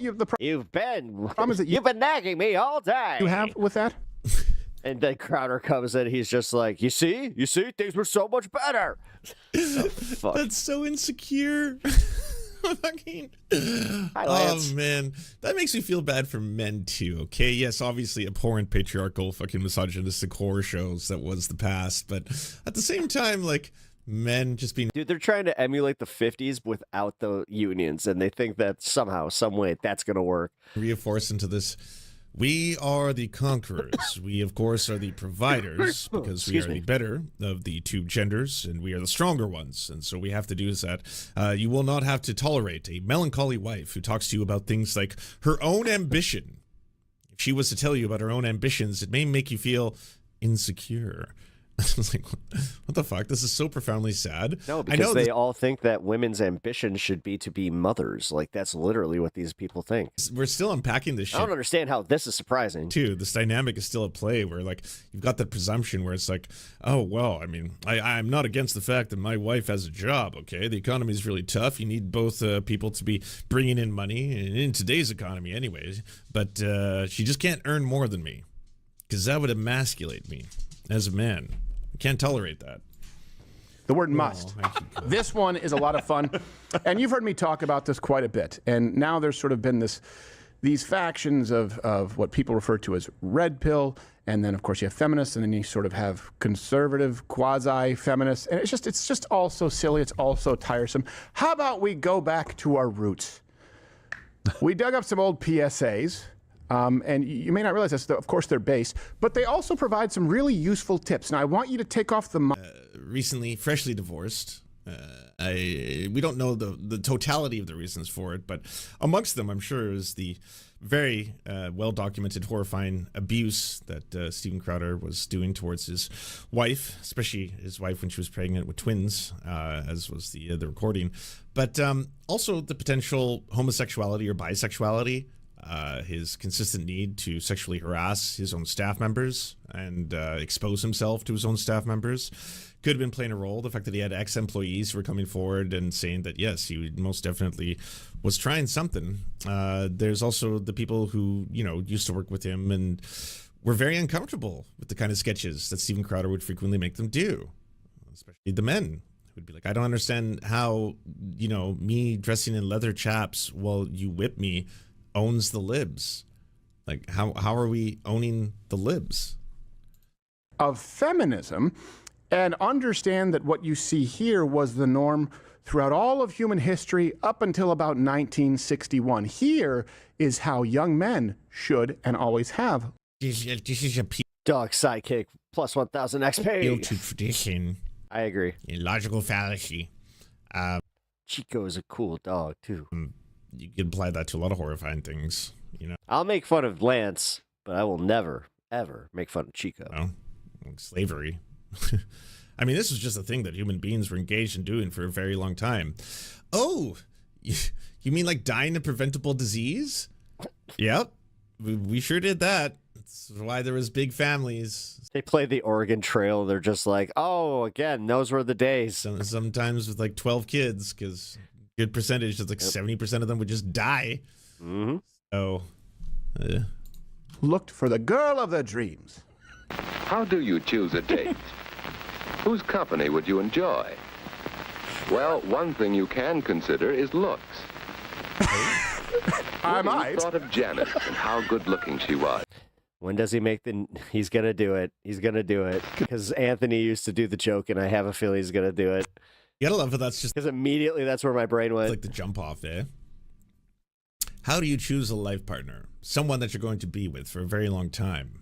I mean, some people might suggest that you should know them pretty in-depthly, because you never know if it's someone you actually want to spend hours and hours and hours with. Some would say that you want to look at social status. And have conversations with. Some would say that you have to check the size of the hog. No. Use your penis, my dudes. Yes. You all have a compass. It's in between your legs. Use that to guide you. Surely, just being attracted to someone and nothing else will not have negative consequences for long-term relationships. Consider that. He'd really have like to Hillary. rain to date somebody like her.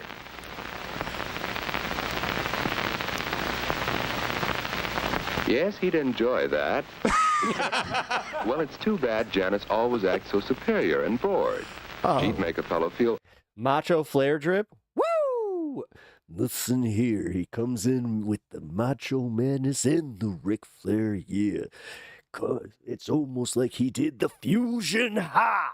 And then we came out going, woo! Looky here, yeah. I like this one. I like this guy, yeah. awkward and inferior. Don't pick an uppity bitch. Someone who doesn't feel superior. What the? There's Betty. And yet, it just doesn't seem as if Man, you like to wear tassels and a lot of feathers, eh? she'd be much fun. I don't know. What about... I'm a Macho Man fan, though. What's that mean? Anne? No, I'm left-leaning. She's practicing. Yeah, I'm rolling. Left-leaning, but I welcome people of other opinions here. You know what? Don't be trolly, man. Be cool. The fellow with her, relax. We can discuss. Have fun, too. I mean, this would be interesting enough just to watch on She is going at that cotton candy. its own. There's just like, I just cannot stand the Cotton candy. sound of all the dudes in the background. Lol. Yep, she's definitely What is your doing political identity the label? blowjob thing because Sorry, cocksucker. I just read that fully. I was like, a political identity label? My label? Let's lose our teeth together. Yes, that's what a boy likes. He wants to know he's appreciated. What's she like? People call me a democratic socialist. So right. And would be fun on a date. That's right. Lol. Flat. No tits. Also sucks cock. Lol. Oh, man. They say comedy's We used to call them part of the itty-bitty titty committee. hard. Games. That's why it's very important to slowly chew your food to see if your See? potential mate sucks a mean. Oh. I don't have any particular special gift or power. It's simply very I'm left-leaning to the top three things I'm passionate about, and all liberalism, lucha libre, and Latinas. predictable. I like those three. Because, again, it's what we call the lowest hanging fruit. But although my wife is just like, Yes. excuse me. I was just like, oh, wow, that was something. And someone was like, hey, take that clip. Oh, Lance, was that a cock slapping you in the face? Lol. It's like, okay. Just say I'm a fan. I'm just a fan of Selena Vega. I don't know what she's talking about. Yeah, okay, I get it. There you go. It's just so. What? Are you happy about the AAA merger? But see, here's the thing. We laugh at it, but it's basically, yeah. Look, for the same reason now we're talking about, hey, is it sexist for men to want a woman to be at home? They always have. She makes herself seem superior. What that means is just like the pronoun lady. Just quiet. It's not attractive to men. For the same reason that women find it attractive if a man is successful, right? There's the draw, there's the orbit of a I would say to insecure men, though, right? First off, I don't know what world you're living. Sounds like this is actually the place for you, man. Like, big wrestling guy. Yeah. in. You must be like even lucha, like a fucking multi-millionaire YouTuber or something, where the idea of just having two people who don't both have jobs is completely fine to you. Like, no. I want the woman to be the wife, to stay at home, to raise the children, to cook and clean, effectively being the bang maid. I want a bang maid. It's like, okay, so how much money are you earning? Do you live in the city? What's the property value at? How much you? I don't want to sound like a self-hating liberal, but I do agree with conservative men that conservative women, on average, are more attractive than liberal women because liberal women are always trying to challenge the status quo to what traditional femininity. I mean, it's kind of reductive, but I could see certain. Dude, like this whole thing is going to make both people so fucking miserable. I don't necessarily think. I've never put this much thought into it. I will have to get back to you. Hard is going to be like the sole breadwinner of the family, so you can have your trad life with the trad wife, and then at the same time hope to like make ends meet. Successful. Men don't want you to tell them how much more accomplished you are because first off, you're likely not, and it puts us in an awkward situation where we have to lie and act like we care. Now, see, all I'm hearing is insecure as fuck. I don't get it. Like, why do you want a fucking blow-up doll? Just go buy a blow-up doll. You'll save so much cash in the long run. You'll probably be way happier. Well, again, he doesn't think a woman is something like, or they think it's something. I think you just want to fuck inanimate objects. Yes, objects. Actually want to be in a relationship. That's where I was going with that. I couldn't find the word. I was like, oh no. Relationship with anybody. Get. I meant objectivity. Wait, not objectivity. Oh my god. Blow-up doll and a Roomba. And then attach the blow-up doll to the Roomba. Boom. The problem solved. All right. I think I just need to reset the brain. To more advice on how to be, and I know you're going to say... Not every leftist woman has, what? What are you talking about? This is sexist. The nose dye, hair piercings... Nose piercing, the hair dyes. Okay, that was totally organic, guys, but this has been an all-day thing, so appreciate that one. It's not. How to be a good wife, and here's... Okay, you said that. Plus size, all bodies are valid, and I was about... Dude, you want to see... Here. The funny thing, if you watch this, and if you just remove the modern sort of inclination to be offended, it's basically giving good life advice, and it's telling women to treat being a housewife like, what? Oh, that's right. You say the most important job in the world. Treat it like a job. She must know how to cook. No food. She must know how to set her table attractively. She must be a powerful. All I did was type in average Midwest woman. You're telling me right now, and I know some of it's AI generated, but you're going to try and tell me with like, You're serious? You're serious. You're serious. Because what you think it is this girl, this influencer in the corner here. This is what you think it is. This is actually what it is, bro. Like, I'm not trying to be mean. I'm just trying to be real with you. Like, you watch wrestling, right? So I can tell you right now that if you look in that crowd, here. I got to move myself. Wait. There we go. There you go. That's your average Midwest woman. And that one's not AI. That's what you get. But sure. They're all the influencers, guys. Like they all look like Tommy Lahren. Like, I think that's the whole issue here is you're just like, there's this weird equivalency where you're just like, oh yeah, but you see Tommy Lahren and the girls I see on Fox are much more pretty than the girls I see on the left-wing news network. See, but all of you also know this is kind of... Which I totally disagree with, because if you look at Stephanie Ruhle and you don't instantly... Fucked up, because you're laughing. I don't know what to tell you. Like, just don't be offended, all right? Don't get triggered, all you wokes, all right? Just understand. But you're sitting there and you're both kind of like this. Damn internet, that's savage. This is ridiculous. Like, Internet, well, internet.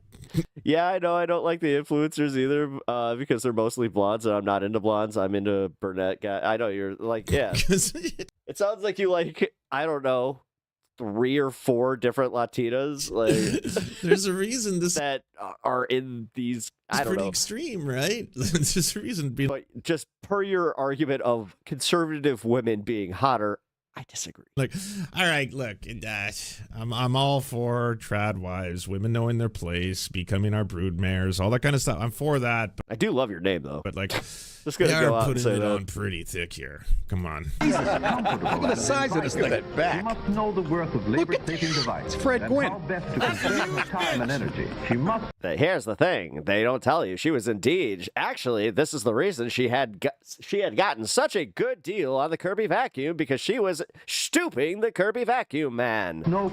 Door-to-door sales. That was actually the thing. Why do you think that little Johnny there looks so much like the milkman? How to buy and how to make them. She must face death to bring children into the world. Oh my! I'm talking about everything visible. I mean, I get what you're saying. You're trying to say they care more about their looks and they don't want to challenge patriarchy by being like, I'm not gonna look good. But the thing is, I actually know like a lot of leftist women that are the polar opposite of that. What? Minor. Like, I think that's kind of a reductive take, is my point. Well, yeah. But dude, like, this is also where I'm kind of like, hey, I can almost see where you're coming from. Almost. I'm sorry, you don't get to have it both ways. You can't be like, hey, I accept the marvels of modern medicine and science. Are you trying to say like, yeah, this is why they put the makeup on because they're all about breeding? Except I hate modern Something like medicine that, I and don't know. science in every other aspect. If it comes to the vaccines, no, it's not real. When it's, again, it's a fallacy. Like, dude, what? Validate that. If it comes to the existence of trans people, what? Again, the average American woman looks a lot like what you just saw there. Sans gun and, tactical gear. Most of them are just, No. If our understanding of the known universe becomes better, and all of a sudden we start to if we're going by like averages here, understand the way the world works, that's a good thing. And then, yes, there was a big problem with women and giving, or during childbirth, simply dying. It's a good thing we've come a very long way. Now, all that really happens in the U.S. is you just go broke if you want to have a kid. Or you kicked it. Care for them, and pilot them safely to the threshold of manhood and Not womanhood. me, because I don't have children. To her husband, she must be a companion, a sweetheart, a wife, and a mother. Yeah, I got it. Yeah, talking about the average woman of a type being prettier is giving me an icky feeling. She must stir his ambition. Honestly, that's where I was kind of going with that, like in the beginning there. Pull him. But then I literally typed in average Midwest woman, and I was like, oh. To his, and keep success from hurting him. She must make social contact. She must widen her own horizon and find time for culture. But this is literally how conservative dudes think. Like, And what's funny is people watch it like, oh, you know what the problem? You know what the problem is that you have with that? The word must. The word must. Be honest. Comment below. Be honest. I'm kidding. Anyone say, why must she? No, don't do that. Way to preface that. I appreciate that. Steven doesn't hold up the other end of the bargain, right? We all saw, because we got actual like video footage of what his like personal life was like. He is not being a respectful father who comes home after working hard in the office, aka making other men dress in assless chaps so he can whip them.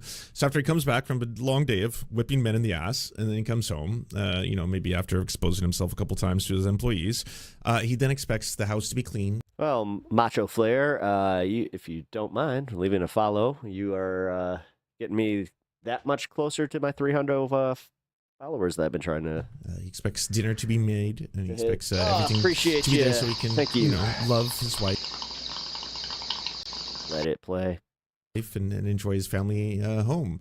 Instead, it's like, appreciate you. Turns out that you're just an asshole. You're an abusive weirdo. I'm assuming being in the closet is not helping anything here and making the whole thing a lot more awkward. And then what? She has to live in a loveless marriage. I'm assuming loveless, sexless marriage where you just abuse her consistently. That's the deal. He's not. That's the traditional life. Don't tell me what to do. Okay, great. Just like the man who leaves the house and child life always knows her place. Be a little gay. Nice. And a little more. No, the thing is, I don't look at it this way, to be completely honest. Interesting for him. His boring day need a lift, and one of your duties is to provide it. Don't greet him with complaints and problems. A good wife always knows her place. Yeah, this is fucked. Not the be gay part. That part's awesome. But yeah, they mean gays and lighthearted, fancy-free. Not the be gay part. Enjoying, exuberant Be gay. happiness. But here it's, always know your place. Greet him and with complaints. And he's like, what? I got to deal with crap. I'm just going to leave you for the winter. Good luck. That's also common sense. Like when my wife comes home from having the kids out or something like that, I don't immediately bombard her with anything that I've got going Isn't that his dad? on. I'm like, hey, how you doing? How are the You're kids? afraid of her. Good. No, I'm not. It's just You want a fresh one? You're leaving one. Wow. Can't even have a wholesome moment with the boys. Uh-oh. Oh, he's going into gay territory. He's being a little vulnerable. He's starting to express emotion. Look at that. Now he has to be on the defense because all they know is attacking each other. What? Huh? Was she mail order? Huh? Lol. Do you want a new one? Huh? What? Are you becoming... Oh, there's always room to grow, man. Becoming gay? Lol. That's why we're not just going to, like, shame you out of the community. We're going to teach you and then, you know... environment and going to another one. When a guy is coming home from work, he's trying It's one of those situations, man. Like, that's one thing that bothers me about the internet and reactionary, like, bullshit on the left where they cannot, like, let anybody, like, grow. Or just welcome grow, like, people into the movement where it's like they think a little bit differently and then they can move them further left. Like, dude, it's happened to me. It's literally happened to me. Like, people would probably argue that when I started this stream that I was a little bit more center than I, you know. Mind off of. But now it's like, yeah. Work mode, okay. Now that I've had, you know, a lot of discussion, I've also read some literature. I've also, you know, watched a whole bunch of content where I'm just like, okay, you know what? Family mode. Yeah, guess what? Women also don't want to come home from work and then have to start their second job. Get that, right? First off, it's so out of touch to think you live in a world in which men and women both don't have to have jobs in order to afford life. Because, yeah, life is fucking expensive now. So, yeah, you and your partner both work jobs. When you both come home, I'm sure both of you would like the house to already be clean and to be able to relax. But it just turns out that only one person is expected to do that. Only just the women. Yes. Well, in today's society, you're supposed to have a cleaning lady or have a nanny of some kind. Hey, honey. Like, you're supposed to, like, what are you doing? You're not grinding hard enough if you don't have that. Come on. I'm a modern feminist. I don't care about you having a job. But when I get home, chop, chop. I mean, like, literally, chop. Start chopping food. And left-wing authoritarians suck. Making it for me. Authoritarianism, like, I don't like authoritarians. Come on. I'm hungry. A little bit, that transition takes some time. You don't walk in, bing. Get hit with stuff. It just doesn't. And I also don't like, I mean, I have covered this a lot on this channel where I challenge a lot of, like, the far left opinion, like, you know, not just opinions on things, but like how they're going about things. And also and I'm not doing it as like a, you know, condescending challenge. I'm doing it to be like, no, okay. Like, so what's the practicality of this? How can we actually move on this? Where, like, what can I, like, expect to see in what time frame, you know, that kind of stuff. Doesn't work. Well, I didn't have kids. Let's say you have a choice, women, okay, or if you have a choice to provide some advice to young women, do you want them to listen to a professor? Do you want them to go on and learn how to be a girl boss? What's going to make them happier, girl boss, or that offensive old PSA? I would argue that's better. You know why? Because not a. Thanks for making the choice for them. Was there even like a question? He was basically just like, so if I want to control women, I choose that. That's my choice. Yeah, stay in the kitchen, and so we can go to the bathhouse and enjoy ourselves.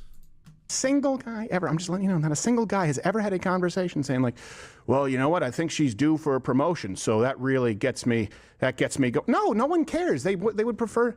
What are you talking about? It's fucking awesome when your partner gets promoted.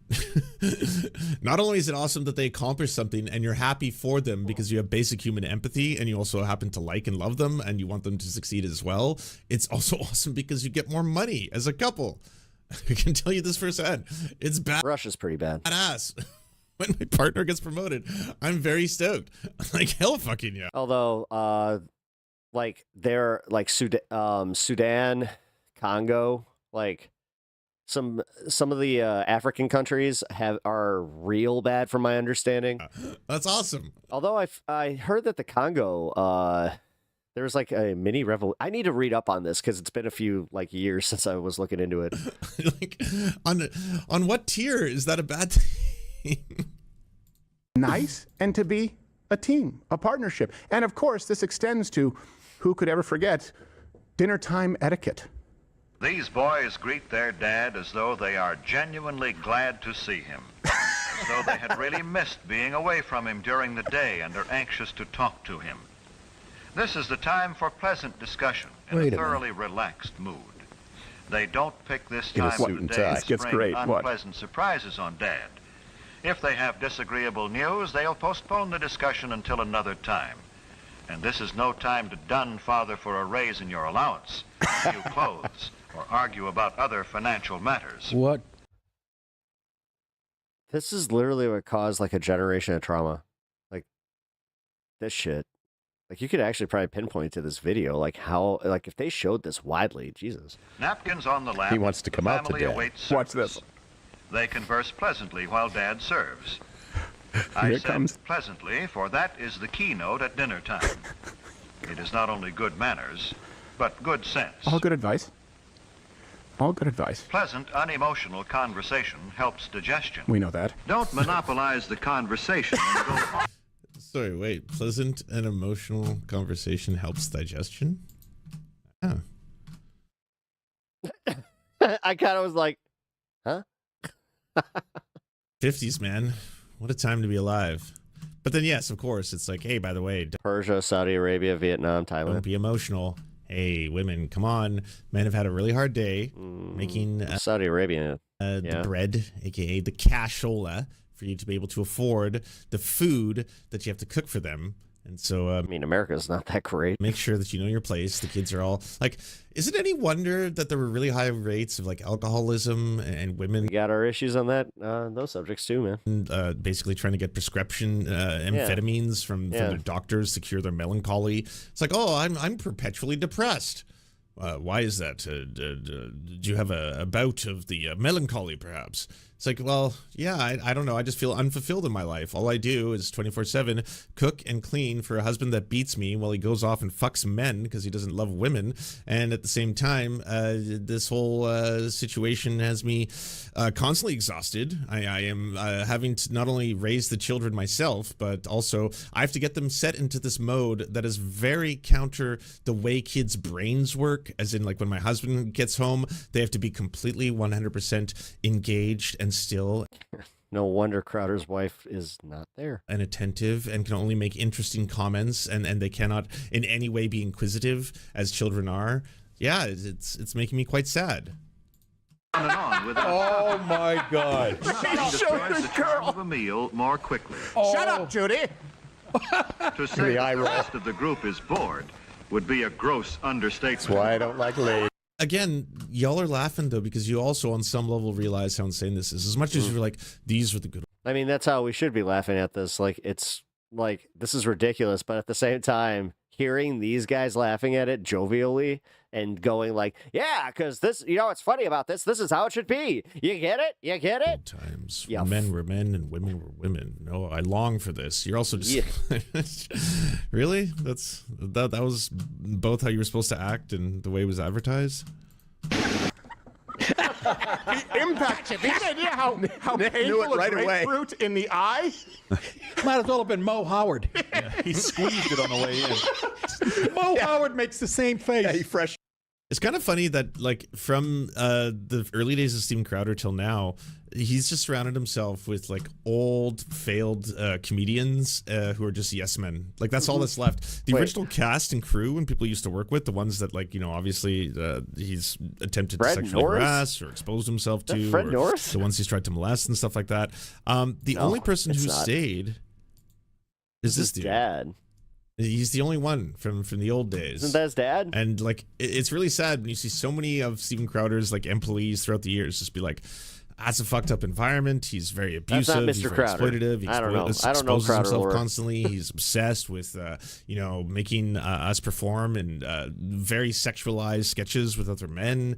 Oftentimes where he'll just have room filled with men, and we have to like put makeup on each other and stuff like that, or whip each other. So that's bizarre. This is the only person who's stuck around. One might get out of line. You might have a bad apple. Now you had access, millions of people, to the bad apple, which was the media, which leaned far left, telling people to break down and erode. You are the media. You are the bad apple, my friend. This is your job. Their institutions, their cultural norms, their social mores. And so that's the first time you had an entire generation of people going, yeah, maybe we shouldn't do these. And guess what? Today, people are more miserable than ever. Fewer people are getting married than ever. It's not working. So, as offensive as that may seem, I support it. Maybe it's because they don't actually see the institution of marriage as being like all that beneficial anymore either. I have always been, as you know, Gerald, very consistent. Pros and cons on the issue. Oh, sorry. You can have a partner and not have to be married. It's weird. Yeah, that's not a surprise to me. It's exactly what I'd expect. You're watching old 1950s promotional videos and Steven Crowder aligning with all of them. I mean, that's why he wanted to get rid of no-fault divorce, and it's one of the reasons why he's been, I'm sure, an absolute pleasure to be around ever since he separated from his wife, because now he just gets to kick it with the boys. Yeah, he must be. What the fuck? Chico's there. I love little Chico. Him and Stan should do a show together. There we go. The dogs of the left. I'd watch it.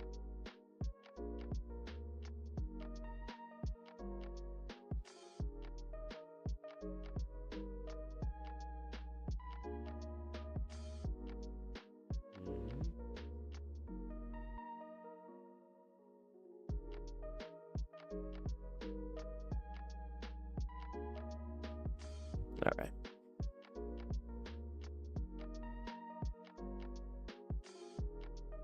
Yeah, did you guys enjoy that? Yeah, Kirk, I hope you can go back and watch that if you didn't hear that. Because yeah, man. That's your oh my god, I didn't even want to say it. It's like that's your old boy there. It's like no, not Kirk. Right. Got time for one more quick segment. Let's see. Oh shit! Energy boost for the hardworking man. Mitesh $2. Energy boost for the hardworking man. Look at him. He's very hard at work right now. What? Dude, its mouth. Oh. Here you go, boo.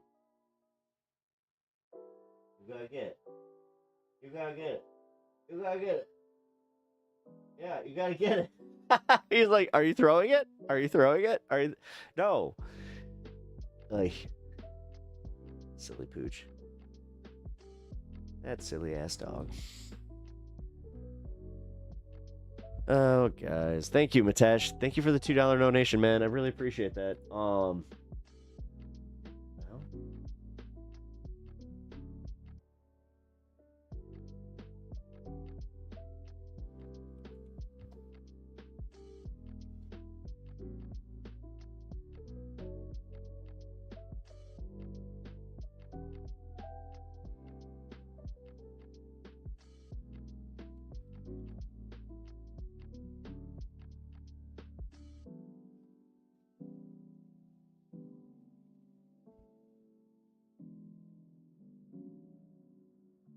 By the way, guys, coming up here, I'm going to be putting a daily goal after I get through my mom's memorial fund and yeah, have some fun incentives there. Might have to take a little pointer from Xander Hall over there, because my wife, she was just like, you have some funny onesies. I was like, I do.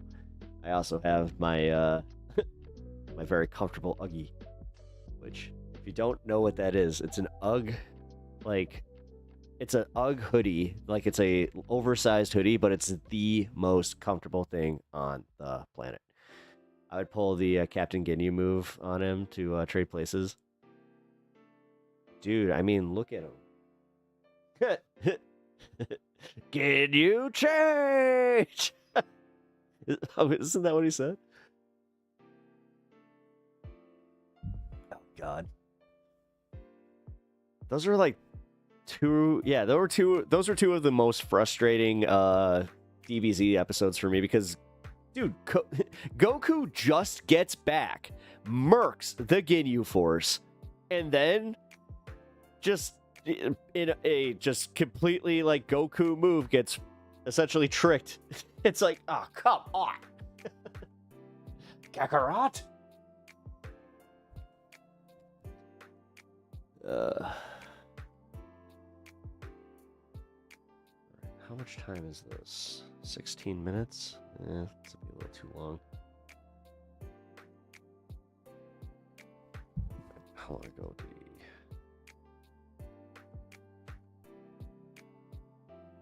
Oh, yeah. All right. Let's see. We got a little fun video. Just something really short, something fun to react to end the stream on a high note, because honestly, I started a little intense. I know I did. So what's something funny?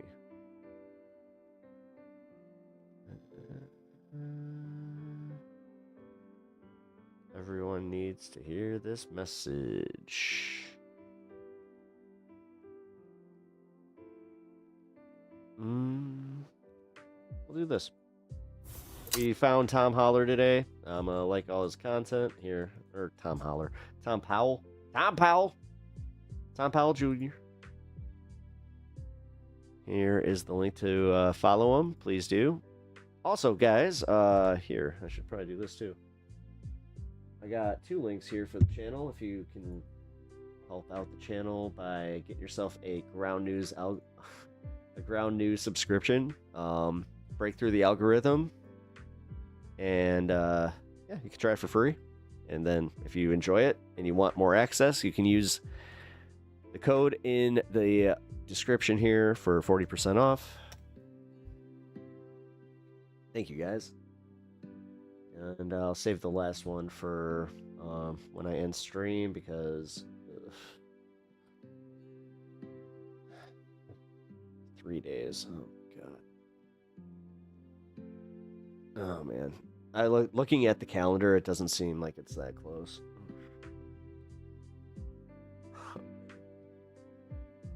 Yeah, sorry, Macho Flair. Just to fill you in on the lore, I guess. My mom passed away unexpectedly this last month. And yeah, this is her memorial fund, and also yeah, it's her birthday. So it's gonna be rough, man. But if you guys can support the channel the free way by leaving a like, it really does help me out in the algorithm, guys. And share the stream. If I should have been asking about that a little bit more. I didn't realize how much that actually really helps me out in the algorithm. So these are the things that will help me break through, man. Have you heard of the Move Master cool ergonomic gaming hardware? No, I have not.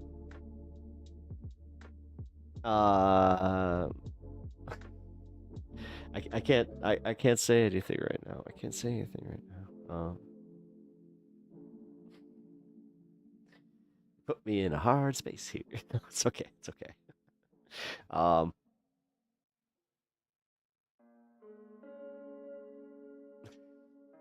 Oh wait, shit. I should probably check my emails. Just kind of realized that when I'm like, oh. Right. That's the thing.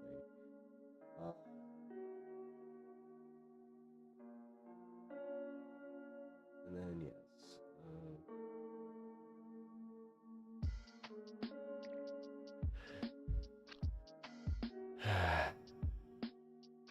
Rip to hear my stepsister died of cancer less than a week ago. Man. My condolences, bro. Like,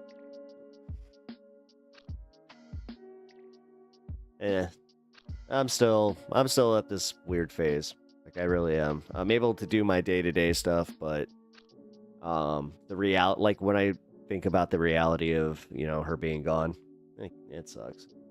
Check it out sometime. Don't need to do it on stream. No, I know. It's more so I'll talk to you off stream. Oh, actually, you know what? Yeah. I'll send you a DM with the picture of what I will be doing. It's technically going to be a review and then like a situation like that, but yeah, it's one of those situations that a sponsor kind of came to me on this one, and I was like, really? Got to use the product, and I was like, holy shit, I definitely stand behind this. So and I can use it on this channel. That's all I can say right now, though. That's all I can say. I know you have a special collab thing, so it'd probably be a conflict for you to do it on stream. Yeah. Well, yeah. That's why I'm also trying to be a little just safe on this one. I'm gonna play the safe. Yeah. That's what I'll do. Here, let's play this video from our guy Tom Powell Jr. and then I have my Wednesday fun. So, which coming up here, it's going to be I have a guest. His name's Arcadian, and yeah, you guys will love him. I think everybody needs to hear this. I'm not really sure who needs to hear this, but I'm guessing it's on the order of tens of millions of you. I'm not sure why your life sucks. There could be a whole slew of things going on, and I do empathize with that. But your life doesn't suck because your local librarian is trans and has purple hair. Your life doesn't suck because your neighbor speaks Spanish. And your life doesn't suck because that single mother you saw at the grocery store was buying frozen crab legs with her food stamps. Figure it out, but you're mad at the wrong people. Well, he fucking nailed that. Man, he nailed that. Somebody being trans has no bearing on your life whatsoever. It is not the reason why your life didn't turn out the way you thought it was going to be. It's not the reason why you're living in some subterranean shithole. It's not the reason why your job sucks. It's not the reason why your wife left you. It's not the reason why your dog died. It's not the reason why your car didn't start this morning. Somebody being trans has no bearing on your life whatsoever. Nope. Your neighbor speaking Spanish has no bearing on your life whatsoever. Some single mother living on food stamps has no bearing on your life whatsoever. You guys are under the impression that if we could just get all of these poor people off of our government assistance, we could get that money back. Here's a newsflash. They honest to God, though. It doesn't matter if you cut every fucking... They think that they're going to get this huge rebate that's going to be worth like thousands of dollars from just doing all this shit. Like when they heard that $5,000 check, they were just like, yeah! program in the federal government. Meanwhile, going like, these takers on these government programs. Government today. Not seen any irony. The government is not giving you your money back. Nope. That's not a thing. They're not in the business of giving you your fucking money back. So all you people that are running around, pissing and... No, we're not. That's a myth. Moaning. Social Security is self-sustaining through like us working, dude. Like this idea that we're like the Social Security pool is just being milked to zero. That the reason why you do realize that Social Security hadn't missed a payment to anybody.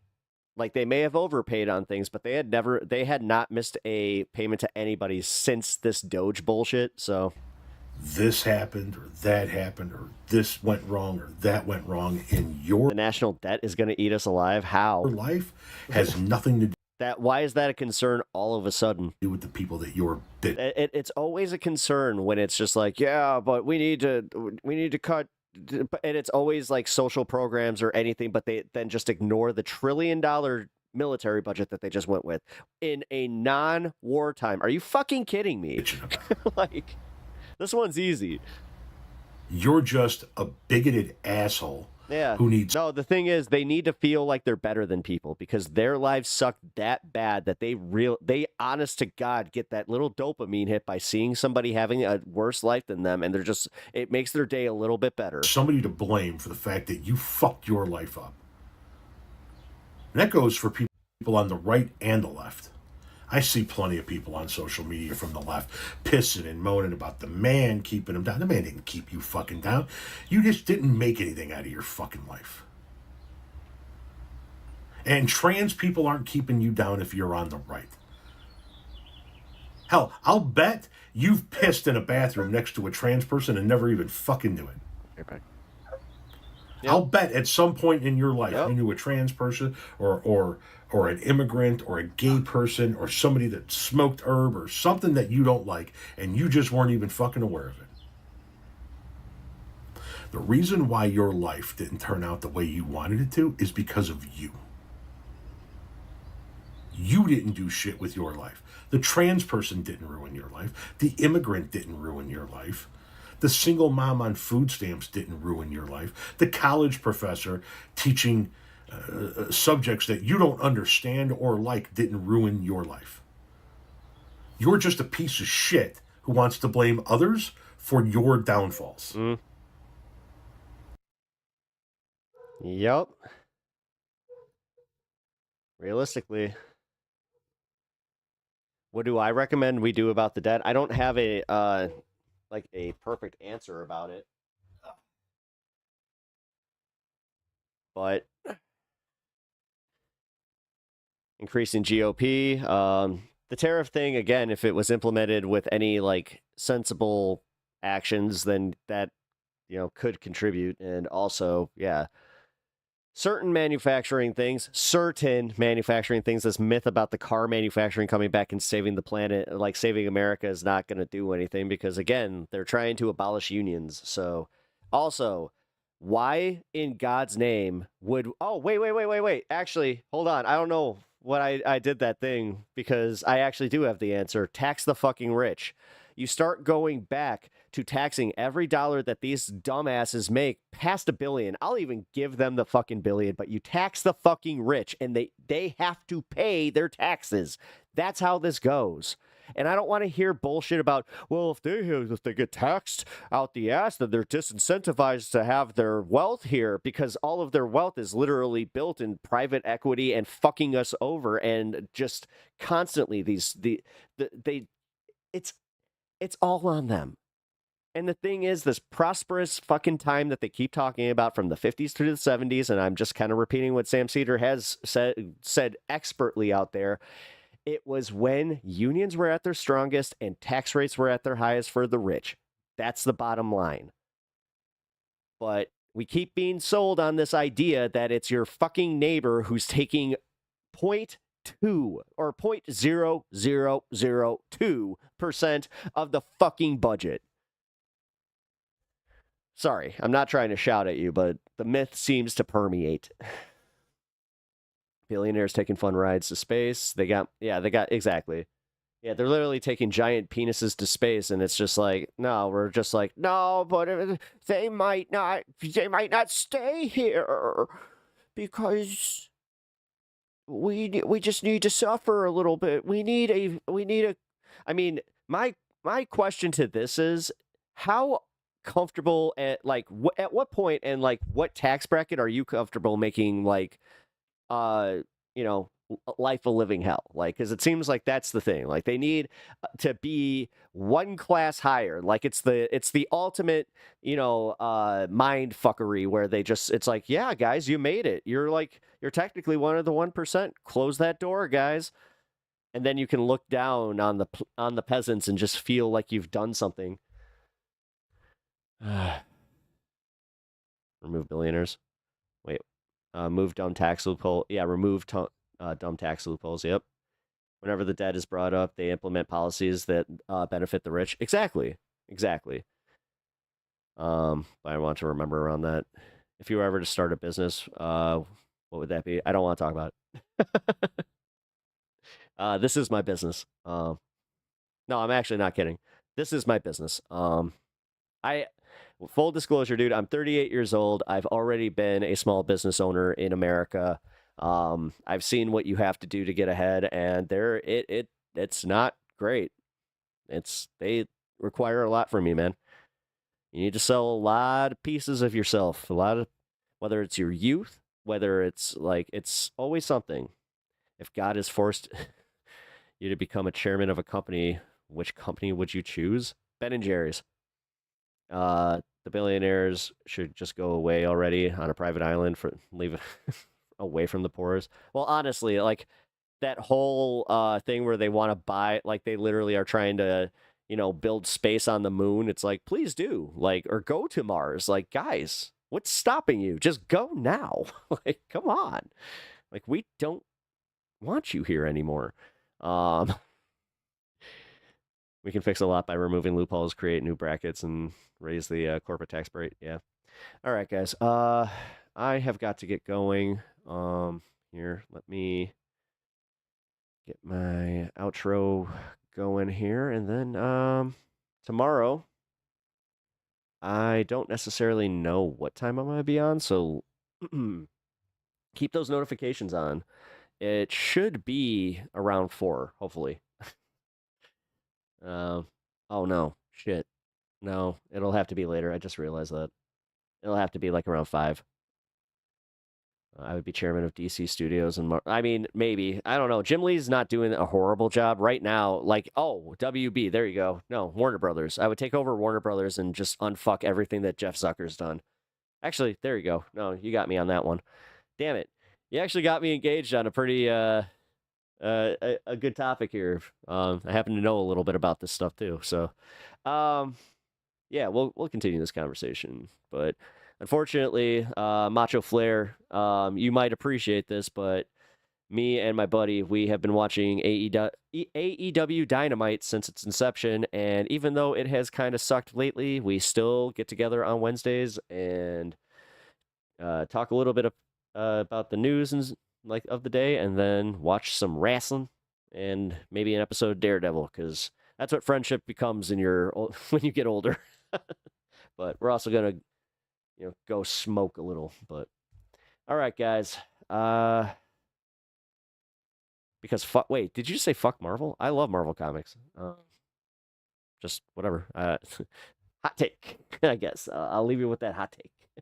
Also here, let me raid the Angry Ginger. He will probably appreciate that.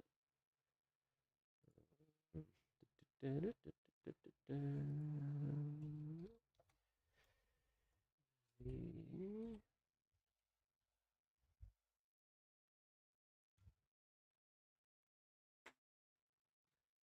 we go.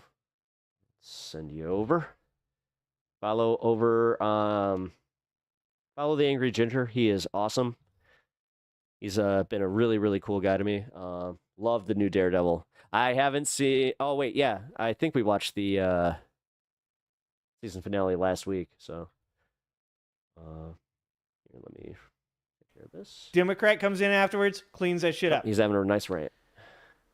But good God, by the time we're going to be back to cleaning shit up, I'm going to be here for... This is going to be my 10th anniversary or some shit like that. That's 8 years from now. Oh, geez. That's right. He's only Good Lord. He's only been doing this for a little bit longer than me. 10 years from now, we still going to be cleaning this up? We're going to grow. We're growing together. This administration, every day I wake up and I'm like, maybe today's the day.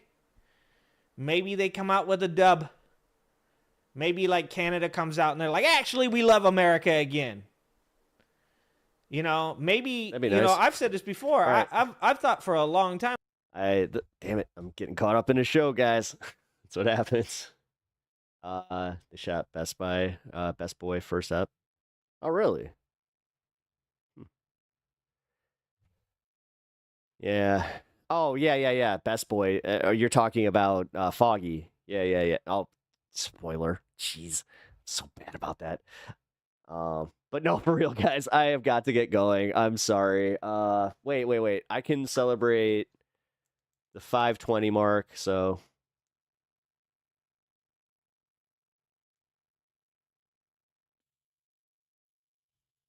there we go. All right, Joe. I appreciate you. Ooh, that was a good one. I will catch you all tomorrow, okay? Oh, shit. It might help if I did this. There we go. Night, guys. Take care. I will see you all tomorrow.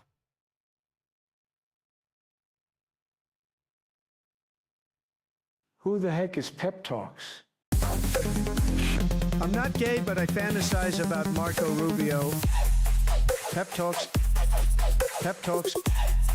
Pep talks. Let's eradicate the Kung flu. I'm literally coming. Pep talks. Pep talks. Who the heck is Pep Talk? They want our women. They want our children. Pep Talks. Sometimes no means yes. Grab them by the pep talk. Grab them by the Marco Rubio. Obama is a racist. Pep Talks. I'm literally coming. I'm literally coming. Pep Talks. We found weapons of mass destruction. My fellow Americans, it has been confirmed today from Pep Talks that we are indeed all high on politics.